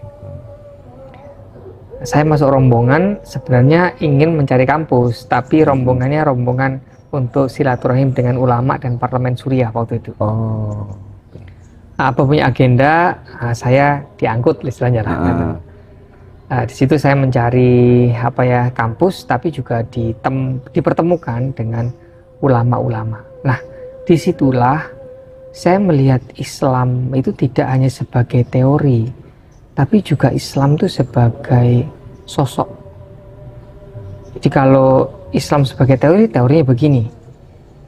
Tapi melihat sosok orang yang alim, bersahaja, santun, kemudian yang ditimbang itu Allah itu senang apa tidak. Lalu saya ketemu wujudnya. Selama ini kita hanya ideal, ya, idenya Islam seperti ini. Tapi ini sudah termanifestasi di dalam seorang sosok. Nah, maka kalau kita datang ke rumahnya Syekh Wahbah itu, istrinya sudah ngantar sampai sebelum ruangan kita. Syekh Wahbah sendiri yang bawakan teh sama gelas sama jajan. Itu kalau di Indonesia itu sudah dianggap kualat. Tapi kalau di sana enggak, kiai-kiai itu egaliter. Jadi Syekh Wahbah Zuhaili ini langsung membawakan makanan dan minuman. Nampan isi teh sama makanan. Buat dirinya apa buat tamu? Buat tamu. Iya. Waktu itu buat saya. Bahkan saya diambilkan gelas Yusron, ini gelas. Tidak ada orang yang pernah minum dari gelas ini kecuali saya. Hari ini kami pakai. Jadi apa ya? Apa namanya? Kita tuh begini ya, akhlak ulama itu. Gus, sebentar Gus. Momennya waktu itu apa? Silaturahmi ke Syekh Wahbah Zuhaili dengan rombongan atau gimana? Kalau sampai Syekh Wahbah Zuhaili membawakan langsung gelas dan teh gitu. Memang kan budaya Arab begitu. Perempuan kan tidak keluar ke ruang tamu. Ya, jadi laki-laki lah yang masuk. Kalau nggak ada anak-anak, maka yang keluar adalah beliaunya langsung. Dr. Ajat Khotib yang terkenal itu seorang pakar ilmu hadis di Suriah, itu juga pernah melakukan yang sama. Bawa sendiri sirup, kemudian kita yang disuguhkan. Lalu kita bukan siapa-siapa, kita cuma itu lagi apa silaturahim Syawal gitu ya. Nah, beliau sendiri ini menunjukkan bahwa tidak ada feodalisme itu dari mana. Ya kita memuliakan para ulama karena mereka memuliakan kita terlebih dahulu. Setidaknya tidak memuliakan kita dengan makanan, mereka memuliakan kami dengan ilmu. Karena harta seiring waktu bisa habis, tapi ilmu akan kita bawa kemana-mana. Itu waktu itu sendiri, jenengan sendiri apa ada rombongan? Kalau yang waktu dengan Abah saya kan bareng-bareng kan sama kiai-kiai rombongan 10 orang waktu. Oke, 10 orang. Sehingga kami dijamu ya. Ini memang kalau kiai di sana ulama itu kan berbeda ya dengan ulama di sini. Di sini tuh sukanya bikin pesantren. Tapi kalau ulama di sana itu menghidupkan majelis. Sehingga kalau di sini makanya kalau para di sini kan orang-orang tokoh dari keturunan-keturunan Yaman ya, biasa disebut dengan habaib ya. Itu kan sukanya majelis taklim, ya seperti itu. Jadi menghidupkan supaya masjid itu rame. Nah, tapi kalau kiai kan perawatan, jadi ya masjidnya itu di dalam pesantren. Nah, tidak terlalu intens dengan masyarakat. Tapi kalau di Suriah itu gayanya ya menghidupkan majelis taklim. Yang indah waktu hidup di sana adalah kita memang tetap kuliah, tapi kita punya pendamping ilmu di majelis-majelis di masjid. Jadi misalnya saya kawin belajar ilmu nahwu, ingin belajar ilmu akidah, kitab apa begitu ya, itu bisa dicek. Kitab ini di masjid ini, wah ini jadwalnya nggak cocok. Kita bisa cek di masjid lain sebelah sana itu ada kitab ini, tapi hari yang kita bisa. Itu seperti kota santri. Jadi tidak seperti kuliah yang kalau sudah lewat ya udah gitu ya. Jadi Suriah itu seperti kota santri, sehingga kita yang tentukan materinya, kita tentukan kapan yang belajarnya, di masjid siapa, syekhnya siapa, kita bisa atur. Ini nggak ada nih, nggak ketemu jadwalnya, kita bisa pindah. Tradisi majelis di Suriah itu apakah bisa dijumpai di semua masjid yang ada di Suriah? Hampir semua masjid. Jadi setiap masjid itu ada pengampunya ya, ada mentornya gitu. Ada mentornya. Jadi inilah bagusnya, sisi positifnya adalah masjidnya ramai dengan para santri-santri, apalagi dari Asia Tenggara. Wow, itu banyak sekali. Malaysia, Indonesia, gitu ya, kemudian Singapura. Tadi kan Abah sendiri yang bawa Gus Yusron ketemu Syekh Buti sama Syekh Wahbah Zuhaili ya. Kemudian kuliah juga. Kalau majelis lebih banyak di mana Gus? Dan kuliah kemana gitu? Kalau kuliah saya kan lulusnya di Abu Nur Kuftaru. Kemudian kalau di majelisnya saya lebih ke Syekh Ramadan Al-Buti, lebih ke sana lebih ke sana itu lebih intens apa intinya yang melatar belakangi atau yang mendorong ke sana gitu? Iya, ada cerita menarik seperti apa Gus? Dia kan orang sastra, Ramadan Al-Buti itu, walaupun dia bukan lahir dari Arab, tapi dia diakui secara kebahasaan Arabnya. Maka storytellingnya yang indah. Jadi kami diberikan statement, pemantik, kemudian kita pertanyakan, kita lakukan apersepsi. Setelah itu beliau ngajak kita jalan-jalan ke pemikiran untuk menjawab itu. Jadi kita tidak didogma, tapi kita diajak untuk berpikir lebih kritis dengan gaya yang indah. Nah, itu yang bikin kita betah. Gitu. Jadi tidak materi ini, tetapi diajak materi yang berat itu diajak untuk berpikir lebih jernih ya, sehingga di situ beliau sekalian menanamkan adab di dalam keilmuan. Seperti beliau itu marah kalau menyebutkan nama orang yang tidak setuju dengan dirinya di hadapannya. Oh. Jadi beliau itu bilang kalau Anda ingin menanyakan pemikirannya sebut, jangan sebut namanya. Itu kamu ngadu domba saya dengan dia. Itu dimarahi di depan umum. Dan marah besar itu. Marah besar itu. Kamu kalau ingin nanya, tanya aja pemikirannya, tapi jangan sebut namanya di sini. Mengadu domba ulama itu hal yang buruk. Itu setiap kali pertemuan dalam majelis bisa berapa orang, Gus? Dengan Syekh Ramadan? Tergantung ya, ada majelis yang memang bisa sampai 1000 ada. Tapi kalau majelis-majelis yang khusus, misalnya di hari Jumat di masjid ayahnya ya mungkin ya sekitar 50 sampai 100. 100 orang aja. 100 orang. Tergantung yang majelisnya. Ya? Tergantung majelisnya. Nah, jenengan lebih intensnya di yang khususnya apa yang umumnya itu? Lebih ke yang umum. Yang umum, yang gede. Okay. Nah, karena materinya seneng aja. Seneng aja. Tapi untuk mengikuti majelis di ulama-ulama kayak di Suriah kayak begini, kayak Syekh Buti ini, ada bolong-bolongnya nggak apa-apa? Apa harus kita intens misalkan? Enggak, kan memang tidak ada ikatan. Oh gitu. Enggak ada ikatan. Jadi bukan pengajian umum, tidak pengajian setoran khusus. Enggak. Berikutnya Gus, selama di Suriah, apa yang paling membekas hidup di sana atau ngaji di sana dan kuliah di sana? Katanya tadi sempat ada cerita Suriah kan waktu itu perang ya. Dan jenengan tadi sempat cerita pernah di penjara. Maksudnya apa itu, Gus?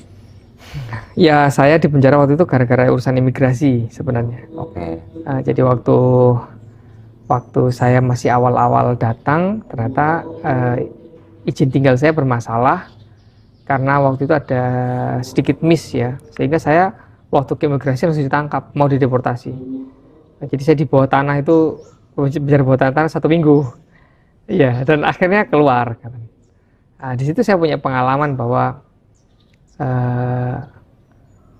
saya ditanya, kamu ngapain sih belajar ke Syria? Syria orangnya begini kok kamu belajar. Loh, yang Anda lihat itu sipir penjara, bukan ulama yang di atas. Yeah. Kalau Anda lihat ulama di atas, Anda akan ngerti kenapa saya datang ke sini. Okay.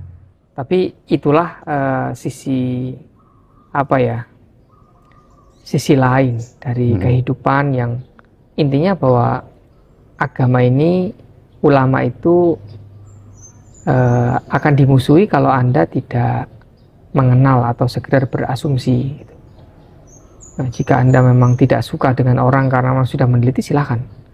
Tapi kalau hanya dengar, hanya katanya, hanya kelihatannya, ya kata Pak Arab, an-nasu a'da'u ma jahilu. Jadi kita ini punya kecenderungan memusuhi apa yang tidak kita tahu, termasuk agama.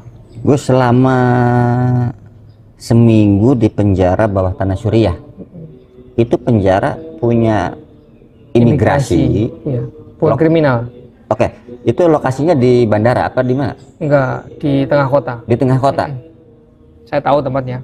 Oh, waktu itu sampai jenengan sendiri atau ada juga yang lain? Sendiri.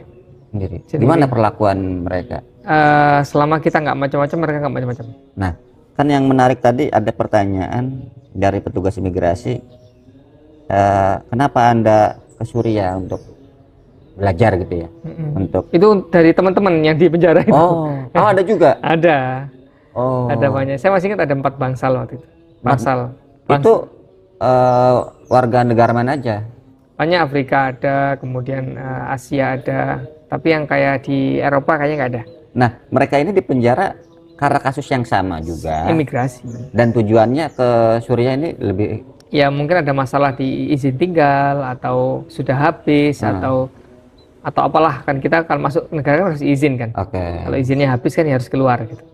Mungkin ada yang bertahan, ada yang bermasalah gitu. Dan muncul pertanyaan itu dari sesama tahanan juga. Tahanan, ya. Saya termasuk narapidana berarti di situ. Oh, gitu. Iya, cuma ya itu pengalaman hidup. Tapi ketika jenengan pernah merasakan konflik ketika Suriah meletus perang itu? Oh, baik. Ketika apa ya? Jadi kita lihat awal kita melihat di berita internasional, ya katakanlah channel Al Jazeera. Al Jazeera ya. Setiap 5 menit berita tentang demonstrasi di seluruh Arab itu disiarkan terus-menerus. Jadi misalnya Mesir, kemudian Libya, Suriah, Mesir, Libya, Suriah, itu hampir setiap jam. Dan demo itu dikesankan sehingga ini menjadi panik. Nah, padahal saya di situ masih hidup dalam tenang-tenang saja. Kita masih bisa kuliah, kita masih bisa makan. Tapi ternyata efeknya luar biasa. Saya waktu itu belajar bahasa Inggris di British Council. Semua gurunya dipulangkan ke negara masing-masing. Nah, ketika British Council memulangkan, tentu akan ada kepanikan dan itu akan menstimulasi ya, atau memberikan sinyal bahaya bagi para investor. Nah, kalau investor sudah menarik dananya, maka yang terjadi adalah kolaps proyek. Iya kan? Negara menjadi tidak stabil. Kemudian waktu itu ada mulai kesulitan bahan bakar seperti gas. Dan itu terjadi apa ya? Terjadi sebuah saling tuduh. Jadi akhirnya bilang waktu itu yang anti pemerintah bilang ini pasti upaya pemerintah untuk mendiamkan kita. Tapi kata pemerintah enggak, ini ada sabotase.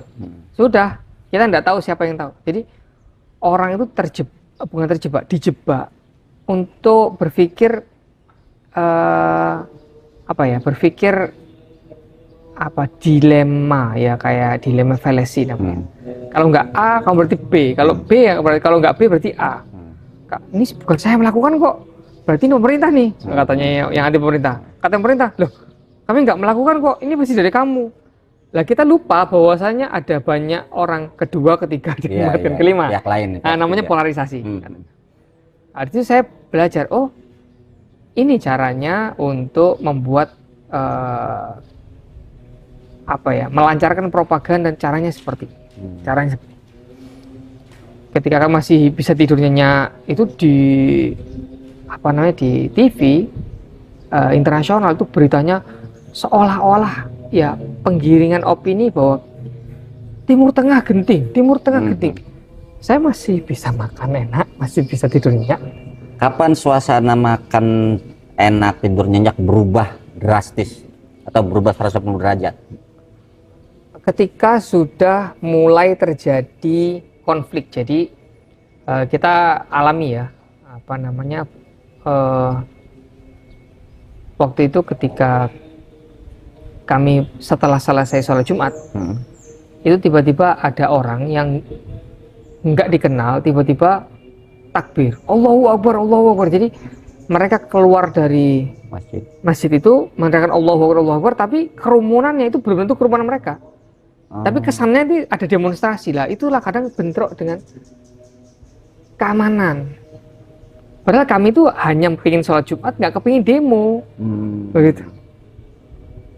Dan jadi ada klaim demonstrasi itu juga bisa jadi kerumunan-kerumunan.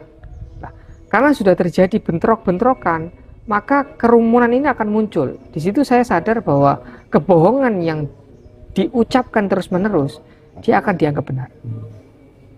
Nah, disinilah pentingnya peran ulama saat itu, bahwa ulama, saya masih ingat almarhum Syekh Rajab Dib pulang dari pengajian beliau kan 4.000 ya. Itu kan enak banget untuk dijadikan klaim gitu ya. Yang cinta sama saya setelah ini tidak usah kemana-mana, langsung pulang ke rumah, jangan mampir. Karena ini para muridnya patuh itu, dari semuanya langsung sudah tidak ada yang kemana, tidak ada yang mampir, semua langsung pulang ke rumah. Itu untuk meminimalisir tadi itu kerumunan tadi ya. Kerumunan gitu ya. Tapi ketika sudah terjadi bentrok, konflik, ada yang luka-luka, maka itu akan memicu demonstrasi yang lebih besar. Ya, ketika situasinya sudah repot, keuangan finansial sudah repot, itu secara tidak langsung pasti akan memicu demonstrasi yang memang normal. Jadi demonstrasinya mungkin normal, tapi pemicunya ini ada stimulasi dari luar. Nah, di sini saya masih ingat quote-nya Syekh Ramadan Al-Buti. Al-aqilu al-fitnatu yafhamuhal aqilu fi awwaliha wa yafhamuhal jahilu fi akhiriha. Bedanya orang berakal dan tidak, kata beliau, itu mendeteksi propaganda itu di awal apa di akhir. Kalau di awal ini propaganda, itu orang akil, orang berakal, orang cerdas. Tapi kalau orang sudah selesai, kemudian kita hanya porak-poranda, loh, Baru selama sadar ini gitu ya? ini propaganda tau lah, itu memang bukan akil katanya. Beliau Syekh Ramadan Al-Buti itu adalah satu-satunya ulama saat itu yang senior ya, yang senior, yang bertahan untuk tetap bersama dengan pemerintah. Tetap bertahan sama pemerintah. Iya, artinya bukan bersama pemerintah. Mohon maaf, sorry. Satu-satunya ulama yang tidak mau memusuhi pemerintah. Berbeda nih, beda nih, beda. Iya. Beda nih. Okay. Jadi bukan bersama pemerintah ya, tapi tidak mau memusuhi pemerintah. Ini berbeda. Nah, beliau taruh standing position sehingga waktu itu saya bertemu Syekh Zuhaili, Yusron. Saya 40 tahun itu tidak pernah beda pendapat dengan Syekh Al-Buti kecuali ini, katanya. Semua ulama itu sudah tidak ada di barisan pemerintah. Kita sudah mau melawan pemerintah, kok kamu masih enggak? Saya tetap mau seperti ini. Jadi beliau itu yang saya sebut sosok itu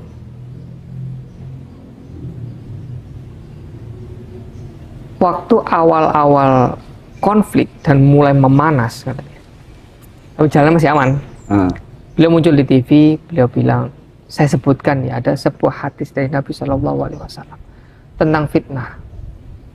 Jadi beliau menjelaskan, kata Nabi, siapa yang kelak nanti man kharaja ummati ala ummati yadribu barruha fa fajira wa la yatahasha an mu'miniha. Jadi ada orang sekelompok itu, awas ya, nanti kalau sampai ada orang keluar kemudian saling baku hantam, bahkan saling bunuh, dan tidak peduli mana orang baik, mana orang tidak, mukmin dan tidak mukmin, semuanya disikat, entah itu pakai bom, entah itu pakai apa senjata apapun ya. Tapi nggak dipilih-pilih mana yang bahkan dulu kan kita perang kan kita janjian. Nah kan janjian di zaman Nabi kan kita ini kubunya Nabi, ini kubunya orang yang mau menyerang Nabi. Jelas gitu. Niatnya sudah jelas, tapi kalau bahkan ketika ada orang mengatakan asyhadu alla ilaha illallah, langsung oh ini berhenti dari perang, nggak boleh bunuh. Jadi ada punya etika. Tapi kalau dalam peperangan modern ini kadang orang tuh lupa kita punya etika dalam berperang. Nah itu kata Nabi, kalau sudah seperti itu kamu ya dribu barroha wa fajiroha, orang baik orang buruk kamu sikat, kemudian kamu tidak pilih-pilih mana orang mukmin dan tidak, semuanya kamu habisi, pokoknya dia keluar. Maka kalau mata dia mati, itu mata mitatan jahiliyah, dia matinya jahiliyah. Itu beliau bilang begitu, langsung berpengaruh ya. Waktu awal-awal itu ya. Di situ saya melihat sosok yang lain, tapi kesaksian dari Habib Ali Jufri tahun 2009, beliau bersaksi ketika kita duduk, saya dengan Syekh Ramadan Al-Buti duduk di hadapan parlemen dan Presiden Bashar Assad, itu Syekh Ramadan Al-Buti itu berkata sangat keras terhadap pemerintah, terhadap presiden, tapi giliran ketemu rakyat tenang. Ini tentu berbeda dengan yang di luar dia demo, ya ketika ketemu pemerintah ada dealnya, kan berarti ini kan nggak tulus ya. Sehingga ketika Syekh Ramadan Al-Buti menunjukkan hal seperti itu, jadi saya tahu beliau tuh nggak nyari apa-apa. Menjadi people hero juga Tidak. Dituduh penjilat dia, dituduh anjing pemerintah. Bukunya dibakar dan sebagainya.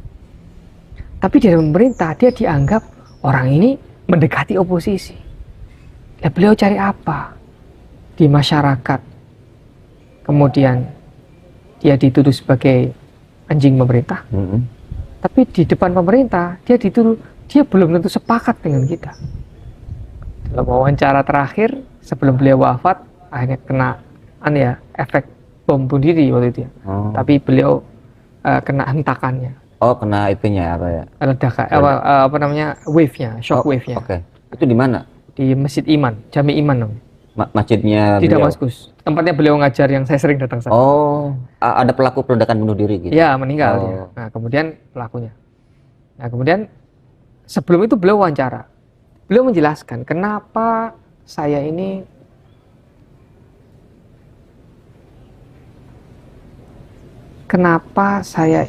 memilih seperti ini. Saya ini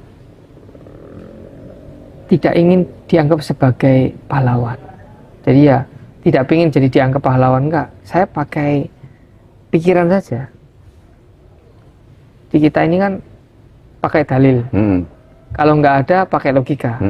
Kalau nggak ketemu pakai rasa. Nah, beliau bilang saya ini pemerintah ini tak anggap anak saya. Rakyat tak anggap anak saya. Maka ini konflik, masa berdua ini konflik kemudian saya beri senjata untuk saling tikam. Kan nggak mungkin. Maka saya ingin mencobalah bagaimana caranya bisa nggak ini diakurkan. Jadi ketika semua itu sudah ribut gitu ya, sang guru itu membuka pandangan, coba kalau tidak ada tentara yang kamu benci itu, kamu apa bisa tidur malam dengan nyenyak? Mereka itu mungkin kamu tidak suka, tapi mereka tetap harus diakui memiliki kontribusi terhadap negara. Ayolah kita bareng-bareng. Ini yang saya sebut dengan sosok yang disebut dengan kunu ma'as shodiqin. Allah itu pesannya nanti kamu bareng orang-orang yang tulus ya. Nah, saya sebut ini sebuah ketulusan karena tidak di depan pemerintah dia juga nggak punya nama, di depan rakyat juga tidak punya nama, dia cuma nyari Allah saja. Ini loh maksud saya sosok yang saya temukan itu. Gus, apa yang pengalaman yang sangat yang dari Syekh Ramadan Al-Buti sama Syekh Wahbah Zuhaili, pengalaman personal yang membekas selama pertemuan atau punya kesan khusus gitu? Baik, kalau Syekh Wahbah Zuhaili dulu ya. Ya. Beliau itu sangat menghargai waktu. Suatu ketika saya damping beliau ke Indonesia. Makan pagi, jam berapa makan pagi? Jam 6 Syekh. Saya datang tuh jam 6 lebih 5. Oh, oke. Terlambat 5 menit. Beliau bilang, kamu terlambat. Andai kamu bilang 6 lebih 5 menit itu saya gunakan untuk baca buku. Kamu menyanyiakan waktu saya. Saya langsung diem waktu itu. Nggak berkutik udah. Ya mohon maaf, saya mohon maaf. Iya, kamu sukses. Hargai waktu. 5 menit bagi saya itu banyak. Allah kasih saya itu cepat baca, cepat nulis, cepat paham. 5 menit itu berarti banyak bagi saya. Jangan sia-siakan waktu saya. Saya langsung jenengan itu berarti waktu itu sebagai pernah kan datang panitia apa gimana? Enggak, waktu itu pernah datang ke Indonesia gara-gara peresmian ini pondok ini. Oke. Awal-awal itu saya kan dampingi dan terlambat. Apa masih ada? Masih ada. Kalau bukan ayahmu yang ngundang, saya nggak akan datang. Bismillah saya, iya Bismillah. Wah itu saya ketar-ketir betul. Maka ya itu pengalaman personal. Di beliau orang-orang itu orang-orang yang berpikirnya sederhana. Tapi kita punya kaidah less is more. Nah, jadi ya semakin sederhana itu orang tuh orang yang sukses, orang yang hebat itu selalu terlihat les. Dan berikutnya dengan Syekh Ramadan Al-Buti ini. Syekh Ramadan Al-Buti, ya waktu saya mendengar beliau wafat itu saya nangis yang seperti kehilangan bapak saya sendiri. Entah kenapa. Saya bangun, buka HP, Inna Lillahi wa Inna Ilaihi Raji'un, kemudian tersebar, waduh. Dan saya lihat bahwa beliau itu meninggal ketika majelis tafsir Quran. Entah kenapa saya terpukul sekali. Dan setelah 4 bulan lah ya, setelah itu ya, 3 bulan 4 bulan, itu saya ngimpi ketemu beliau. Waktu itu kami ingin buat bagaimana kita, sama Abah Yusran, kita bikin yuk apa ya, majelis untuk mengenang beliau. Karena sibuk gak jadi. Terus ditagih saya dalam mimpi. Kamu katanya mau memperingati saya. Wah, saya bangun langsung, ayo kita bikin khotbah Quran itu. Itu posisi jenengan udah di sini. Sudah di sini. Dari sini. Iya kan, saya sudah lulus. Gitu. Oke. Jadi berkesan sekali. Di mimpi itu apa pesennya? Ya itu tadi, kamu kok katanya mau memperingati. Masih ingat Gus ininya Gus, apa namanya? Ya orang boleh bilang itu sebagai buah tidur ya. Iya. Mimpi itu ya. Oh, saya ingat betul redaksinya, saya ingat. Redaksinya apa ya? Itu tadi tuh, kamu Almarhum katanya mau memperingati saya. Artinya kan mau menyebutkan ulama Suriah itu punya kebiasaan. Ulama-ulama yang sudah wafat itu dikenang di Jumat malam di Masjid At-Taubah waktu itu. Jadi dikenang, namanya Jalsatul Wafa. Jadi sebuah malam apresiasi gitu ya. Para ulama yang punya kontribusi besar terhadap umat itu diceritakan. Nah, giliran beliau ini wafat, saya mau bikin acara, lupa, nggak jadi karena banyak kesibukan, ditagih. Cuma Anda boleh percaya atau tidak? Setelah mimpi itu, buku-buku beliau yang saya tidak paham, saya jadi paham. Oh ya? Ya. Saya awalnya baca itu nggak paham. Beliau mungkin bahasa ngomongnya enak, tapi bahasa tulisannya akademik sekali. Beda dengan pengajaran sama. Beda. Ininya. Itu buku beliau itu susah untuk dibaca. Giliran saya baca setelah mimpi itu, kok saya paham ya? Ya itu saya bilang begini, keberkahan ilmu. Jadi jangan berhenti belajar walaupun toh Anda tidak paham. Karena hanya Allah yang punya hak untuk menjadikan ilmu itu bermanfaat untuk kamu kapan. Jadi kita belajar kadang sambil ngantuk, kadang sambil ketiduran atau apa, tapi tetap aja ngaji. Terus tiba-tiba kadang-kadang kita ditanya oleh mahasiswa, kok bisa jawab? Ya mungkin karena waktu kita ketiduran itu. Iya. Ilmu itu masuk, cuma belum bermanfaat aja. Oke. Tapi itu untuk Jalsatul Wafat sebelumnya udah yang terucap dari Abah sendiri apa dari jenengan untuk Abah sama Abah waktu itu. Oh, Abah duluan yang ayo kita gitu. buatnya. Ayo gitu. kita buat, tapi karena kesibukan beliau sudah nggak sempat. Tapi yang ditagih saya. Tapi jenengan menyanggupi gitu, cuma belum terrealisasi aja. Betul. Yang menyanggupi duluan itu malah FPI. Habib Rizik waktu itu. Beliau bikin majelis, saya datanglah.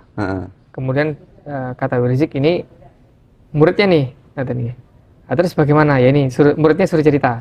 Saya cerita sebentar di Markas Syariah. Gitu. Saya bilang, wah keduluan nih, saya bilang. Ya, kalau keduluan ya kita bikin sendiri lah, gimana murid-muridnya. Tapi sekarang murid-muridnya setiap kali waktu beliau wafat kita kenang lah. Ilmu-ilmunya. Mungkin kita baca bukunya atau kita ceritakan kebaikan-kebaikan beliau. Nah, pulang ke Indonesia kemudian seiring berjalannya waktu jenengan jadi pengasuh di pesantren mahasiswa Al-Hikam. Itu sebetulnya jejaknya kan udah jauh ditanam sama Abah ya. Nah itu gimana Gus?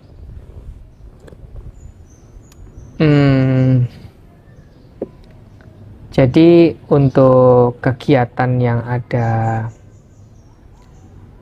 di pesantren ya, Abah itu buat pesantren, tapi urusannya dipasrahkan ke para ustadz secara teknis. Oke. Ya dilepas gitu aja, sudah silahkan nanti nanti beliau memberikan arahan secara garis besar, tapi untuk teknisnya silahkan dikerjakan. Nanti kalau ada catatan saya akan memberikan arahan.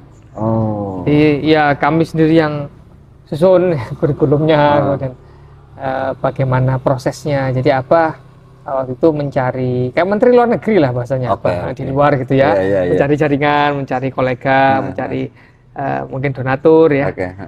Tapi kami yang di sini ya apa namanya menerima santri, merawat. Gitu.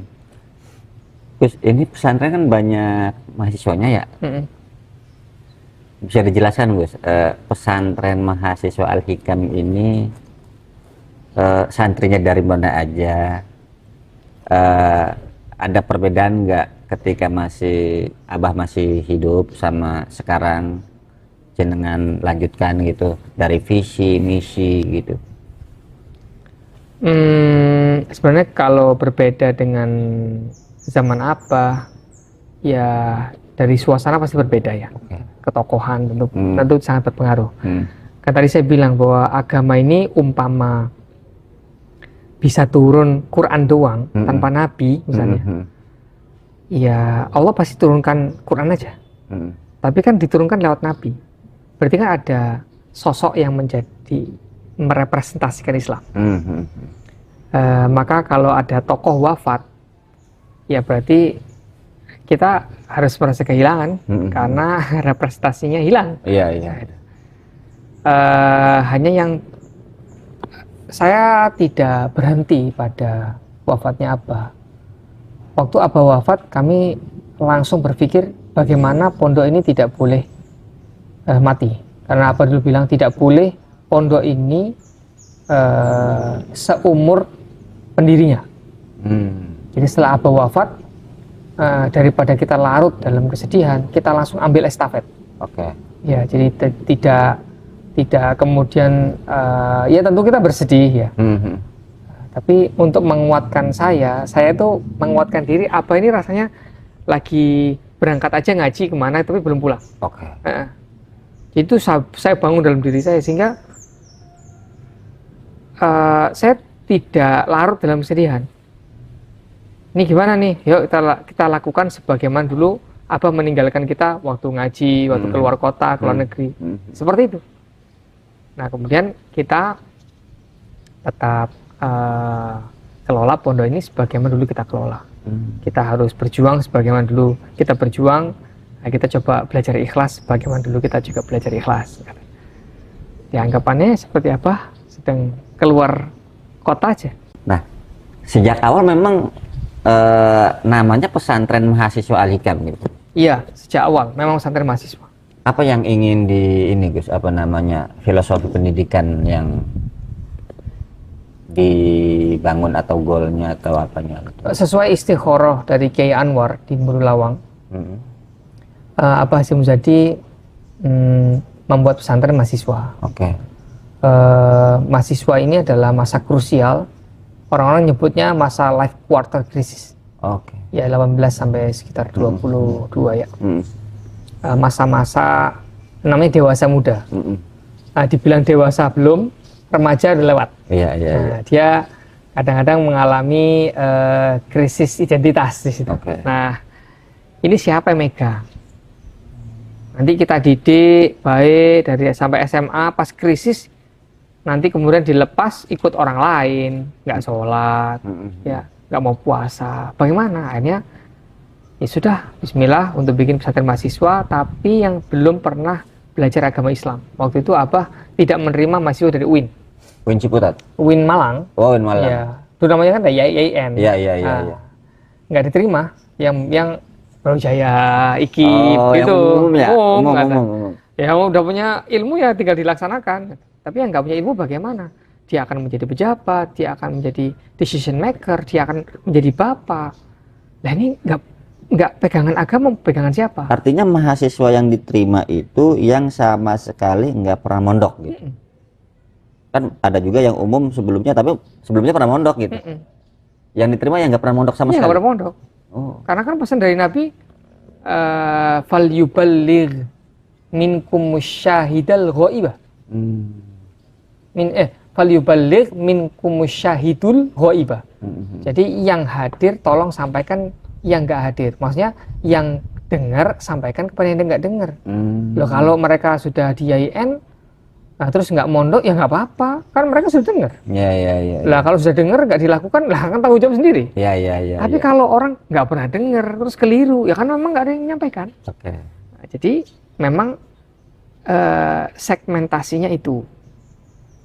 Jadi tidak harus dibandingkan dengan pondok yang lain. Pondok ini lebih bagus nggak? Karena kita punya segmentasi berbeda. Itu yang awal pertimbangan yang untuk Al-Hikam di Malang ya, Gus. Kemudian ke yang di Depok ini beda. Apa ininya? Apa namanya? Kalau di Depok sini awalnya saja memang ada pesantren mahasiswa seperti itu. Oke. Tapi Abah memulai pondok ini dari hufadzul Quran. Abah itu senang sama hafizul Quran. Oke.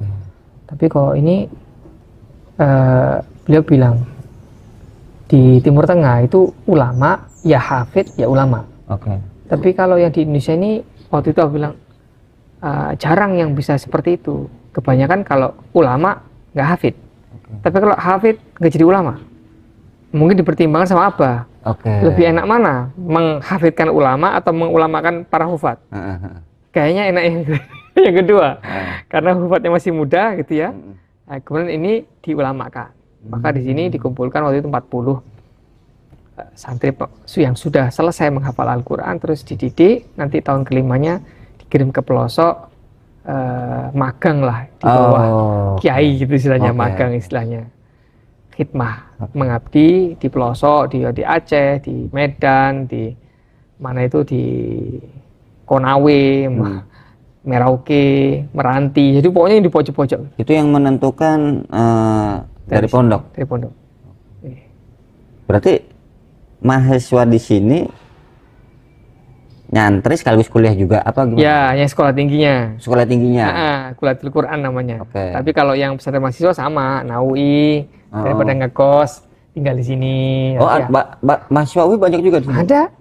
Ada. Jadi di sini tuh nyantri sama kuliah gitu. Sama kuliah. Itu beda kurikulumnya. Beda. Kan mereka kan kuliahnya di luar, nyantrinya di dalam.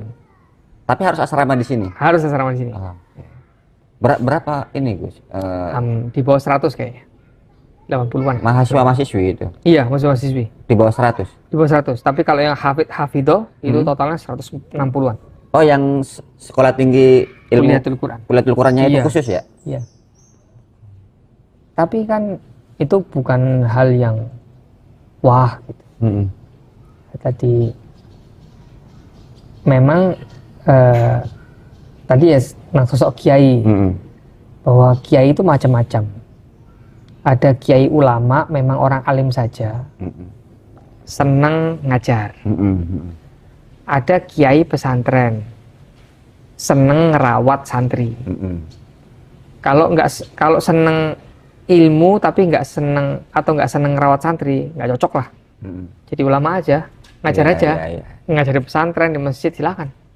Karena ngerawat orang nanti dikira membebani, kan nggak enak nanti.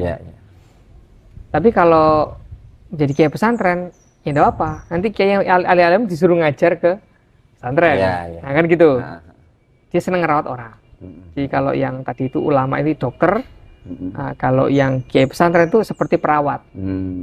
Kalau nggak mau minum obat, ya dirayu lah gimana biar mau sholat, biar mau ngaji gitu. Tapi kalau ulama, dokter ya mau ngaji ya terserah kamu, nggak ngaji ya itu urusan Anda kan gitu kan. Ada juga namanya kiai organisasi. Jadi kiai organisasi itu ya senangnya ikut organisasi ini, tapi dia basisnya santri, basisnya keislaman. Gitu. Dan yang perlu digarisbawahi adalah belum tentu ulama yang alim ini cocok untuk mengelola pesantren. Lah yang mengelola pesantren belum tentu cocok untuk di organisasi, menjadi kiai organisasi.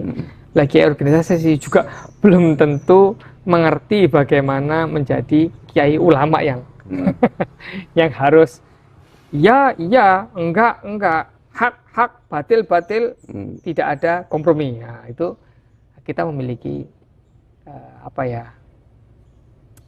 segmen dan cara pendekatan yang berbeda. Tapi sebenarnya kita ini harusnya secara idealnya itu memegang nilai yang sama. Nah, ngomongin soal organisasi, Gus. Abah itu kan pernah ketua umum PBNU dan karir organisasinya kan panjang ya. Jenengan apa mau mengikuti jejaknya Abah atau menjadi kiai yang ngerawat santri?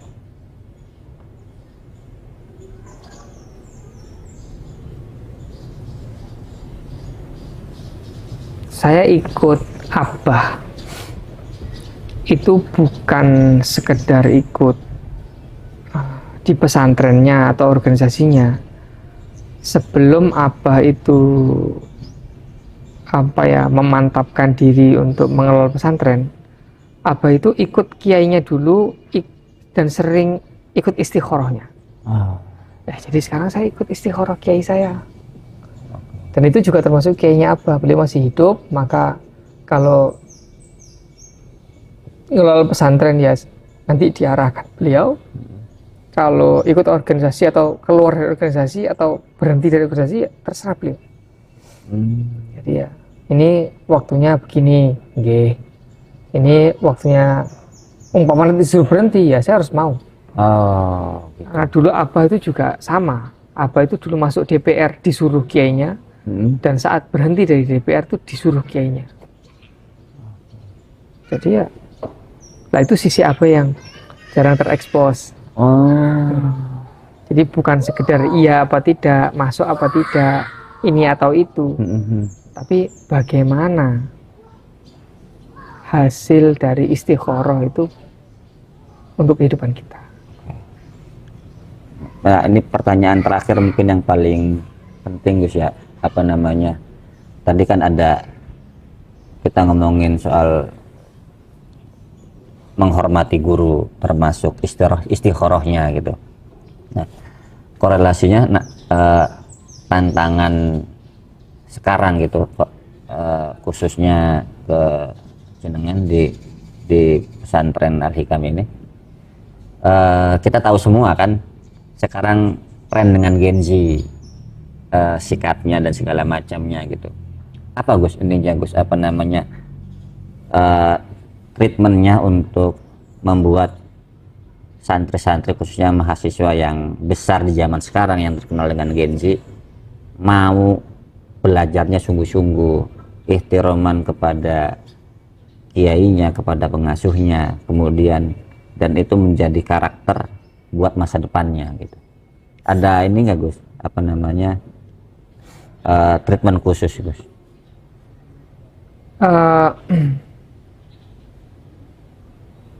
Abah itu selalu mengulang-ulang karir berbasis amal, karir berbasis amal, karir berbasis amal.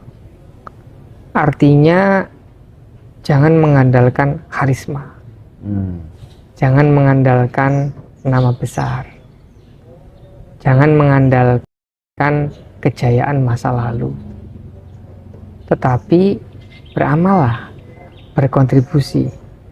Kalau kita sudah berkontribusi, maka kita akan mendapatkan trust. Baik itu dari generasi apa saja, mau dia generasi milenial, mau dia generasi Gen Z, generasi Alpha, mereka akan melihat itu. Apa selalu bilang, wa qul ya'malu fasayarallahu amalakum wa rasuluhu wal mu'minun. Sering sekali bilang itu. Udah amal aja dulu, nanti dilihat Allah, dilihat Rasul, lama dilihat orang beriman. Terus, ya berarti nanti ada trust. Ya. Nah, sehingga pesantren jangan mengandalkan kejayaan masa lalu seperti saya, Abah Hasyim Muzadi dulu ya. Kemudian saya mengandalkan karisma beliau. Abah Hasyim Muzadi dulu itu dipatuhi, masa kamu nggak patuh sama saya? Itu mengandalkan karisma. tak terwariskan harisma. Gak bisa ditiru juga.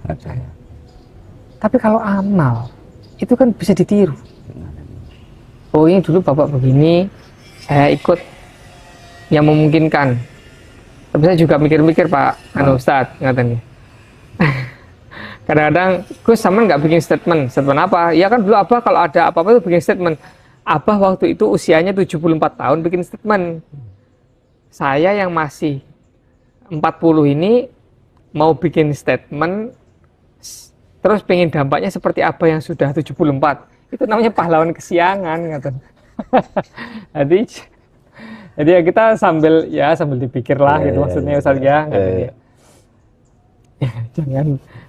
Jangan kemudian naif banget lah gitu. Jadi ya kita niru itu apa semampunya.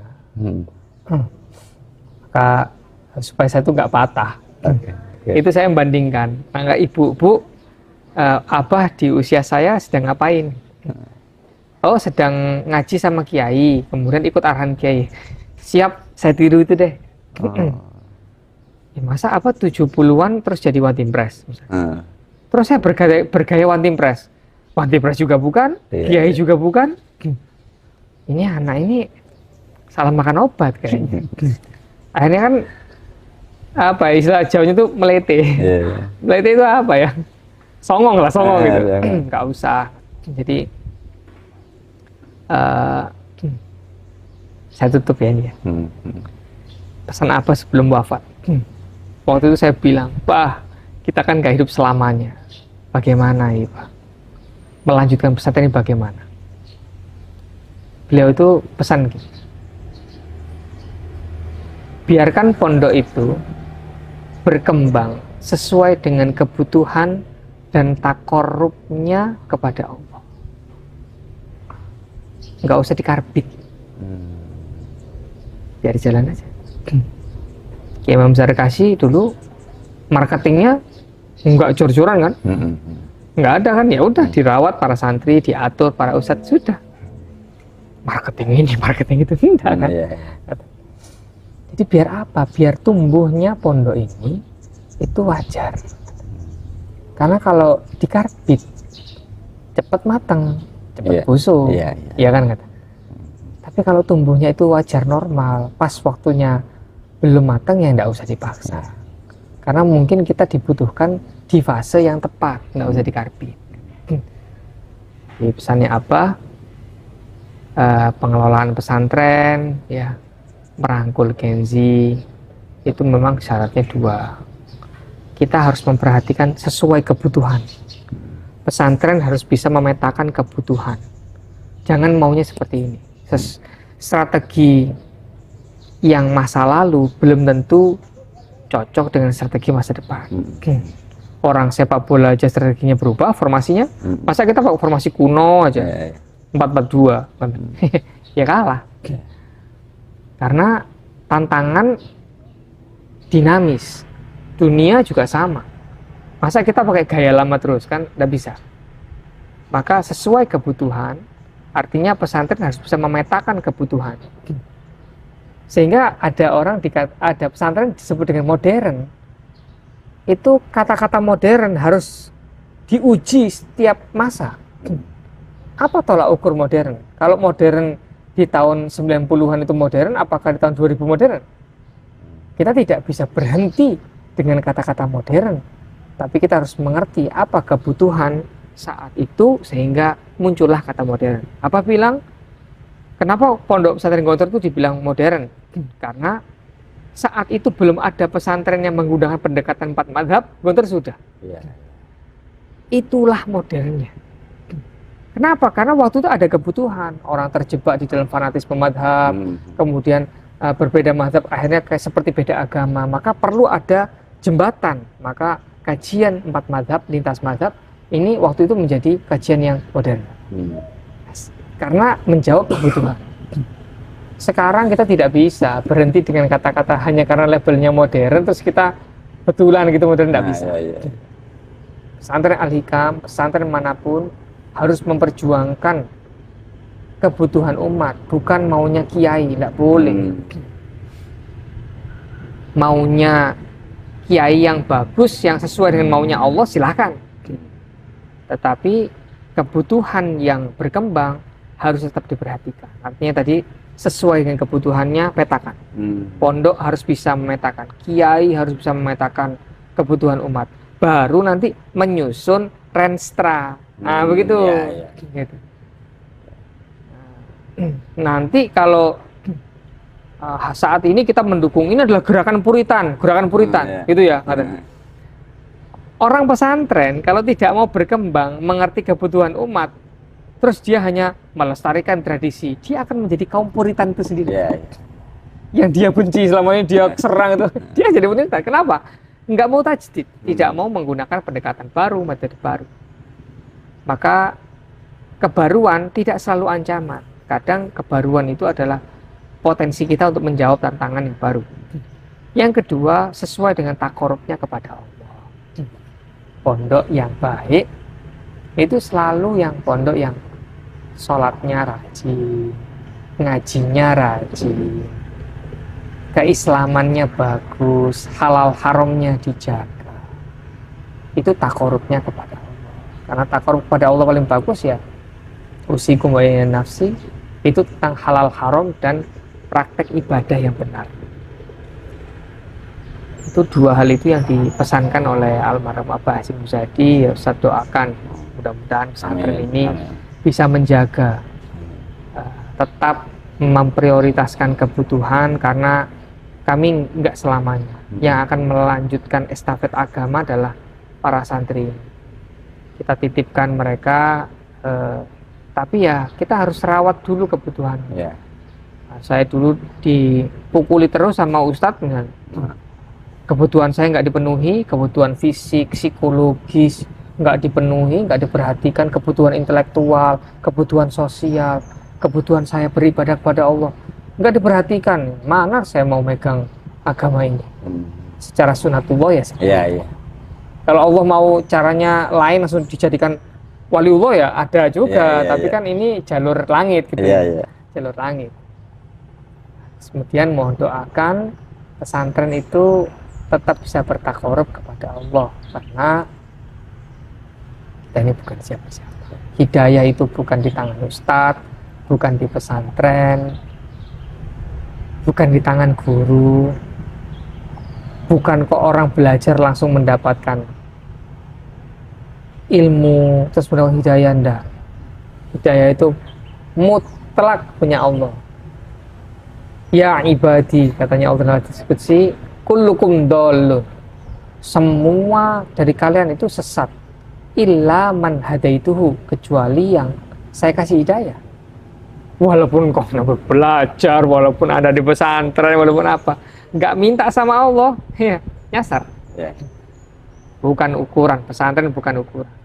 Fastahduni, katanya Allah, minta hidayah ya sama saya, ahdikum, pasti saya kasih. Jangan minta hidayah pada buku, jangan minta hidayah pada guru. Wong guru juga butuh hidayah. Maka sama-sama kita ini petakan kebutuhan, mengerti bahwasanya kita ini hambanya Allah yang bukan siapa-siapa. Mungkin itu pesannya apa sih? Terima kasih Gus. Sama-sama. Demikian Tribuners, bincang kita dalam program Serta Kiai dengan Gus Yusron, pengasuh pesantren mahasiswa Al-Hikam Depok. Sampai ketemu di lain kesempatan. Bila taufiq hidayah. Wassalamualaikum warahmatullahi wabarakatuh. Waalaikumsalam warahmatullahi wabarakatuh. Download Tribun X sekarang. Menghadirkan lokal menjadi Indonesia. Selain kita menunggu buka puasa buat diri sendiri ya kita bisa ngasih makan dulu nih kebo-kebo bule di sini. Jadi asik kan, kita nggak gabut gitu loh buat nungguin dan juga cuma cari takjil. Gimana Dek, seneng nggak di sini? Seneng nggak ngasih makan kebo? Senang. Oh ini biar naik tuh ternyata ditarik-tarik gini ya? Oh, wih, naik wih. Awas, jatuh. Ya, jatuh. Makasih ya, Dek.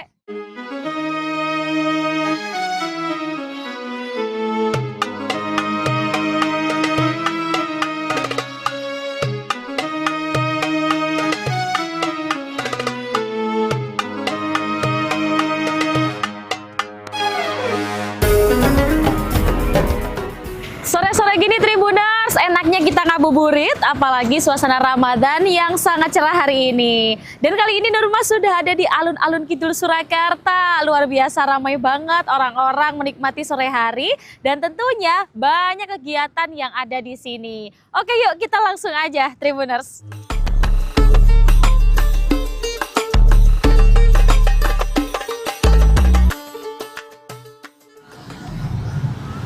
Salah satu yang ikonik di alun-alun Kidul Surakarta ini ada kandang kerbau bule. Nah, ini katanya khas di sini Tribuners dan kita bisa loh buat ngasih makan mereka. Kemudian Nurma langsung aja cus pengen beli makanan buat mereka. Ayo, ayo.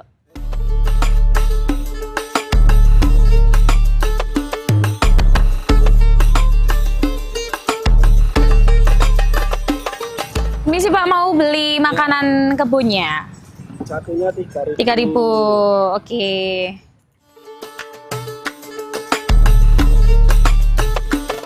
Nah, ini udah dapet ya satu ikat dan ini murah banget Tribuners. Cuman dengan 5.000 kalian dapat kembalian 2.000. Nah, ini satu ikat harganya 3.000 dan kita bisa ngasih makan sepuasnya ke kebo bule. Ayo, ayo sekarang. Dengan seikat kangkung, pengunjung bisa berinteraksi langsung dengan kerbau bule yang selama ini menjadi ikon alun-alun Kidul Surakarta. Kerbau-kerbau ini terlihat jinak dan terbiasa dengan kehadiran manusia sehingga aktivitas memberi makan terasa aman dan menyenangkan. Kegiatan ini juga bisa dilakukan bersama keluarga. Orang tua dapat mengajak anak-anak mengenal hewan secara langsung sekaligus mengisi waktu ngabuburit dengan aktivitas yang positif. Selain menjadi hiburan, pengalaman ini memberi nilai edukatif dan menghadirkan momen kebersamaan yang sederhana tetapi berkesan menjelang waktu berbuka puasa. Nah, selain kita menunggu buka puasa buat diri sendiri ya kita bisa ngasih makan dulu nih kebo-kebo bule di sini. Jadi asik kan, kita nggak gabut gitu loh buat nungguin dan juga cuma tadi takjil. Jadi di sini bisa ngasih makan mereka.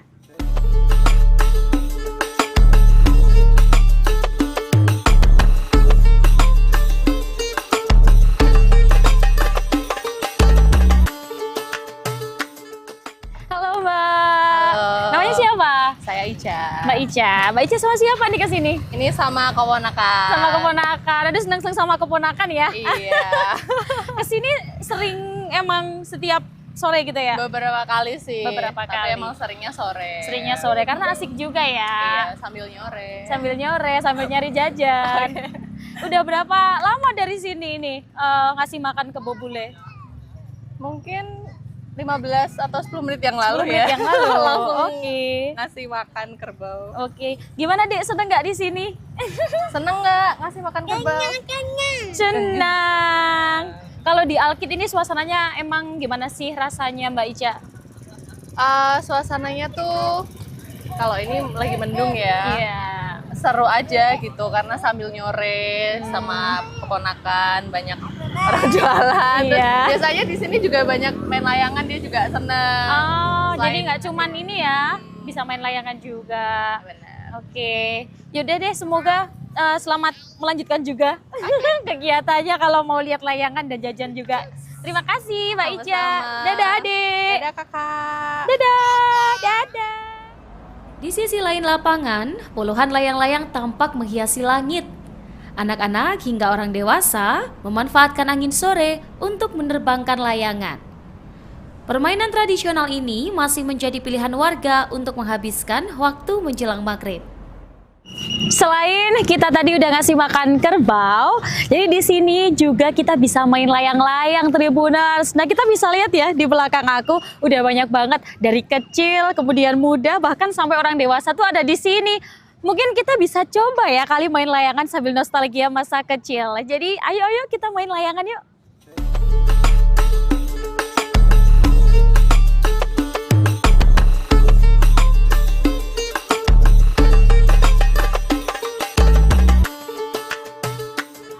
Halo Dek, lagi main layangan sama siapa aja di sini? Mas Oh ya, sama Mas ini? Ya, Oh ya, lama nggak Mas kalau main di sini? lama. Biasanya berapa jam di sini? Sampai maghrib baru pulang. Sampai malam baru pulang. Tapi susah nggak tuh Mas kalau misalnya ini kan kayak agak mendung ya? Susah nggak ini buat naikin layangannya? Ya tergantung. Biasanya kalau habis hujan anginnya biasanya kenceng. Anginnya kenceng. Ya, kalau lagi mendung gini harus dibantu dipetek. Oh alah, tapi dari daerah sini aja atau jauh Mas ini datang ke Alkit? Dari sini juga ada biasanya yang dari jauh. Oh dari jauh. Ini temennya Mas, adik Mas? Teman-teman. Teman-teman juga. Ini bareng-bareng sama teman-teman semua? Ya. Oh, oke. Aku bisa megang layangannya enggak? Bisa. Bisa. Caranya gimana? Gini, terus. Lah ini gimana biar naik? Gini. Gitu. Oh ya. Oh berarti dinaikinnya tuh ke bawah gitu. Ya. Oh, coba ya. Yang di atas tarik gini. Oke. Ini pertama naikin layangannya gimana? Caranya? Ya gitu tuh terus, cuman harus sambil dulur dilepas. Oh ini biar naik tuh ternyata ditarik-tarik gini ya? Ya. Oh, wih, naik wih. Menerbangkan layang-layang membutuhkan teknik dan kesabaran. Tali harus ditarik dan diulur secara seimbang agar layangan bisa naik stabil mengikuti arah angin. Saat angin berembus cukup kencang, layangan terbang tinggi dan memberi sensasi kepuasan tersendiri. Di tengah suasana Ramadan, aktivitas sederhana seperti ini justru menghadirkan nostalgia masa kecil sekaligus mempererat kebersamaan. Awas, jatuh. Ya, jatuh. Makasih ya, Dek. Oke. Wih, makasih ya udah diajarin. Setelah puas bermain layang-layang, pengunjung tidak perlu jauh-jauh mencari menu berbuka. Di sekeliling alun-alun kidul, deretan pedagang menawarkan beragam pilihan makanan dan minuman. Mulai dari gorengan, aneka makanan tradisional, hingga minuman segar tersedia untuk takjil. Sambil menunggu azan maghrib, pengunjung bisa duduk santai di area lapangan, menikmati suasana sore yang ramai namun tetap nyaman. Nah itu tadi ya Tribuners, luar biasa jalan-jalan kali ini. Tadi ngasih makan kerbau, terus kita main layang-layang sama mereka. Asik banget pokoknya kalau kalian ngabuburit di alun-alun kidul. Dan jangan khawatir kalau kalian mau buka puasa atau cari takjil di sekitar sini, tersedia banyak sekali jenis makanan di kanan kiri. Bisa milih dari yang goreng-goreng, rebus sampai jus, bermacam banyaknya di sini pokoknya. Dan Nurma kayaknya mau lanjutin buat main layangan, jadi jangan lupa untuk simak ngabuburit asyik selanjutnya. Nurma sambung dulu ya, dadah.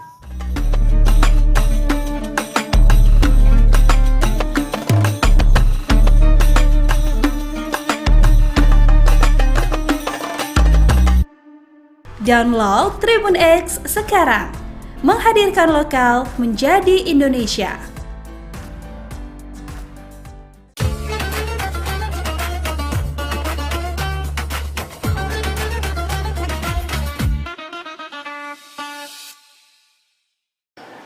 Assalamualaikum warahmatullahi wabarakatuh. Alhamdulillah. Alhamdulillahirabbil alamin. Wassalatu wassalamu ala sayyidina Muhammadin wa ala alihi wassahbihi ajma'in. Kesempatan yang Allah berikan kepada kita pada tahun ini, kita sudah berada di bulan yang diberkahi oleh Allah Subhanahu wa taala.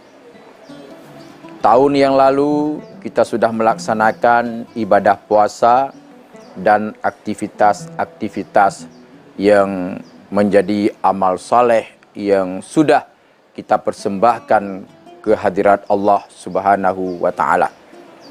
Tentunya puasa tahun ini adalah tahun yang sangat istimewa bagi kita, yang dimana keistimewaan itu adalah dikarenakan kita masih diberikan kesehatan dan umur panjang oleh Allah Subhanahu wa taala.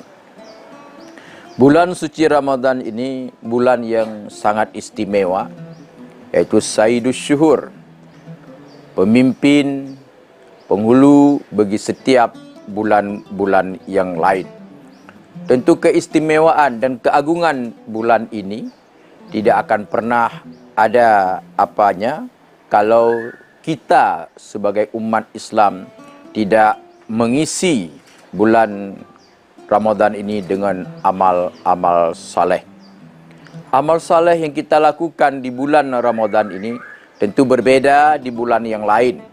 Dilipat ganda pahalanya oleh Allah Subhanahu wa taala, dan juga sampai-sampai kepada tidur di bulan puasa ini Allah berikan imbalan sebagai ibadah. Kaum muslimin, muslimat yang dirahmati Allah, Allah mengistimewakan bulan Ramadan ini dengan penyediaan pahala yang cukup besar dan berganda-ganda. Kegandaan pahala yang diberikan ini tentu harus kita respon oleh kita sebagai umat Islam untuk memperbanyak amal soleh di bulan ini, memperbanyak istighfar, dan memperbanyak kita bertaubat kepada Allah Subhanahu wa taala.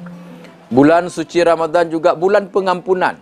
Tentu di dalam perjalanan kehidupan 1 tahun yang lalu, banyak hal mungkin yang kita lakukan yang tidak sejalan, tidak searah dengan apa yang diajarkan di dalam agama kita. Ada hal kelalaian dan keterbatasan kita sebagai hamba Allah melakukan hal-hal yang tidak diridai oleh Allah Subhanahu wa taala. Tapi Allah Maha Penyayang, Allah Maha Pengampun, Allah Maha Pemberi, Allah Maha Kasih Sayang kepada setiap hamba-Nya. Kesempatan bulan ini mari kita sama-sama kita gunakan, yaitu untuk kita bermohon kepada Allah Subhanahu wa taala agar dosa dan noda yang kita lakukan itu diampuni oleh Allah Subhanahu wa taala. Pengampunan dosa ini Allah berikan kepada setiap hamba-Nya yang mau menjemput nilai-nilai, yaitu pengampunan daripada Allah. Dengan pengampunan daripada Allah ini tentu akan menjadi bahan bagi penyuci diri kita sebagai hamba Allah. Diri kita ini penuh dengan kesalahan dan kealpaan.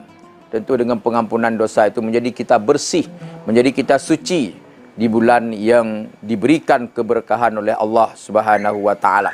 Jangankan kita beramal saleh saja, janji Rasulullah senang, gembira dengan menyambut bulan suci ini, tentunya Allah akan mengampunkan segala dosa yang kita lakukan, yaitu dosa yang telah berlalu dan juga dosa yang akan datang.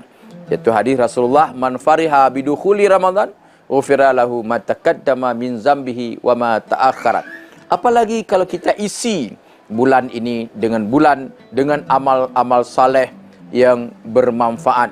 Apalagi bagi kita masyarakat Aceh, masyarakat Indonesia yang sebelum bulan Ramadan yang kita berada sekarang ini adalah ada saudara-saudara kita yang ditimpa bencana, musibah yang terjadi di mana-mana, di daerah Aceh, di Sumatera, di Medan, Sumatera Utara dan juga Sumatera Barat, dan juga di daerah-daerah yang lain. Tentu ini salah satu tempat di mana kita harus beramal saleh, di mana kita harus berpartisipasi untuk memberikan apa yang kita miliki kepada saudara-saudara kita yang ditimpa musibah. Kita bersyukur kepada Allah. Kita tidak diberikan musibah, tapi kesyukuran itu harus kita berpartisipasi untuk memberikan sedikit apa yang ada kita miliki untuk saudara-saudara kita di tempat yang musibah. Sekarang teknologi itu sudah memberikan kemudahan kepada kita untuk berinfak, untuk peduli sedikit daripada apa yang kita miliki. Para hadirin kaum muslimin, muslimat yang dirahmati Allah, bulan ini adalah bulan pengampunan sebagaimana telah kita maklumi, dan juga bulan ini bulan di mana kita ditempa untuk membersihkan diri kita. Pembersihan jiwa ini tentu kita ikutin, yaitu dengan banyak tafakkur, mengingat tentang kebesaran Allah Subhanahu wa taala terhadap nikmat yang Allah berikan kepada kita, maka dengan sendirinya kita akan bersyukur terhadap nikmat yang Allah berikan. Tentunya amal saleh yang kita lakukan di bulan puasa ini tentu akan mewarnai kehidupan kita setahun yang akan datang. Jangan sia-siakan kesempatan amal saleh yang telah diberikan yang telah Allah janjikan pahalanya yang besar kepada kita.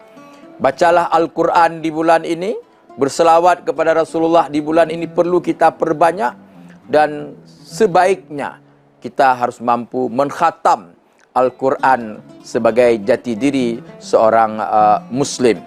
Tentu selain daripada itu juga bagaimana kita harus menjadi hamba-hamba Allah yang lebih bermanfaat di bulan suci Ramadan ini. Maka jangan pernah bulan suci Ramadan ini kita lalui dengan waktu-waktu yang tidak bermanfaat. Gunakan segala waktu yang ada 24 jam itu untuk menjadi ibadah. Sebagaimana di luar bulan puasa sudah kita bagikan waktu-waktu ini, ada waktu kita untuk terus memperdalam ilmu pengetahuan agar kehidupan kita lebih mudah, kehidupan kita lebih terarah di masa yang akan datang. Bulan Ramadan bukan bulan di mana kita untuk bermalas-malas, tapi bulan Ramadan di mana kita harus menjadi hamba Allah yang lebih produktif, hamba Allah yang lebih banyak beramal soleh. Kenapa? Karena janji Allah yang begitu besar, bantuan amal balasan terhadap amal yang kita lakukan. Jadi jangan alasan bahawa bulan Ramadan ini tempat di mana kita beristirahat, ke tempat kita untuk berleha-leha, jangan. Tapi gunakan seluruh harimu dan seluruh waktumu untuk hal-hal yang bermanfaat. Keberadaan kita di dunia ini adalah harus menjadi hamba Allah yang lebih bermanfaat. Karena itu Rasulullah mengatakan khairun nas man anfa'u linnas. Sebaik-baik manusia adalah manusia yang lebih bermanfaat bagi manusia yang lain. Jadilah kita semua yang berada di dalam bulan suci Ramadan ini untuk menjadi hamba-hamba Allah yang lebih bermanfaat kepada makhluk Allah yang lainnya. Afwan minkum, wallahul muwafiq laqamit tariq. Assalamualaikum warahmatullahi wabarakatuh. Download Tribun X sekarang. Menghadirkan lokal menjadi Indonesia.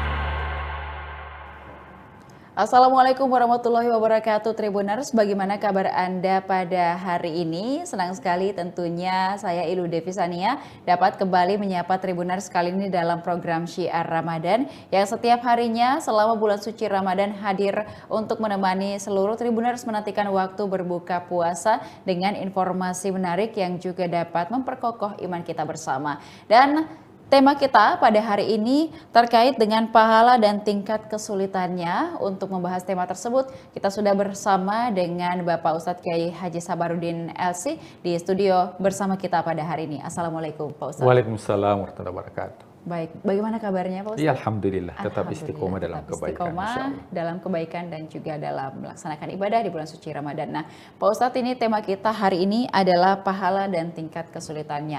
Apakah memang betul sejalan ketika kita melaksanakan suatu ibadah dengan tingkat kesulitan yang lebih tinggi ataupun lebih sulit daripada hal lainnya, itu pahalanya juga akan lebih besar atau seperti apa? Silakan.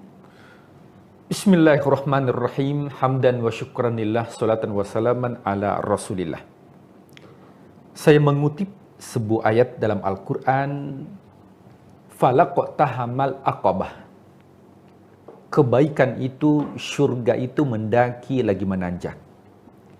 Ketika kita melakukan perjalanan, yang mana perjalanan ini mendaki lagi menanjak, maka pasti susah.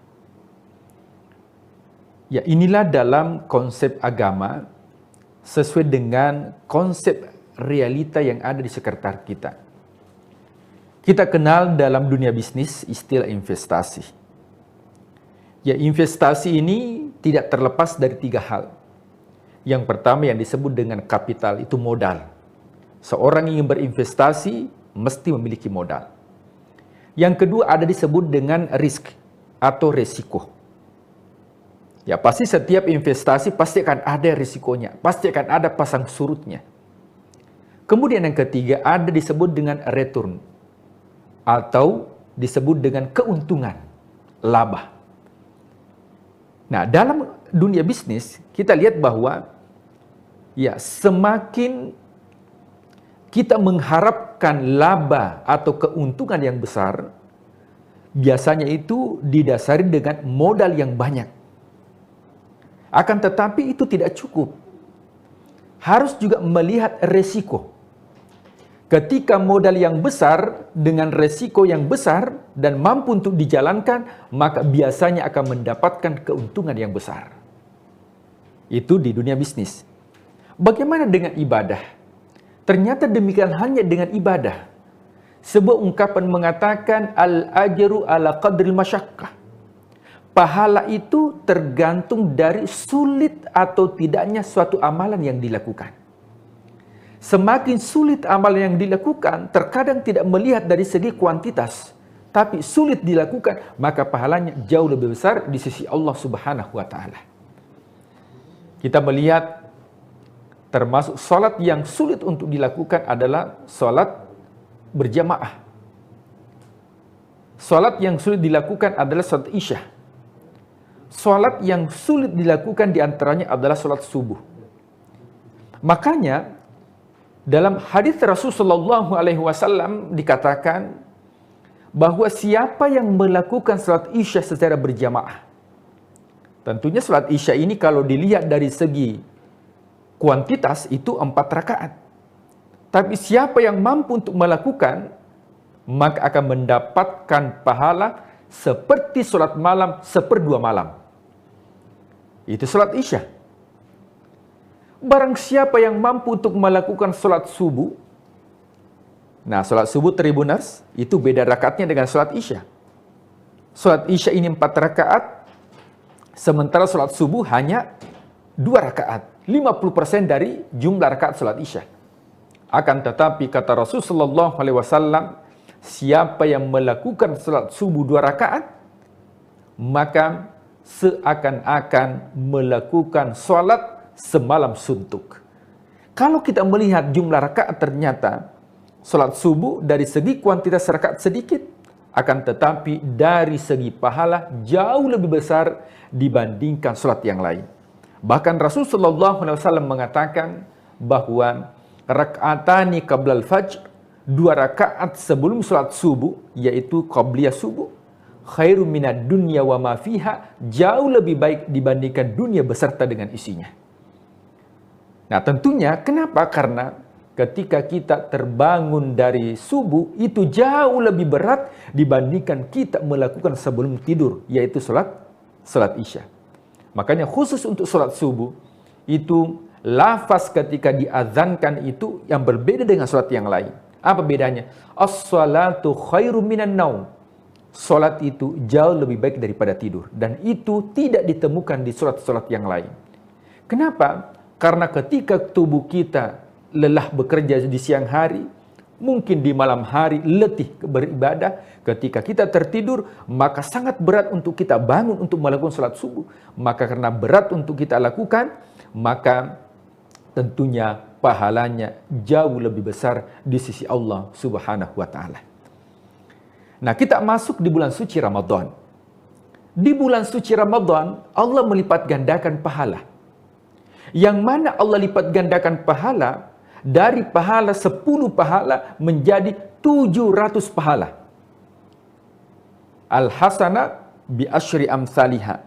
Satu kebaikan diberikan ganjaran 10 pahala. Kita sudah bahas di beberapa segmen yang lalu di Syiar Ramadan bahwa Alif Lam Mim sebagaimana hadis Rasul itu tidak dianggap satu huruf, tapi itu merupakan terdiri dari 3 huruf, alif 1 huruf, lam 1 huruf, mim 1 huruf, dan setiap 1 huruf 10 kebaikan. Siapa yang berinfak di jalan Allah, maka akan dilipat gandakan, bahkan menjadi 700 kelipatan. Akan tetapi puasa berbeda dengan ibadah yang lain. Kenapa puasa Ramadan itu sulit? Karena yang pertama, puasa termasuk ibadah yang lama. Kalau kita sholat paling 5 menit. Kalau kita haji, paling 5 hari. Yang penting kita melaksanakan ini, maka dengan wukuf. Kalau kita mengeluarkan zakat itu hanya sekali setahun. Tapi puasa Ramadan itu selama 1 bulan penuh. Maka inilah yang membuat ibadah puasa itu tidak mampu untuk dilukiskan pahalanya. Allah mengatakan, as-saumu li, puasa itu untukku, kata Allah, wa ana ajzibi, dan saya memberikan pahalanya. Kenapa Allah tidak menentukan pahalanya sebagaimana ibadah-ibadah yang lain? Karena betapa berat dilakukan oleh orang-orang yang beriman. Betapa berat dilakukan oleh umat manusia. Karena beratnya itu, resikonya sangat berat, maka tentunya diberikan return, diberikan ganjaran, diberikan pahala, diberikan laba, diberikan keuntungan yang besar. Karena kita melakukan dengan susah payah. Hanya orang-orang yang berimanlah yang mampu untuk melakukan dan istiqomah melakukan ibadah puasa. Yang kedua, apa yang membuat ibadah puasa itu susah? Karena ibadah puasa ini adalah, framingnya adalah kita dilarang.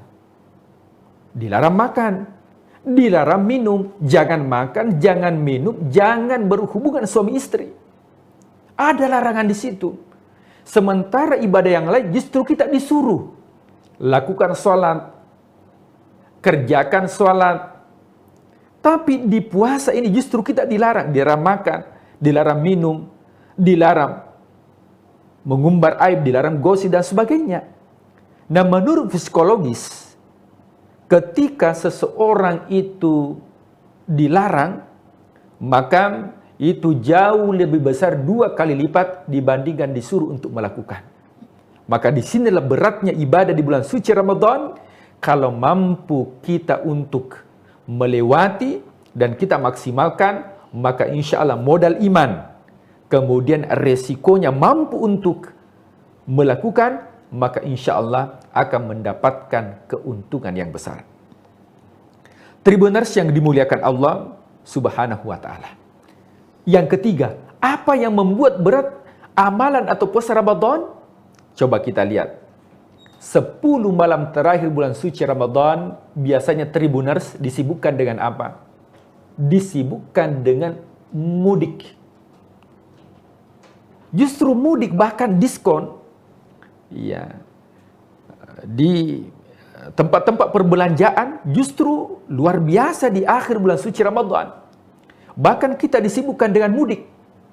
Nah, oleh sebab itu, Allah menempatkan Lailatul Qadar itu di 10 malam terakhir bulan suci Ramadan.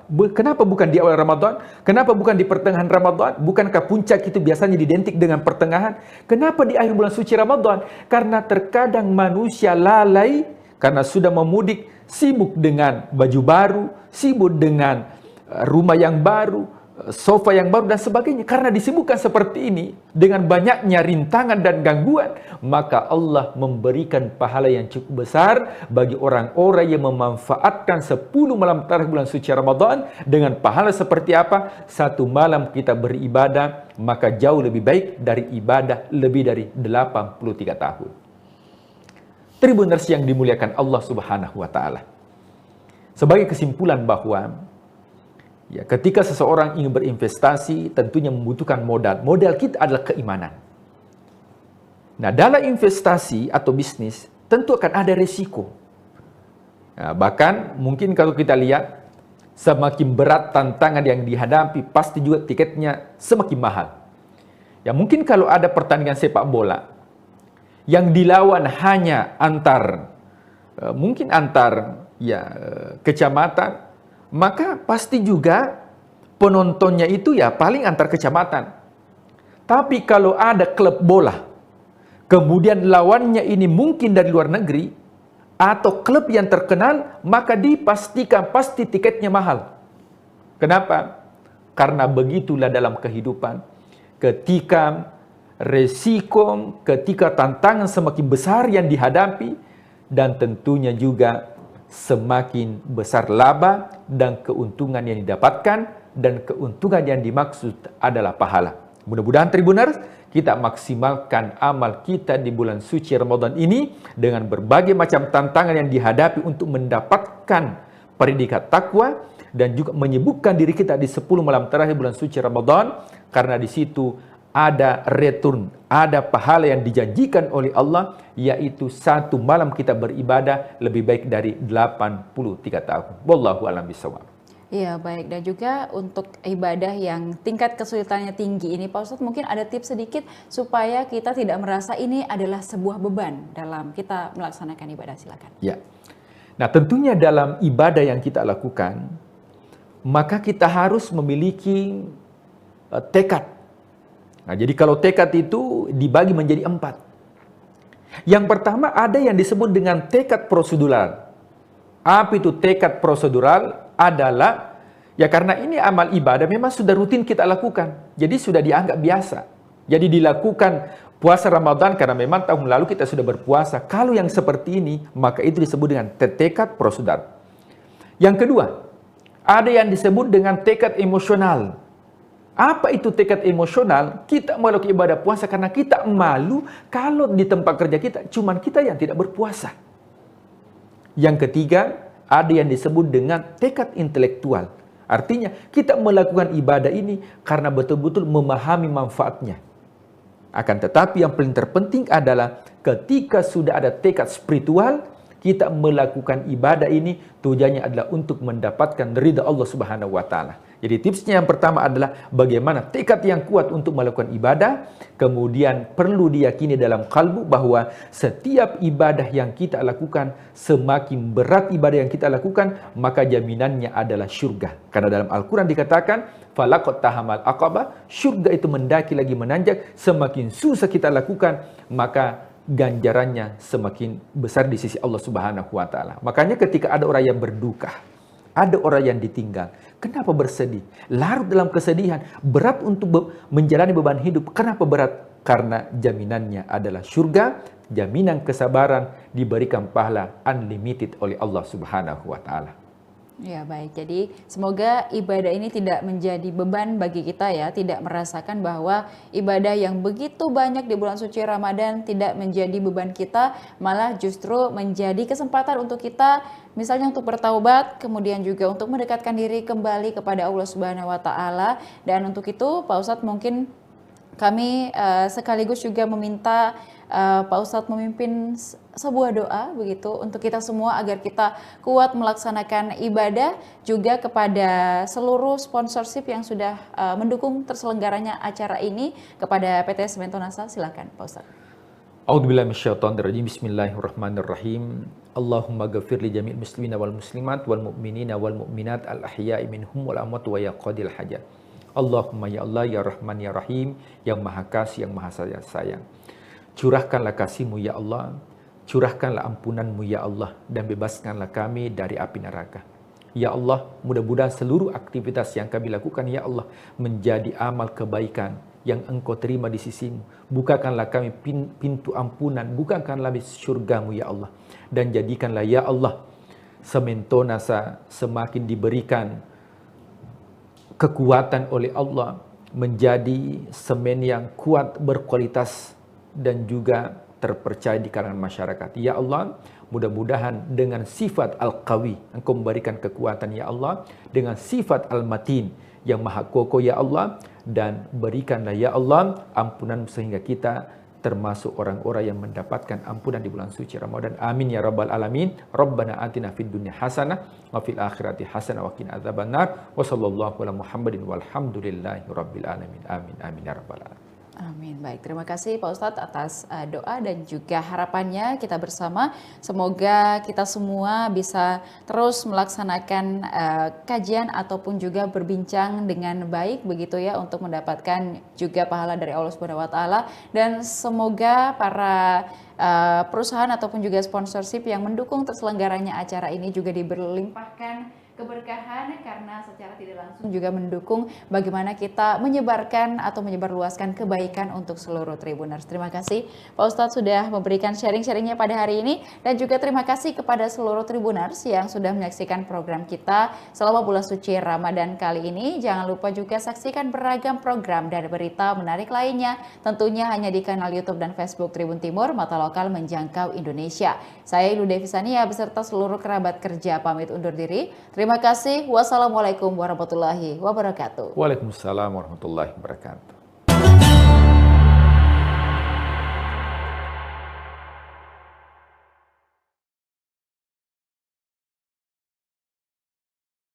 Tanpa bermaksud personal branding ya, jadi mohon maaf. Saya adalah putra dari seorang penceramah kondang, Kiai Haji Ahmad Hashim Muzadi. Jadi saya tentu tidak berangkat dari titik nol. Titik baliknya adalah ketika saya masuk Gontor.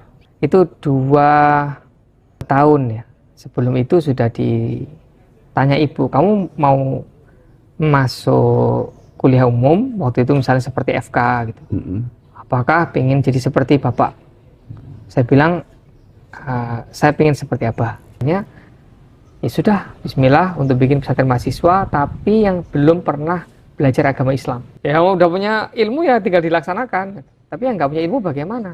Dia akan menjadi pejabat, dia akan menjadi decision maker, dia akan menjadi bapak. Nah ini nggak pegangan agama, pegangan siapa? Pesan apa sebelum wafat? Waktu itu saya bilang, Pak, kita kan nggak hidup selamanya. Bagaimana ya Pak?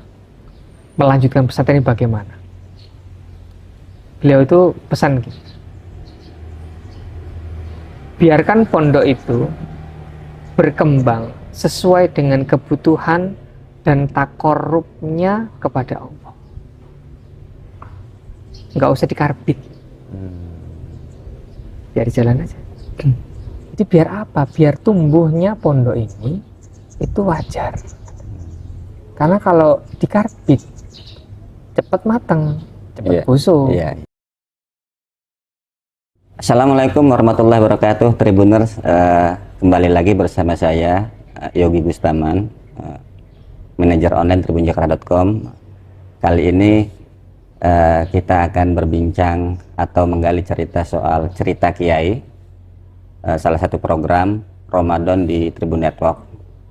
Sudah hadir bersama saya Gus Yusron Sidki, pengasuh pesantren mahasiswa Al-Hikam Depok. Assalamualaikum Gus. Waalaikumsalam warahmatullahi wabarakatuh. Sehat Gus ya? Senior kami. Alhamdulillah sehat. Terima kasih Gus sudah menerima silaturahim kami. Sama-sama. Di program ini kita akan menggali soal cerita Kiai, khususnya dari Gus Yusron. Gitu. Gimana Gus Yusron sampai sejauh ini gitu kan, nggak mungkin pasti mengalami tahapan dari sekolah dasar, dari SMP, SMA sampai sekarang gitu. Dan tradisi keislaman itu kan tradisi akademik ya Gus ya. Bisa ceritakan nggak Gus dinamika Gus Yusron waktu menimba ilmu, bahkan ada ceritanya ketika Gus Yusron pernah di Suriah waktu itu di tengah-tengah konflik gitu. Dan di penjara. Oh ya? Oh iya. Itu gimana Gus ceritanya Gus? Bismillahirrahmanirrahim. Terima kasih atas kedatangan tim dari Tribun ya. Ini kebetulan ya dengan adalah senior kami ya. Sebenarnya tidak setiap sosok pasti punya cerita. Iya. Dan cerita itu pasti berbeda-beda, maka akan menjadi sosok yang berbeda pula. Tanpa bermaksud personal branding ya, jadi mohon maaf. Dulu ketika saya masih kecil, saya adalah putra dari seorang penceramah kondang, Kiai Haji Ahmad Hashim Muzadi. Jadi saya tentu tidak berangkat dari titik nol. Berbeda dengan ayah saya yang memang bukan anaknya kiai, maka saya memiliki kisah yang berbeda dari ayah saya. Saya tumbuh di lingkungan pesantren. Jadi waktu pesantren Al-Hikam Malang itu dibangun, saya masih melihat bagaimana abah masih nungguin masjid, kemudian santri-santri awal datang, kemudian ya pembangunan yang asrama pertama, asrama kedua, asrama ketiga, dan seterusnya. Saya melihat perjalanan itu. Tentu berbeda dengan saya yang masuknya atau mulainya tidak dari awal, tapi ya dari sudah sangat dekat dengan dunia pesantren. Istilahnya saya besar di pesantren. Ketika saya besar di pesantren, ternyata pendidikan sekolah yang saya geluti sangat mempengaruhi pribadi. Ketika saya masih berada di madrasah ibtidaiyah, maka persinggungan saya dengan kegiatan agama cukup intens. Namun waktu itu ibu saya memindahkan ke SD kelas 4. Alasannya sederhana, karena Yusron tidak pernah belajar kok ranking 1. Nah, ternyata ketika digeser ke SD, saya langsung ranking 14. Nah, kata ibu saya, berarti bukan kamu yang pinter, gitu. Berarti lingkungannya yang kurang kompetitif. Ya, kira-kira bahasanya gitu. Oke, kamu sekarang waktunya belajar lagi. Tapi perjalanan ini membuat intensitas kita terhadap agama, mau tidak mau, disadari atau tidak, pasti menurun. Nah, ketika intensitasnya turun, maka walaupun saya anaknya kiai, walaupun saya itu tinggal di pesantren, tapi kadang ya agama itu ya benar-benar seperti, yang penting saya Islam, yang penting saya sholat, titik gitu. Tapi apakah agama ini layak diperjuangkan? Apa yang harus diperjuangkan dari agama ini? Apa yang harus menjadi pegangan hidup? Itu tidak saya dapatkan. Karena ayah sibuk, santri sibuk, ya saya sibuk dengan dunia akademik saya sendiri. Nah, titik baliknya adalah ketika saya masuk Gontor. Jadi saya sebelum masuk Gontor di usia SMA ya, itu dua tahun ya. Sebelum itu sudah ditanya ibu, kamu mau masuk kuliah umum, waktu itu misalnya seperti FK gitu, apakah pengen jadi seperti bapak? Saya bilang, saya pengen seperti apa? Kalau gitu sekarang waktunya kamu setiap akhir pekan ngaji ke Ustadz Munif namanya. Baik, saya ngaji dengan kakak saya berangkat. Ketika saya masuk Gontor, terus saya diajari banyak ilmu, ya kita kan belajar mahfudhot ya, pesan nasihat kehidupan, hasil dari pengalaman para ulama, orang-orang bijak. Kemudian kita baca hadis, baca tafsir. Loh, saya sadar ternyata agama ini luar biasa. Nah, di situ saya merasakan manfaat beragama yang sangat baik, mempengaruhi cara pandang, pola pikir, gas atau ngerem. Maka saya jadi tertarik untuk ini, agama tidak boleh berhenti di saya. Bagaimana agama ini menjadi manfaat bagi orang lain juga. Waktu itu saya bisa baca di Gontor, ngerti, oh saya ngerti. Tapi setelah saya di Gontor terus tetap ngaji ke Ustadz Munif, misalnya ketika lagi pulang Ramadan kan kita 50 hari libur ya. Di Ramadan itu saya ngaji dengan Ustadz Munif. Bahkan kajian-kajian salaf itu terlihat luar biasa. Ini lebih dari yang saya terima di Gontor. Di Gontor aja sudah bagus, tapi kok membuka khazanah keislaman lebih bagus lagi. Ini artinya pondok salaf dengan modern tidak harus menjadi dikotomis, tapi bisa menjadi komplementer. Kemudian saya lulus dari Gontor, saya berangkat ke Suriah. Nah, ketika saya berangkat ke Suriah, saya mendapatkan bukan hanya ketemu ilmunya, saya ketemu orangnya. Saya Gus, kapan berangkat ke Suriah?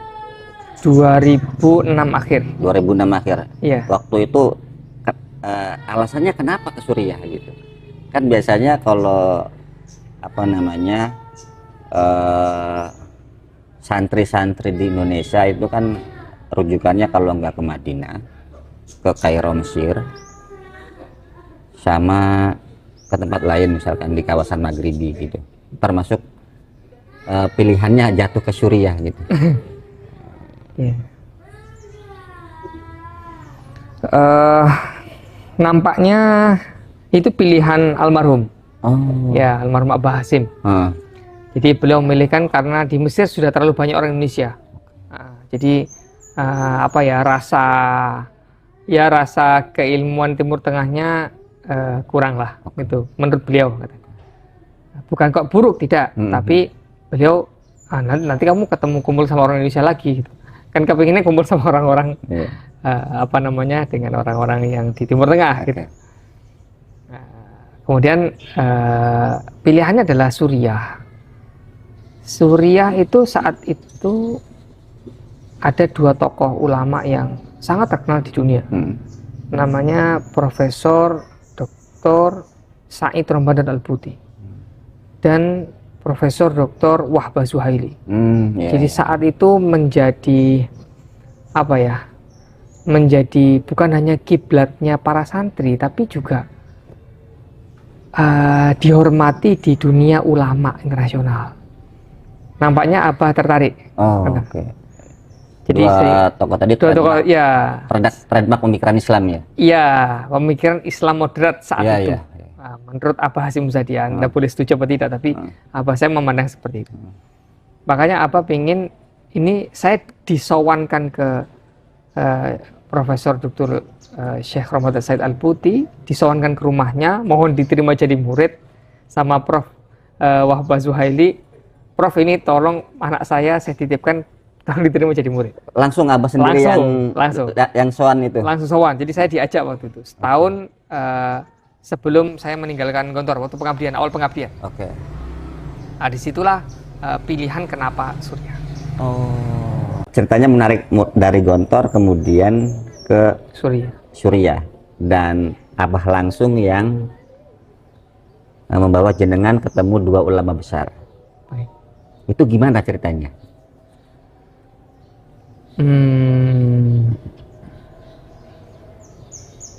Jadi judulnya itu survei kampus. Jadi Abah itu ngajak saya itu waktu itu dengan beberapa tokoh ya, seperti Kiai Idris Marzuki, kemudian Kiai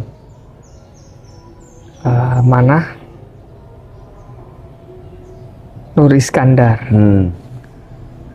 ada Kiai Masruri yang di Benda, yang di Cirebon, yang di Cirebon ya, Benda apa? Iya, di Benda ya, pokoknya Kiai Masruri ya. Jadi itu berempat dengan Abah. Jadi saya bertemu dengan para kiai itu untuk sowan itu para ulama-ulama. Saya masuk rombongan sebenarnya ingin mencari kampus, tapi rombongannya rombongan untuk silaturahim dengan ulama dan parlemen Suriah waktu itu. Apa punya agenda, saya diangkut istilahnya lah.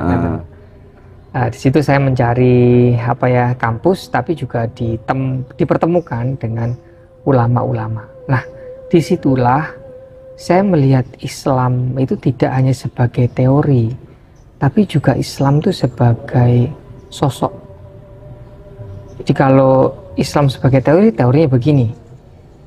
Tapi melihat sosok orang yang alim, bersahaja, santun, kemudian yang ditimbang itu Allah itu senang apa tidak. Lalu saya ketemu wujudnya. Selama ini kita hanya ideal, ya, idenya Islam seperti ini. Tapi ini sudah termanifestasi di dalam seorang sosok. Nah, maka kalau kita datang ke rumahnya Syekh Wahbah itu, istrinya sudah ngantar sampai sebelum ruangan kita. Syekh Wahbah sendiri yang bawakan teh sama gelas sama jajan. Itu kalau di Indonesia itu sudah dianggap kualat. Tapi kalau di sana enggak, kiai-kiai itu egaliter. Jadi Syekh Wahbah Zuhaili ini langsung membawakan makanan dan minuman. Nampan isi teh sama makanan. Buat dirinya apa buat tamu? Buat tamu. Iya. Waktu itu buat saya. Bahkan saya diambilkan gelas. Yusron, ini gelas. Tidak ada orang yang pernah minum dari gelas ini kecuali saya. Hari ini kami pakai. Jadi apa ya? Apa namanya? Kita tuh begini ya, akhlak ulama itu. Gus, sebentar Gus. Momennya waktu itu apa? Silaturahmi ke Syekh Wahbah Zuhaili dengan rombongan atau gimana? Kalau sampai Syekh Wahbah Zuhaili membawakan langsung gelas dan teh gitu. Memang kan budaya Arab begitu. Perempuan kan tidak keluar ke ruang tamu. Ya, jadi laki-laki lah yang masuk. Kalau nggak ada anak-anak, maka yang keluar adalah beliaunya langsung. Dr. Ajat Khotib yang terkenal itu seorang pakar ilmu hadis di Suriah, itu juga pernah melakukan yang sama. Bawa sendiri sirup, kemudian kita yang disuguhkan. Lalu kita bukan siapa-siapa, kita cuma itu lagi apa, silaturahim sawal gitu ya. Nah, beliau sendiri ini menunjukkan bahwa tidak ada feodalisme itu dari mana. Ya, kita memuliakan para ulama karena mereka memuliakan kita terlebih dahulu. Setidaknya tidak memuliakan kita dengan makanan, mereka memuliakan kami dengan ilmu. Karena harta seiring waktu bisa habis, tapi ilmu akan kita bawa kemana-mana. Itu waktu itu sendiri, jenengan sendiri apa ada rombongan? Kalau yang waktu dengan Abah, saya kan bareng-bareng kan sama kiai-kiai rombongan 10 orang waktu. 10 orang. Sehingga kami dijamu ya. Ini memang kalau kiai di sana, ulama itu kan berbeda ya dengan ulama di sini. Di sini tuh sukanya bikin pesantren. Tapi kalau ulama di sana itu menghidupkan majelis. Sehingga kalau di sini makanya kalau para di sini kan orang-orang tokoh dari keturunan-keturunan Yaman ya, biasa disebut dengan habaib ya. Itu kan sukanya majelis taklim ya, seperti itu.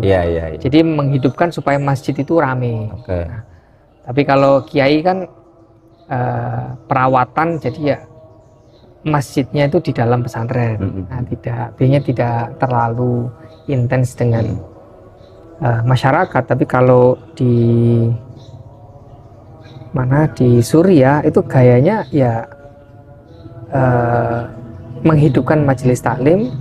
Yang indah waktu hidup di sana adalah kita memang tetap kuliah, tapi kita punya pendamping ilmu di majelis-majelis di masjid.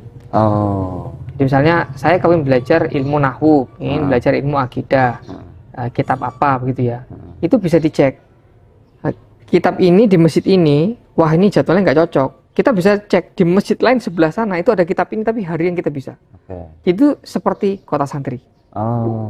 Jadi tidak seperti kuliah yang kalau sudah lewat ya udah gitu ya. Jadi Suriah itu seperti kota santri, sehingga kita yang tentukan materinya, kita tentukan kapan yang belajarnya, di masjid siapa, syekhnya siapa, kita bisa atur.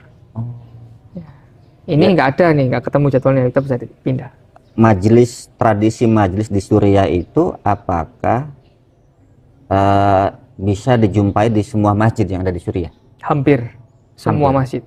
Jadi setiap masjid itu ada pengampunya ya, ada mentornya gitu. Ada mentornya. Jadi inilah bagusnya, sisi positifnya adalah masjidnya ramai. dengan para santri-santri, apalagi dari Asia Tenggara. Wow, itu banyak sekali. Malaysia, Indonesia, gitu ya, kemudian Singapura. Tadi kan Abah sendiri yang bawa Gus Yusron ketemu Syekh Buti sama Syekh Wahbah Zuhaili ya. Kemudian kuliah juga. Kalau majelis lebih banyak di mana, Gus? Dan kuliah kemana gitu? Kalau kuliah saya kan lulusnya di Abu Nur Kuftaro. Kemudian kalau di majelisnya saya lebih ke Syekh Ramadan Al-Budi, lebih ke sana, lebih ke sana itu lebih intens. Apa intinya yang melatar belakangi atau yang mendorong ke sana gitu? Iya, ada cerita menarik seperti apa, Gus? Dia kan orang sastra, Ramadan Al-Budi itu, walaupun dia bukan lahir dari Arab, tapi dia diakui secara kebahasaan Arabnya. Maka storytellingnya yang indah. Jadi kami diberikan statement, pemantik, kemudian kita pertanyakan, kita lakukan apersepsi. Setelah itu beliau ngajak kita jalan-jalan ke pemikiran untuk menjawab itu. Jadi kita tidak didogma, tapi kita diajak untuk berpikir lebih kritis dengan gaya yang indah. Nah, itu yang bikin kita betah. Gitu. Jadi tidak materi ini, tetapi diajak materi yang berat itu diajak untuk berpikir lebih jernih ya, sehingga di situ beliau sekalian menanamkan adab di dalam keilmuan. Seperti beliau itu marah kalau menyebutkan nama orang yang tidak setuju dengan dirinya di hadapannya. Jadi beliau itu bilang, kalau Anda ingin menanyakan pemikirannya sebut, jangan sebut namanya. Itu kamu ngadu domba saya dengan dia. Itu dimarahi di depan umum. Dan marah besar itu? Marah besar itu. Kamu kalau pengen nanya, tanya aja pemikirannya, tapi jangan sebut namanya di sini. Mengadu domba ulama itu hal yang buruk. Itu setiap kali pertemuan dalam majelis bisa berapa orang, Gus, dengan Syekh Ramadan? Tergantung ya, ada majelis yang memang bisa sampai 1000 ada. Tapi kalau majelis-majelis yang khusus, misalnya di hari Jumat di masjid ayahnya, ya mungkin ya sekitar 50 sampai 100. 100 orang aja. 100 orang. Tergantung yang majelisnya. Ya? Tergantung majelisnya. Nah, jenengan lebih intensnya di yang khususnya apa yang umumnya itu? Lebih ke yang umum. Yang umum, yang gede. Okay. Karena materinya seneng aja. Seneng aja. Tapi untuk mengikuti majelis di ulama-ulama kayak di Suriah kayak begini, kayak Syekh Buti ini, ada bolong-bolongnya nggak apa-apa? Apa harus kita intens misalkan? Enggak, kan memang tidak ada ikatan. Oh gitu. Nggak ada ikatan. Jadi bukan pengajian umum, tidak pengajian setoran khusus. Enggak.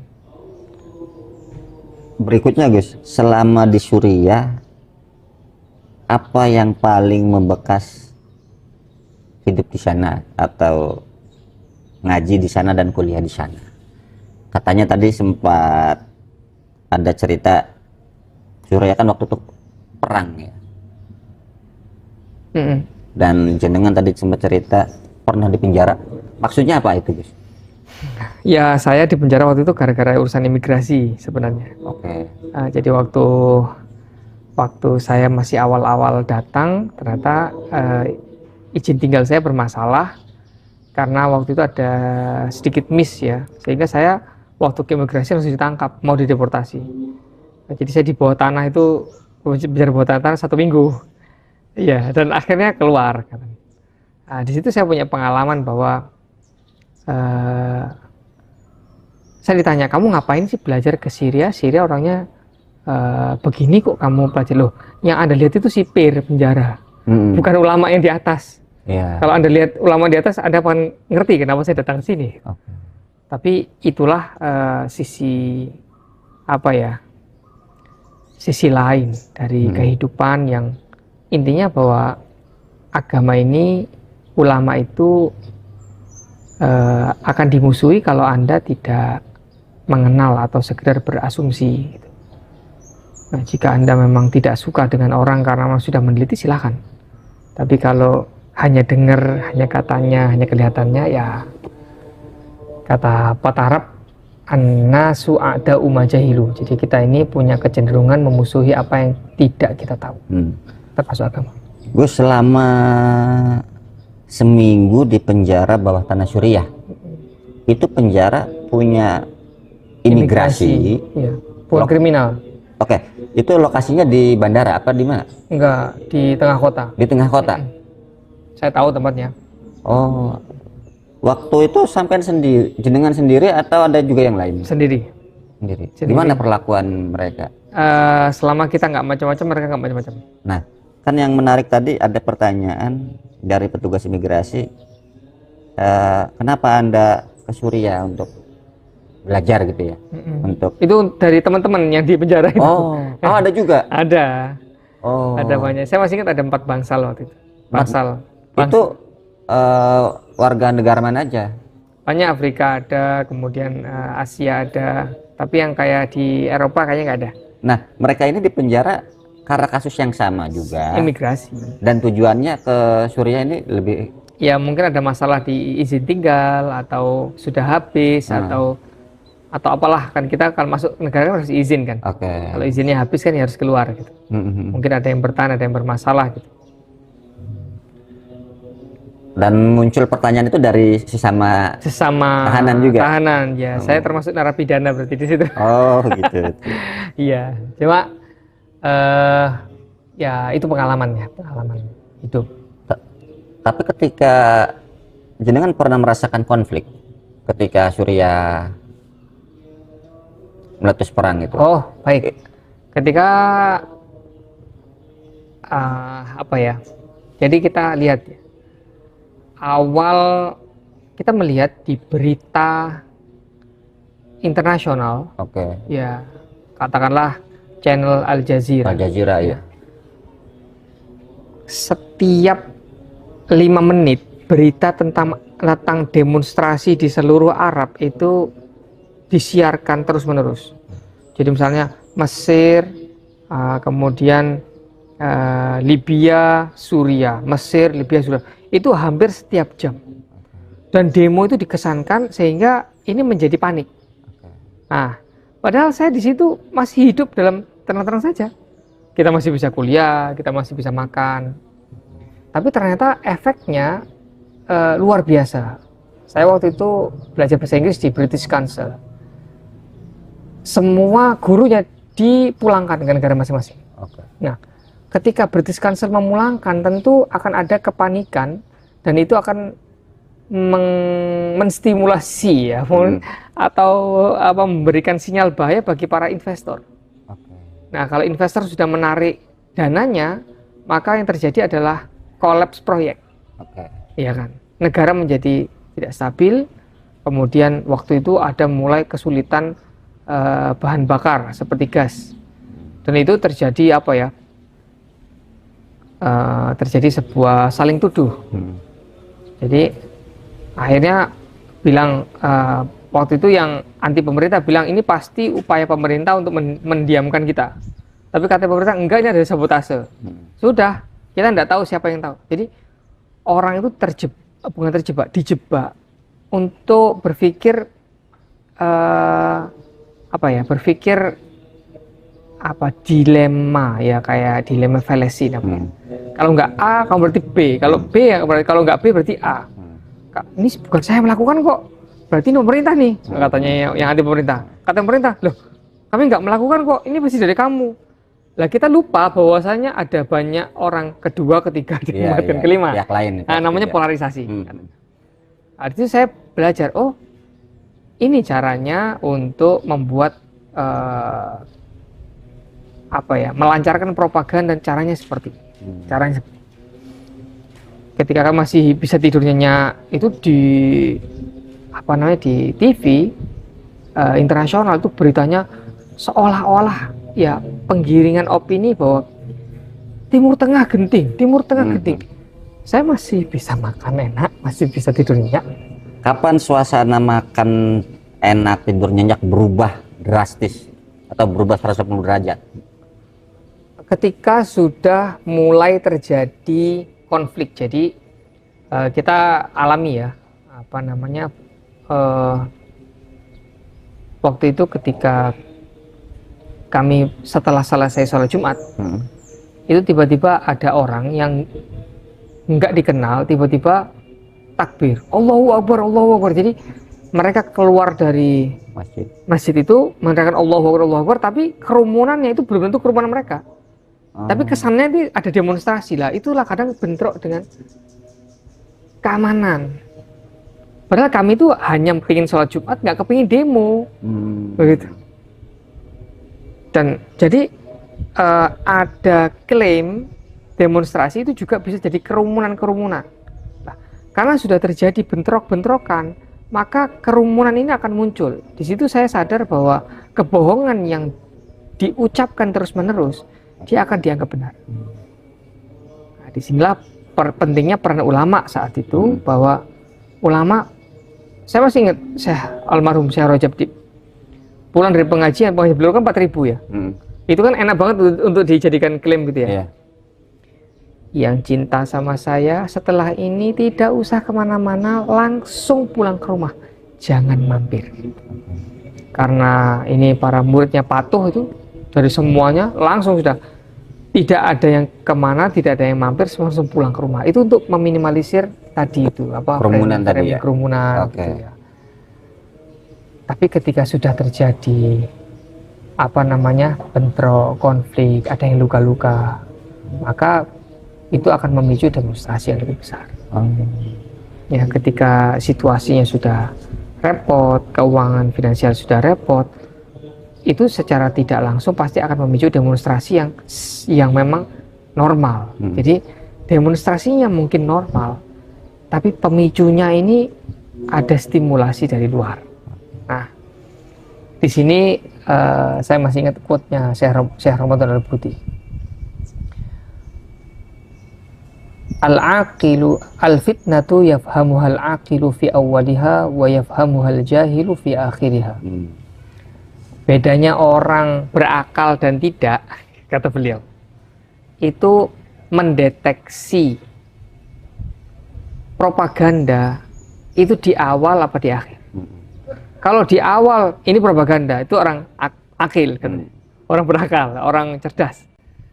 Tapi kalau orang sudah selesai, kemudian kita hanya porak-poranda, loh, selama ini gitu ya? Ini propaganda tau lah, itu memang bukan akil katanya. Beliau Syekh Ramadan Al-Buti itu adalah satu-satunya ulama saat itu yang senior ya, yang senior, yang bertahan untuk tetap bersama dengan pemerintah. Tetap bertahan sama pemerintah? Iya, artinya bukan bersama pemerintah, mohon maaf, sorry. Satu-satunya ulama yang tidak mau memusuhi pemerintah. Berbeda nih, beda nih. Okay. Jadi bukan bersama pemerintah ya, tapi tidak mau memusuhi pemerintah, ini berbeda. Nah, beliau taruh standing position, sehingga waktu itu saya bertemu Syekh Zuhaili, Yusron. Saya 40 tahun itu tidak pernah beda pendapat dengan Syekh Al-Buti, kecuali ini, katanya. Semua ulama itu sudah tidak ada di barisan pemerintah. Kita sudah mau melawan pemerintah, kok kamu masih enggak? Saya tetap mau seperti ini. Jadi beliau itu yang saya sebut sosok itu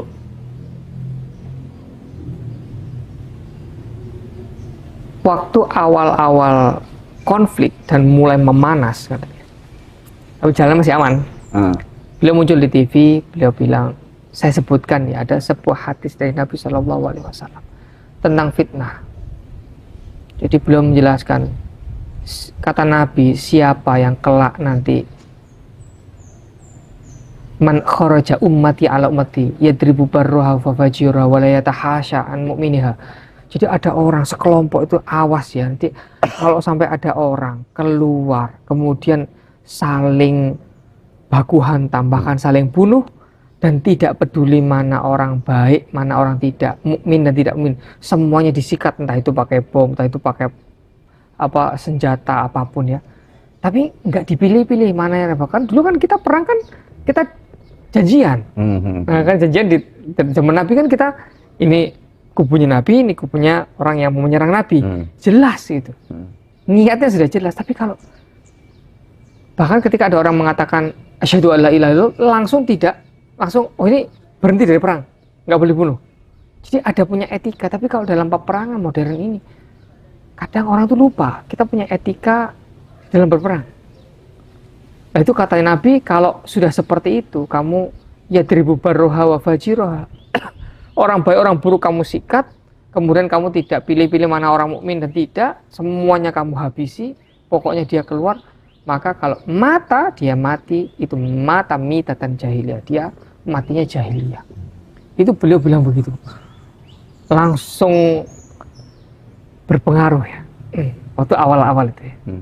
Di situ saya melihat sosok yang lain, tapi kesaksian dari Habib Ali Jufri tahun 2009, beliau bersaksi ketika kita duduk, saya dengan Syekh Ramadan Al-Buti duduk di hadapan parlemen dan Presiden Bashar Assad, itu Syekh Ramadan Al-Buti itu berkata sangat keras terhadap pemerintah, terhadap presiden, tapi giliran ketemu rakyat tenang. Ini tentu berbeda dengan yang di luar dia demo, ya. Ketika ketemu pemerintah ada dealnya, kan berarti ini kan nggak tulus ya. Sehingga ketika Syekh Ramadan Al-Buti menunjukkan hal seperti itu, jadi saya tahu beliau tuh nggak nyari apa-apa. Menjadi people hero juga tidak, dituduh penjilat dia, dituduh anjing pemerintah, bukunya dibakar dan sebagainya. Tapi di dalam pemerintah dia dianggap orang ini mendekati oposisi. Nah, beliau cari apa di masyarakat? Kemudian dia dituduh sebagai anjing pemerintah. Tapi di depan pemerintah dia dituduh, dia belum tentu sepakat dengan kita. Dalam wawancara terakhir sebelum beliau wafat, akhirnya kena efek bom bunuh diri waktu itu ya. Tapi beliau kena hentakannya. Oh, kena itunya apa ya? Ledakan apa namanya? Wave-nya, shock wave-nya. Oke. Itu di mana? Di Masjid Iman, Jami Iman namanya. Masjidnya di beliau? Damaskus. Tempatnya beliau ngajar yang saya sering datang sana. Oh, ada pelaku peledakan bunuh diri gitu. Ya, meninggal dia. Nah, kemudian pelakunya. Nah, kemudian sebelum itu beliau wawancara. Beliau menjelaskan kenapa saya ini